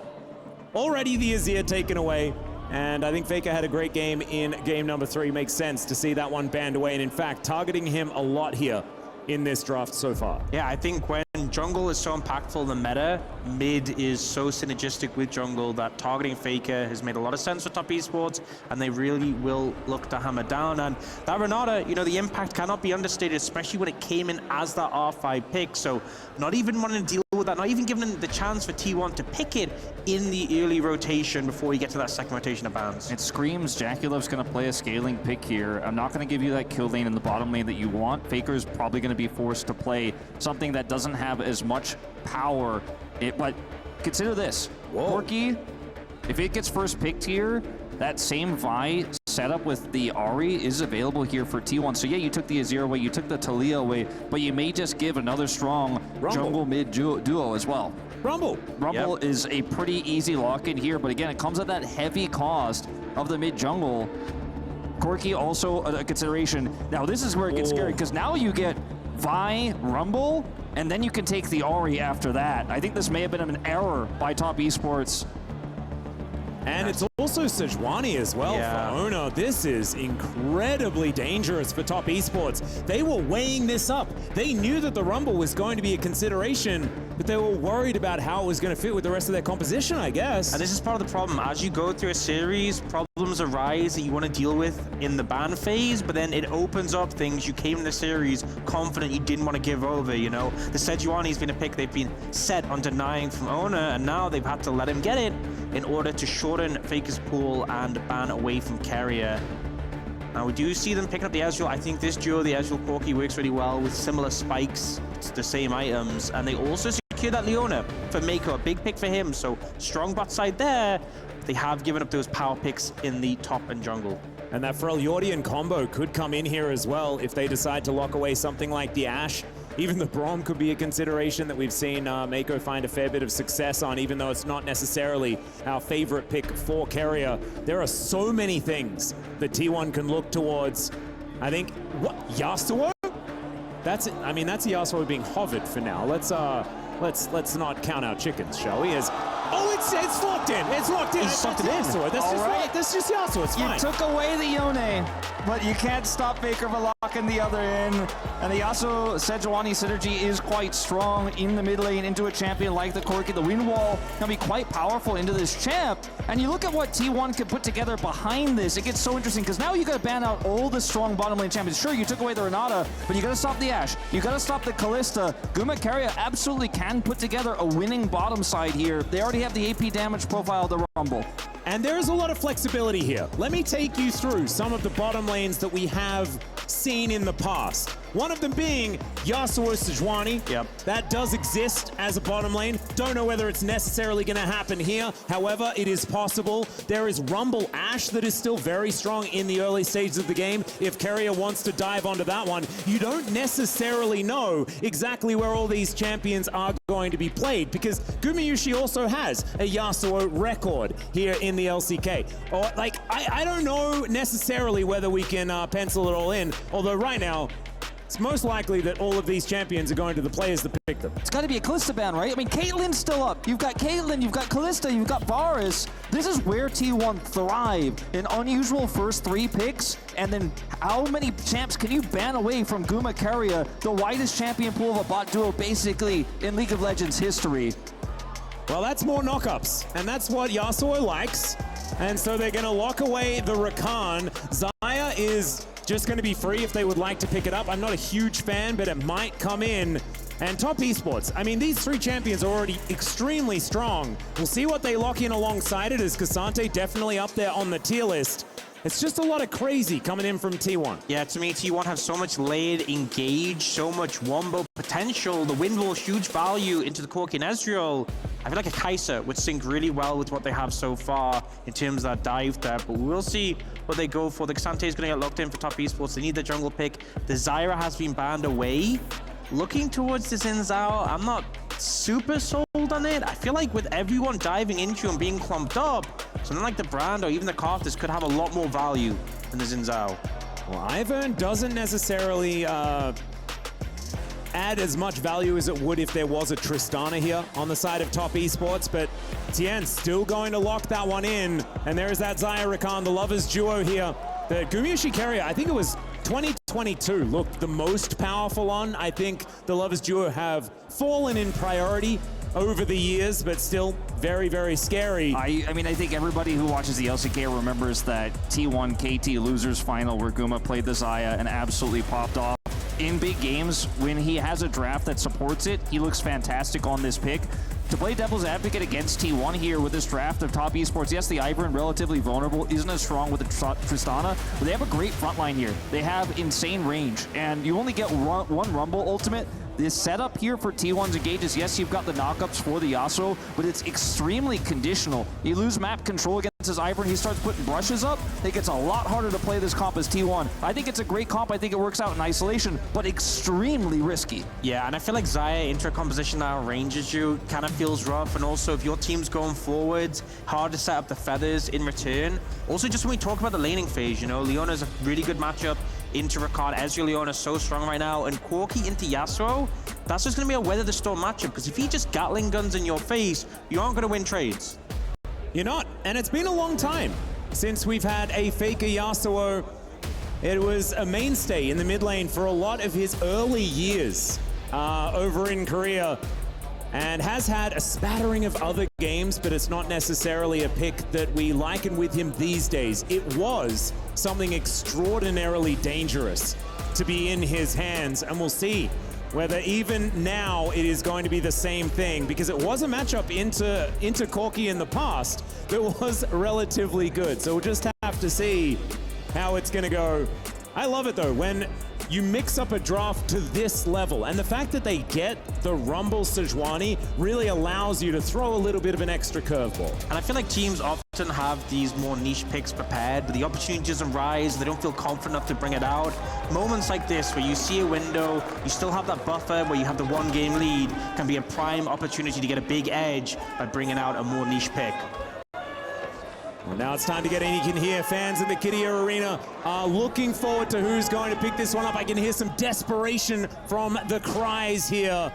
We'll see whether it's going to be T1 taking this or whether it's Top Esports as the players make their way out onto the Rift here for game number 4. Match point for T1 here at EWC. Top Esports wanting to bring us to game 5. A decider for them. T1 would then have side selection in the 5th game. They have to get there first in order to make it happen. And this is a weird draft. It's a fun draft. See whether it works here for T1 or whether, once again, Ivern is going to be a problem, because he was a problem in the first game as well. And you can understand why they go back to it. I just don't necessarily see as much synergy between Ivern and Corki as what we saw with the Ivern Tristana, which has been historically pretty good. Faker is going to be spotted here by a lot of TES members, but otherwise it is just a pretty defensive start for both teams. Imagine though a world where T1 is 1,000 gold, 2,000 gold behind at 25 minutes and they don't have map control and they have to fight into brush with this composition with a lack of a strong front line outside of the Sejuani. It's really difficult to get into those brushes. It's really difficult to contest vision. Jackie level layers so much damage onto you while you're trying to get in there and actually set up that with the vision clear in those brushes as you try to approach dragons, barons later on. And more than shielding for something like a Tristana, I think that is the value of the Ivern here, as Faker's going to use a shield for a little bit of a trade. Yep, getting some flow here as he's moving towards that tornado. See how he does go. We're not going to know whether he landed that one, as we've got Mako going in. Does utilize his aftershock quite well. I love this sort of, it's something we saw so often in the LPL when Leona's always been super popular. As you go to E level 1, proc the passive where they go for that trade, and just on the back of aftershock, it's really hard to actually win against the Leona. And a lot of these engaged supports don't do that much level 1. Ow. That's painful. Yeah, that's level 2, I guess, for Zeus. 369 gonna have to wait for this wave to come on up. That's absurd. Okay, making some money there as well is the Rumble, because of course you deserve to have more money and more damage at the same time, right? Yeah, I think we can see why this champion's banned a lot. Yeah. Pretty strong, pretty powerful up there on the top side. The Leona matchup historically has been fantastic into Rakan. And as you mentioned, using the Aftershock to trade aggressively there, they outrange the Xayah. The damage numbers on the Ezreal Q on this patch and the previous patch are just so high that it's really easy here for Top Esports to control the bottom side. So while they have a bit of a hole into this Rumble, they have a strong point here bottom side, and that is right now where both junglers are pathing. Yeah, Tien doing the patented Tien play, which is walk bottom lane. Going to be able to put a brush in here, and we'll be able to see exactly what Ona's getting up to. I don't know whether he got full vision, but I think seeing the Gromp is has been taken down gives him enough of an idea as to what's going on here. As there goes the blue buff. Tien possibly out of position though, as Kerry is going to move on over first. Gumayushi and Jackie Love are fighting. No more Blade Caller going to be available. The heal comes in to make sure Gumayushi is safe, and Tien is in so much trouble. Faker's going to come over. That's first blood for Gumayushi, and Arcane Shift gets Jackie Love out of trouble. But T1 with first blood and a big early lead. Ends up being such a blunder there from Tien. Moves in aggressively, but the thing is, you don't have your smites available. You're not going to be able to steal the camps if Ona's doing them, and the synergy between the Rakan and the Sejuani, I think it was about a year ago, they made Rakan count as a melee champion, so he can stack that passive. And you see here, Tien has to flash early because he doesn't want the passive stacked on him, but then easy W follow-up for Carrier. Guma does so much damage here on the side as well. There's nothing they can do. Jackie Love getting chunked out while this is all happening as they're pushed up too far. Faker gets the free roam because he's been crushing that mid lane matchup so far. And I think a lot of this comes down to the fact that it felt forced. You know, you have this Ezreal prio, you want to use it, but you're still an Ivern, you know? Maybe with a different jungler, you could have gotten more out of that. And Ona, full knowledge of what's going on here. Tien not going to be able to land anything, and Ona's going to grab the second kill onto this tree. 369, he could do nothing but watch. Such a devastating hit, and the thing is, you're flashless, you're going top lane to try and support 369 so you can crash the wave, but in a 2v2 against Sejuani Rumble, you stand no chance. Well, Faker finds yet another knock-up onto Cream. Going to be winning out on that trade once again. It has an old matchup, but a good one, as it turns out here for Faker. He has played a few games, 9 games, I think, to his career from what I can find.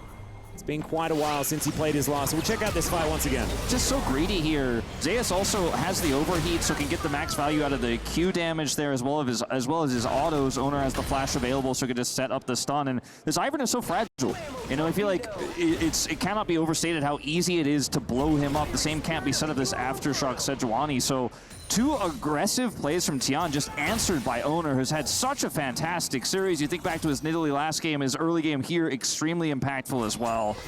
And his Sejuani is just so incredibly good. You mentioned already, Orcs, the fact that so much had to be invested in early drafts to put Top Esports in such good positions. Take game 1, for example, there, and having to give that up to adjust to how the series has been going seems to have not necessarily worked out. Still very early days here as we tick towards 6 minutes in, and a possible gank opportunity as Tian looking to move up into this next brush, but I don't think that T1 are going to give them much of an opportunity here. So they look to stack this wave in, and the Grubs, they'll just go over to Owner. Full control of the map here for T1 in the early game. And I feel like at this point, Tian is just so on the back foot, he needs any sort of opportunity to make his way back in. If you start falling behind as Ivan to the point where you're being invaded, it becomes so difficult to set up your camps and then actually cash in on them, and it really can start to become painful fast. So he needs just to find an avenue where he can stabilize the game and make sure Owner does not just run away with it. Well, you can see Faker taking a few rockets here. Not going to have a wind wall for all of them. Has just teleported back to lane. I'm just looking forward to the first skirmish because we have level 6s coming in for almost everyone, as I'm going to hold that thought as Mako, he goes in. And Gumayusi taking a little bit of damage here. Jackie Love landing a few Mystic shots pretty nicely, but it's not going to be a full commitment as the Blade Caller not getting too much value here. And T1 are going to back away from the play. But as I was saying, I'm looking forward to seeing when we do get some of these knockups to start getting layered in, Faker getting unlocked into these fights, because they can create so much chaos for Gumayusi to just throw feathers at people. Yeah, not to mention, if you keep people in the air during that last breath, you have the Rumble ultimate stacking on top of that. You keep them in place for so long during the ultimate animation that Zeus just burns them down. You can see why this is a good matchup for Yasuo, because he's got the wind wall, he has the passive shield. Don't want to be taking Gatling gun damage, that's where it gets a little bit trickier. But beyond that, you can handle so much poke and continue to trade aggressively. Cream finally turning this one back around. I want to mention briefly as well the items in the bottom lane. Guma going for the Berserker's Greaves early into the tier gives him so much power in those early trades like we saw just moments ago. And the Ezreal lead is just starting to fade away. In fact, behind now in CS as well. Yeah, and I feel like particularly when you have, you know, a 2-carry composition with like a Corki Ezreal, when you go for that initial engage, just having the wind wall is so high value. Like, that's why we've kind of seen Braum being pretty strong in the current meta, but even more so than that, the wind wall just being such an immovable way to block all those projectiles. And it means while these ults are firing off from T1, there's just going to be a portion of the fight where Cream and Jackie just can't do anything. Yeah, Tian as well. I mean, that snare is pretty important for the Ivern to augment these team fights. The fact that your teammates can then follow up on a lot of that potential engage gives 369 a way to get into a backline and gives Faker a way to deny that from Top Esports. So you can see some of the value here for the Yasuo, not to mention the fact that Faker will be a devil in a side lane. Don't need to tell anyone who plays League of Legends that Yasuo does like side lanes. Really does enjoy sitting there. And Zeus is already so far ahead, and it's all, you know, part of that assist kill he got earlier, part of the first strike, part of the massive CS lead. Already 1,000 gold up in the matchup. Yeah. And we saw before when he had that lane swap situation, fell behind, still was super impactful in the Rumble. Now he's in a scenario where he's very fed already, looking real good for him. Well, there's an equalizer. That's going to kill a wave as well as get a flash out of 369. Meanwhile here, another attack on the bottom side as both junglers making their way in. Control Ward goes through. T1 get the information that it's an even matchup, and they are going to back away. Looks like this could be a dragon opportunity here for T1, ending up pushing back the Leona. They have full prio in mid, and breaking through this choke point with Keria having level 6 is just off the cards. 369 flashless topside. T1 winning everywhere again, and it's just going to be the dragon going over uncontested. There's nothing this Ivern can do with level 6. It's not a spike he can use to really actually impact a fight like this. Not quite like a Zyra ultimate, not quite like something like an Emperor's Divide you could see coming over. He's there, but he just has to watch. And I'm so sad that Top Esports felt like they needed this extra frontline in the Cassandra. You can understand why, but I just really would have loved to see 369's Cannon in this series. And we might get an opportunity if they can claw their way back. But Cannon could have worked kind of nicely, I guess, with something like the Ivern, but they do run out of so much frontline if that does happen. I think T1 did ban it in second rotation. I think yes, they did too. They did deny it there, and obviously felt kind of locked into securing the Ezreal Leona, but really hasn't paid off yet. But I think the big thing for me, obviously top esports in a deficit now, but both the mid and AD carry have that Triforce Manamune spike together. And even if you're at a deficit, playing around that spike might be a good avenue to get back into the game. So top esports might be weathering the storm now, but that's definitely an angle they can look to capitalize on. Battle Dance Grand Entrance, not quite going to work out here as Tien going to get a flash out of Zeus in trade for his own. Mako was up here as well, though, as a big investment as far as bodies towards the top side.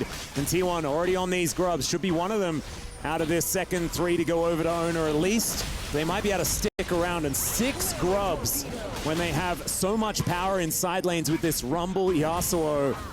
It's going to mean that these turrets could be really in trouble. There's the 5th and the 6th, not looking like it's going to be contested anytime soon. And from an early game, there was just T1 finding, like, this was at what, 5-6 minutes into the game, that set them up for all of this cascading control around these neutral objectives. And it's, you know, it's somewhat of a draft problem here for top esports or how they played it out, because if it, with a different jungler with that bottom side prio you had, I think that the Ivern could have, or anything that wasn't an Ivern could have actually maybe gotten something done there if played correctly. But the Ivern, 2 missteps early. Tian finding himself falling far behind. This Rumble is so far ahead of Faker. Yep, gonna go aggressive onto Cream here. Puts down the wind wall, a very small one. As top esports, ooh, almost right there for the answer. Faker is going to be able to go in before the rest of them do turn up, as now Owner's moving in. There's the Glacial Prison. Doesn't get any knockups with the Arctic Assault, and so Mako is going to be okay for the moment. There is, of course, the brush that was set up by Tien already there. Faker still looking for a little bit more here as the Steel Tempest is going to run through the minions. Jackie Love and Gumayushi still trading blows as Keria moving back down towards this bottom side once again. Mako and Tien in the area, though. He knows that. He is going to back away. So a little bit of a stalemate here, and those first early kills were definitely very impactful here for T1. But I think stemming of the bleeding has started here for top esports. We'll see whether that can continue to get them to those spikes that you mentioned, Wolf. But I still think it's really big burning things like Cream's flash. Felt like he was a little bit on edge there, you know, Mako in position to block it, but ended up just flashing, wanting to stay safe. The thing is, burning that really is so important. I feel like for a composition like T1's, even if there's not much action happening, as long as you're burning people's summoners and getting those down, means when a fight does arise and we have that dragon in a mid 45, those combos are so much more threatening, and both Tian and Cream are going to be targets. Zeus' lead, we talked about earlier, he skipped boots because he went for magical footwear, so he just gets straight into the Leandri, so that's a big spike for him wave clear-wise. Also helped him clear those grubs so there was no contest from top esports because he could just crush that so fast. The winning mid lane as well here with Guma coming over, grabbing 2 plates here. And it just feels like there's no jungler here for top esports. Tian is so far behind into this composition. He's so fragile with no map control. He can't even take his own blue buff here. And it feels like a 5v4 in this one after those 2 big errors. Yeah, and it's so hard as this squishy Ivern, because if you step up, you get taken out, but you can't even really, you know, if you're starting to set up the camps, you have to be so defensive. You know, even going up as far as like your Grom might just end up wasting your time, wasting your resources, and it gets picked away. So really, it has not been a good game for a player who has had, honestly, a really strong tournament. Yeah, this has been the most consistent Tien's looked in a really long time to me, especially internationally. And his performance in the LPL has also been fantastic. Unfortunate that we do have this game number 4 now. See whether he can turn it around mid-game, though. He is behind a lot of farm. We know the value an Ivern can have as we get later and later, as Owner's moving on up. 369 is going to be pushing forward. And this is looking a little bit dicey. Smalcove Gaming going to come on in. Let's see whether the Cassante can do some Cassante things. And it looks like T1, they were thinking that that might be happening, as the Rift Herald will be started by TES. With a lot of people moving up that river. Daisy getting aggressive. Teleport to come in, though. As you can see, Faker wanting that flank angle. He's on this ward. They're wanting to find that opportunity. The Glacial Prison does go wide. There's the grand entrance, and there is the last breath to land on the Cream. The flash over the wall. The Corki going to be taken out of the fight, but can they win the rest of it? Is going to be the question. The equalizer avoided relatively well. The slowdown onto Mako, but the health bar on 369 is massive. He goes all out. He's dancing around the fight. His fake against the shield, and the Steel Tempest will take down 369 in the end. The flash forward from Mako, the desperation, but the feathers are there, and so is Jackie Love. He's dashing forward. He's trying to find these low health bars. There's Guma. He's flashing the triple kill for Jackie. Make that a quadra, and Top Esports are back in the game. Huge team fight from Jackie Love, just slowly moving forwards on this Ezreal, landing the Mystic shots, picking up the damage. Huge pop off and a quadra kill to bring them back in the game. And 369, 1,500 gold behind, is the man that helps them get it done. Plays this so fantastically as a follow here. With the flash from Baker onto Cream, puts him out of the fight. Equalizer. Last fight, able to be that support even after Mako goes down so that Jackie Love can carry the fight. Looked fantastic still. Fair bit of work to do as they are behind 2,000 gold and a couple of dragons to boot. 6 scrubs going to be important, but this is just showing that the team fighting prowess of an Ivern still going to be a big issue in this game, as now 369 going aggressive onto Zeus. Will get himself out of there. And you know, with it being an Infernal Soul, obviously T1 have 2 dragons in the bag, but it would be...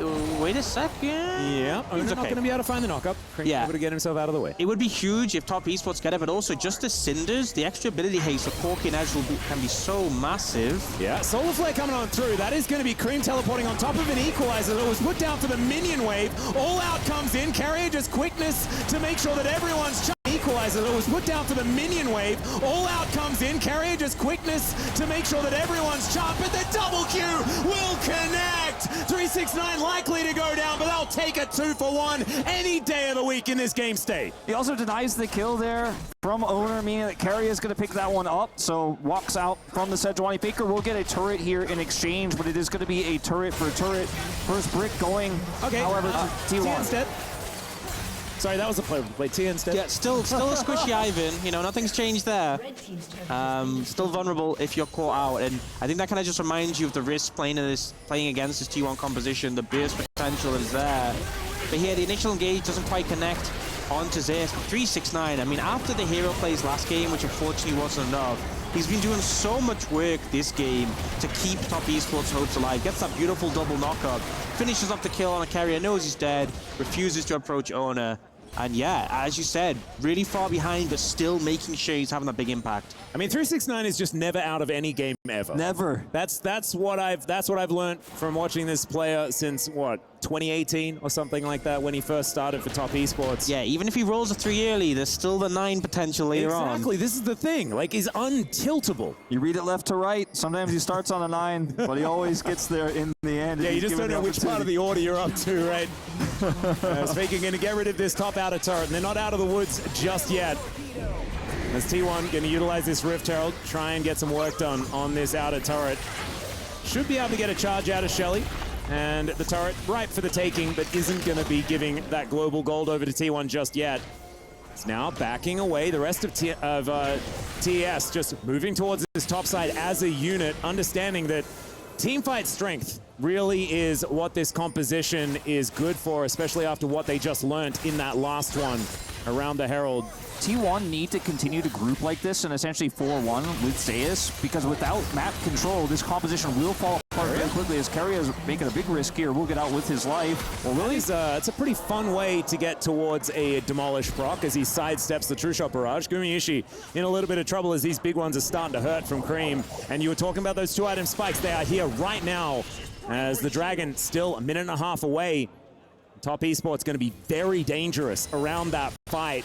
And now Jackie Love can play up aggressively in mid, start to harass with the poke, and T1 want to find an engage to stop it from happening. Yep, Solar Flare is going to come on through here as Daisy's going to get knocked up. Faker goes in with the ulti on to Mako, who's taken out by the Sejuani of all people. Zeus off to the side with that Equalizer. Doesn't do a massive amount. They've got their one pick, but they have to sacrifice a bunch of their health bars in order to get it.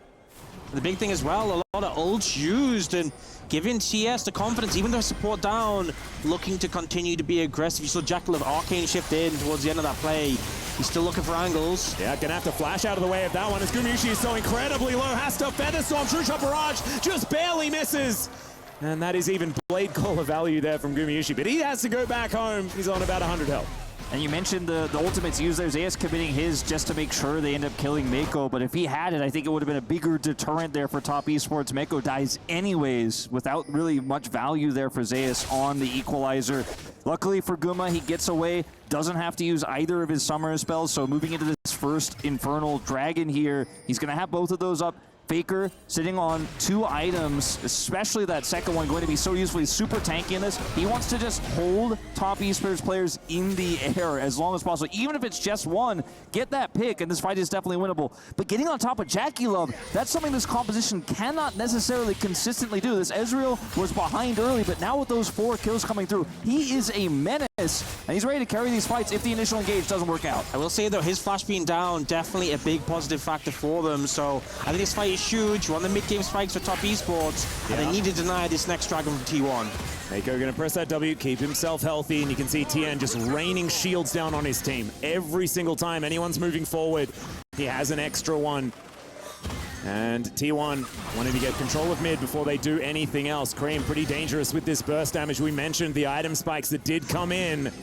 Zeus on a flank angle is looking pretty scary as well. If they can get behind the tree line, so to speak, that's Tien's going to put up. This could be big, and there it is! Tien already taking so much damage, the redemption comes down, but it doesn't let JackeyLove. He dies in the blink of an eye. They traded for the Rumble, though. 369 still trying to get out of there as Gumayushi trying to chase through, and Faker is able to clear up the rest of them. They didn't even need the Xayah in the fight, as it turns out, as Cream is going to die. Gumayushi comes in, some casual auto attacks, and who cares about Dragon when you can kill a purple worm? And what a beautiful approach to the team fight. You saw T1 working independently, corralling them in. The approach here was so strong. Zeus on the flank here. There was nowhere to go. Cream dashes away. We see JackeyLove arcane shift right into Zeus. With Carrier there for the follow-up. The engage is flawless for T1. When your Rumble is this far ahead, forget CC setup for the Ezreal. Just assassinate him. And that's exactly what they did. Drop the equalizer, press the flame spitter, down goes the Ezreal. We've got an AD carry, you don't. And the Yasuo is just so tanky with this gauntlet in his inventory. There's just no winning the fight from there. Tian also taking a huge brunt of the front of that damage, so isn't going to be able to support or shield anyone. Recall so fast. Yeah, teleport is going to come on through, and 369 will watch as Faker goes home. See you later. Bit of a brutal one there, and yeah, as you were talking about the... Oh, another TP coming in here from Fit. He's just back again. Better type vibes as the equalizer does go down, and JackeyLove, he wants arcane shift over. He needs to, but he's still dead. Faker is going to put his sword into him, and T1, they're still pushing forward. They've got a Baron now as well. There's not a whole lot of minions. They've got some Void Mites hanging around, and yeah, backdoor bonus is not going to be removed by those guys. And T1 need to corral this minion wave, but once they get it here, this 7,000 gold lead is going to be further pushed. It's only 1,600 on the Baron play so far. As okay, that's an aggressive move as Carrier once again taking matters into his own hands. Doesn't even go down as they've taken one for now. This might be an opportunity though. They're all out, but Ona, he is out. He's just going to walk away from it. The front line is just kind of limping after that, but that's all they need to do. As T1's push is at least going to be stopped. Featherstorm, and Gumayushi just throws the feathers at him and he dies. And at this point, T1 are just outplaying top esports. Every time a fight kicks off, a skirmish opens up, top esports are trying to find an angle in, and T1 are just playing better. And, you know, when the only person who can really carry for top esports, the one person who's fed, the one person with 4 kills is JackeyLove. See JackeyLove, kill JackeyLove is the objective. They assassinate him on the previous play on the Dragon. They find him a second time there in the river.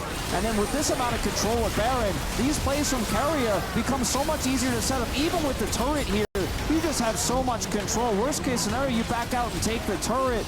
You can see a lot of damage layered through here, but T1 can get out. Look at this. Guma finding the opportunity. The root comes through, and he assassinates him with the ultimate.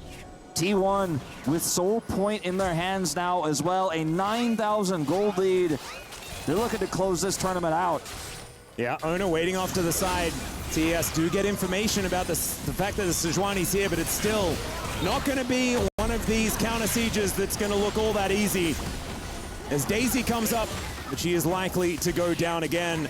And I just have to say hats off to Carrier. His orchestration of the last 2 fights in a row have been extraordinarily good. bit of a trading places there with Owner as Daisy's being very frustrating, but this turret is not long for the world.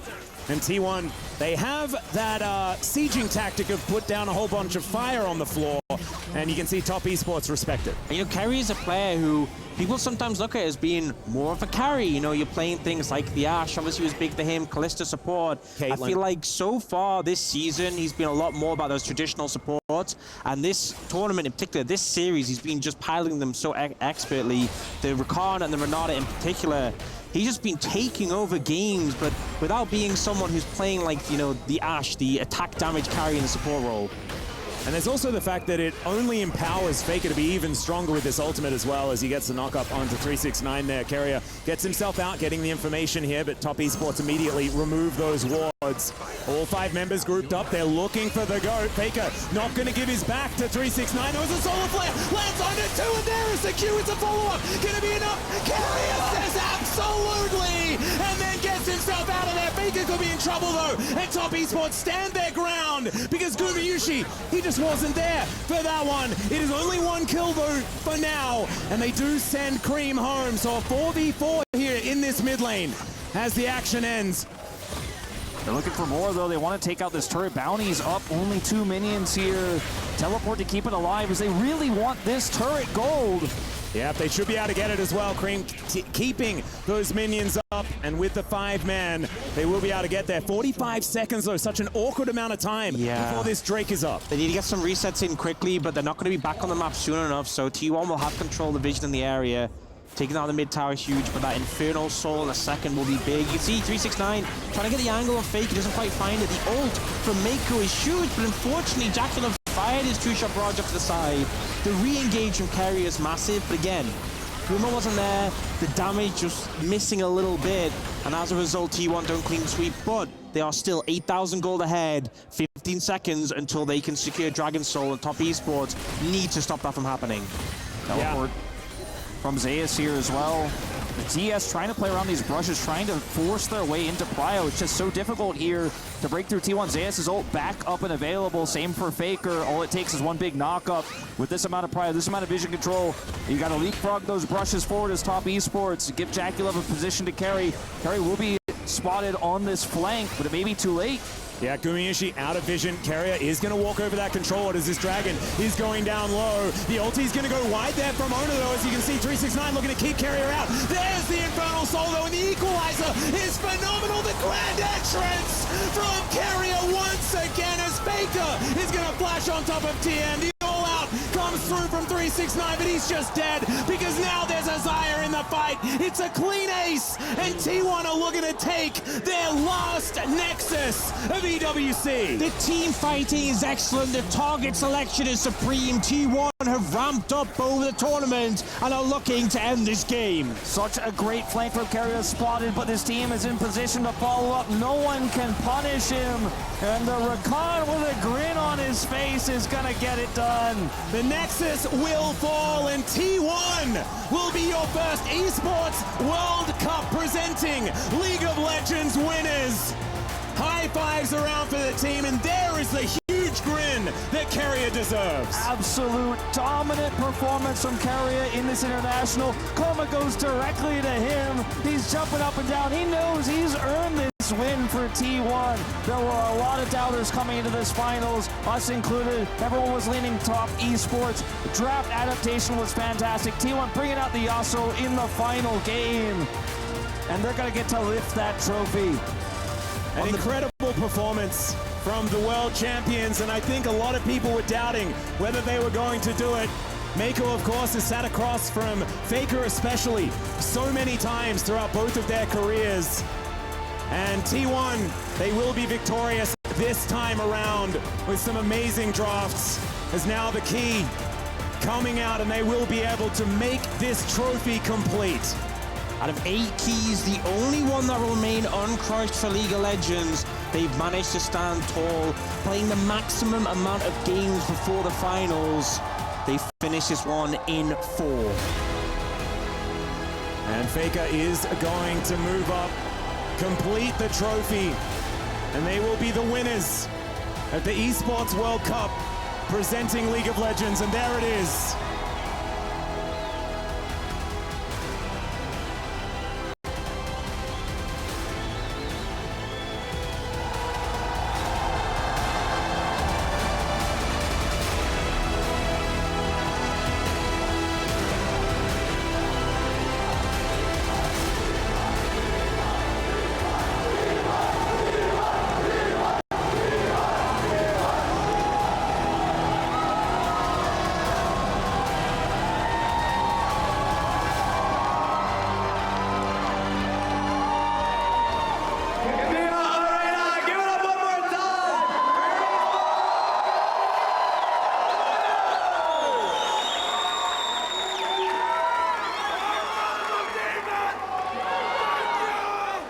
First question I have is going to be for Keria. You just won on stage today, but the pressure started early after Genji's loss. What were you and the team feeling being once again the last Korean team in the tournament? 일단은 캐리어 선수께 먼저 질문 드리겠습니다. 일단 승리 먼저 축하드리고요. 첫 번째 질문으로는 일단은 이제 둘째 날 젠지의 패배 이후로 결국에는 다시 한번 이제 최후의 한국 팀이 되셨는데 이 최후의 한국 팀으로서 좀 부담이 되지 않으셨는지 궁금합니다. 일단 T1이 원래부터 최강 팀이었기 때문에 이제 T1에 온 이상 뭐 즐길 수밖에 없다 생각해서 즐기려고 일단 T1에 왔고 T1은 항상 최강의 팀이라고 생각하고 앞으로도 그럴 거라 생각합니다. Well, obviously we're the best, so we are not afraid, and we were trying to enjoy it here. So all we did was enjoy, and we're still the best here.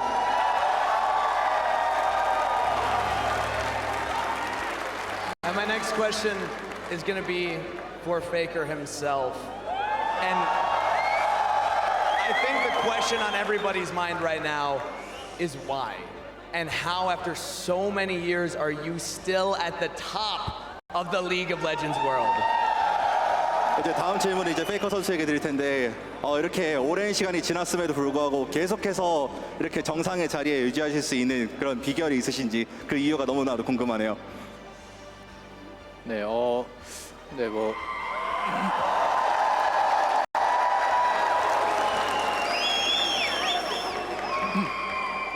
저 항상 이제 좀 발전하려고 하고 계속 열심히 노력해서 오랫동안 있을 수 있었던 것 같고 또 이제 좋은 팀원들도 만나고 또 팬분들도 항상 열심히 응원해 주시기 때문에 계속해서 잘할 수 있는 것 같습니다. I think it's because I'm trying to improve all the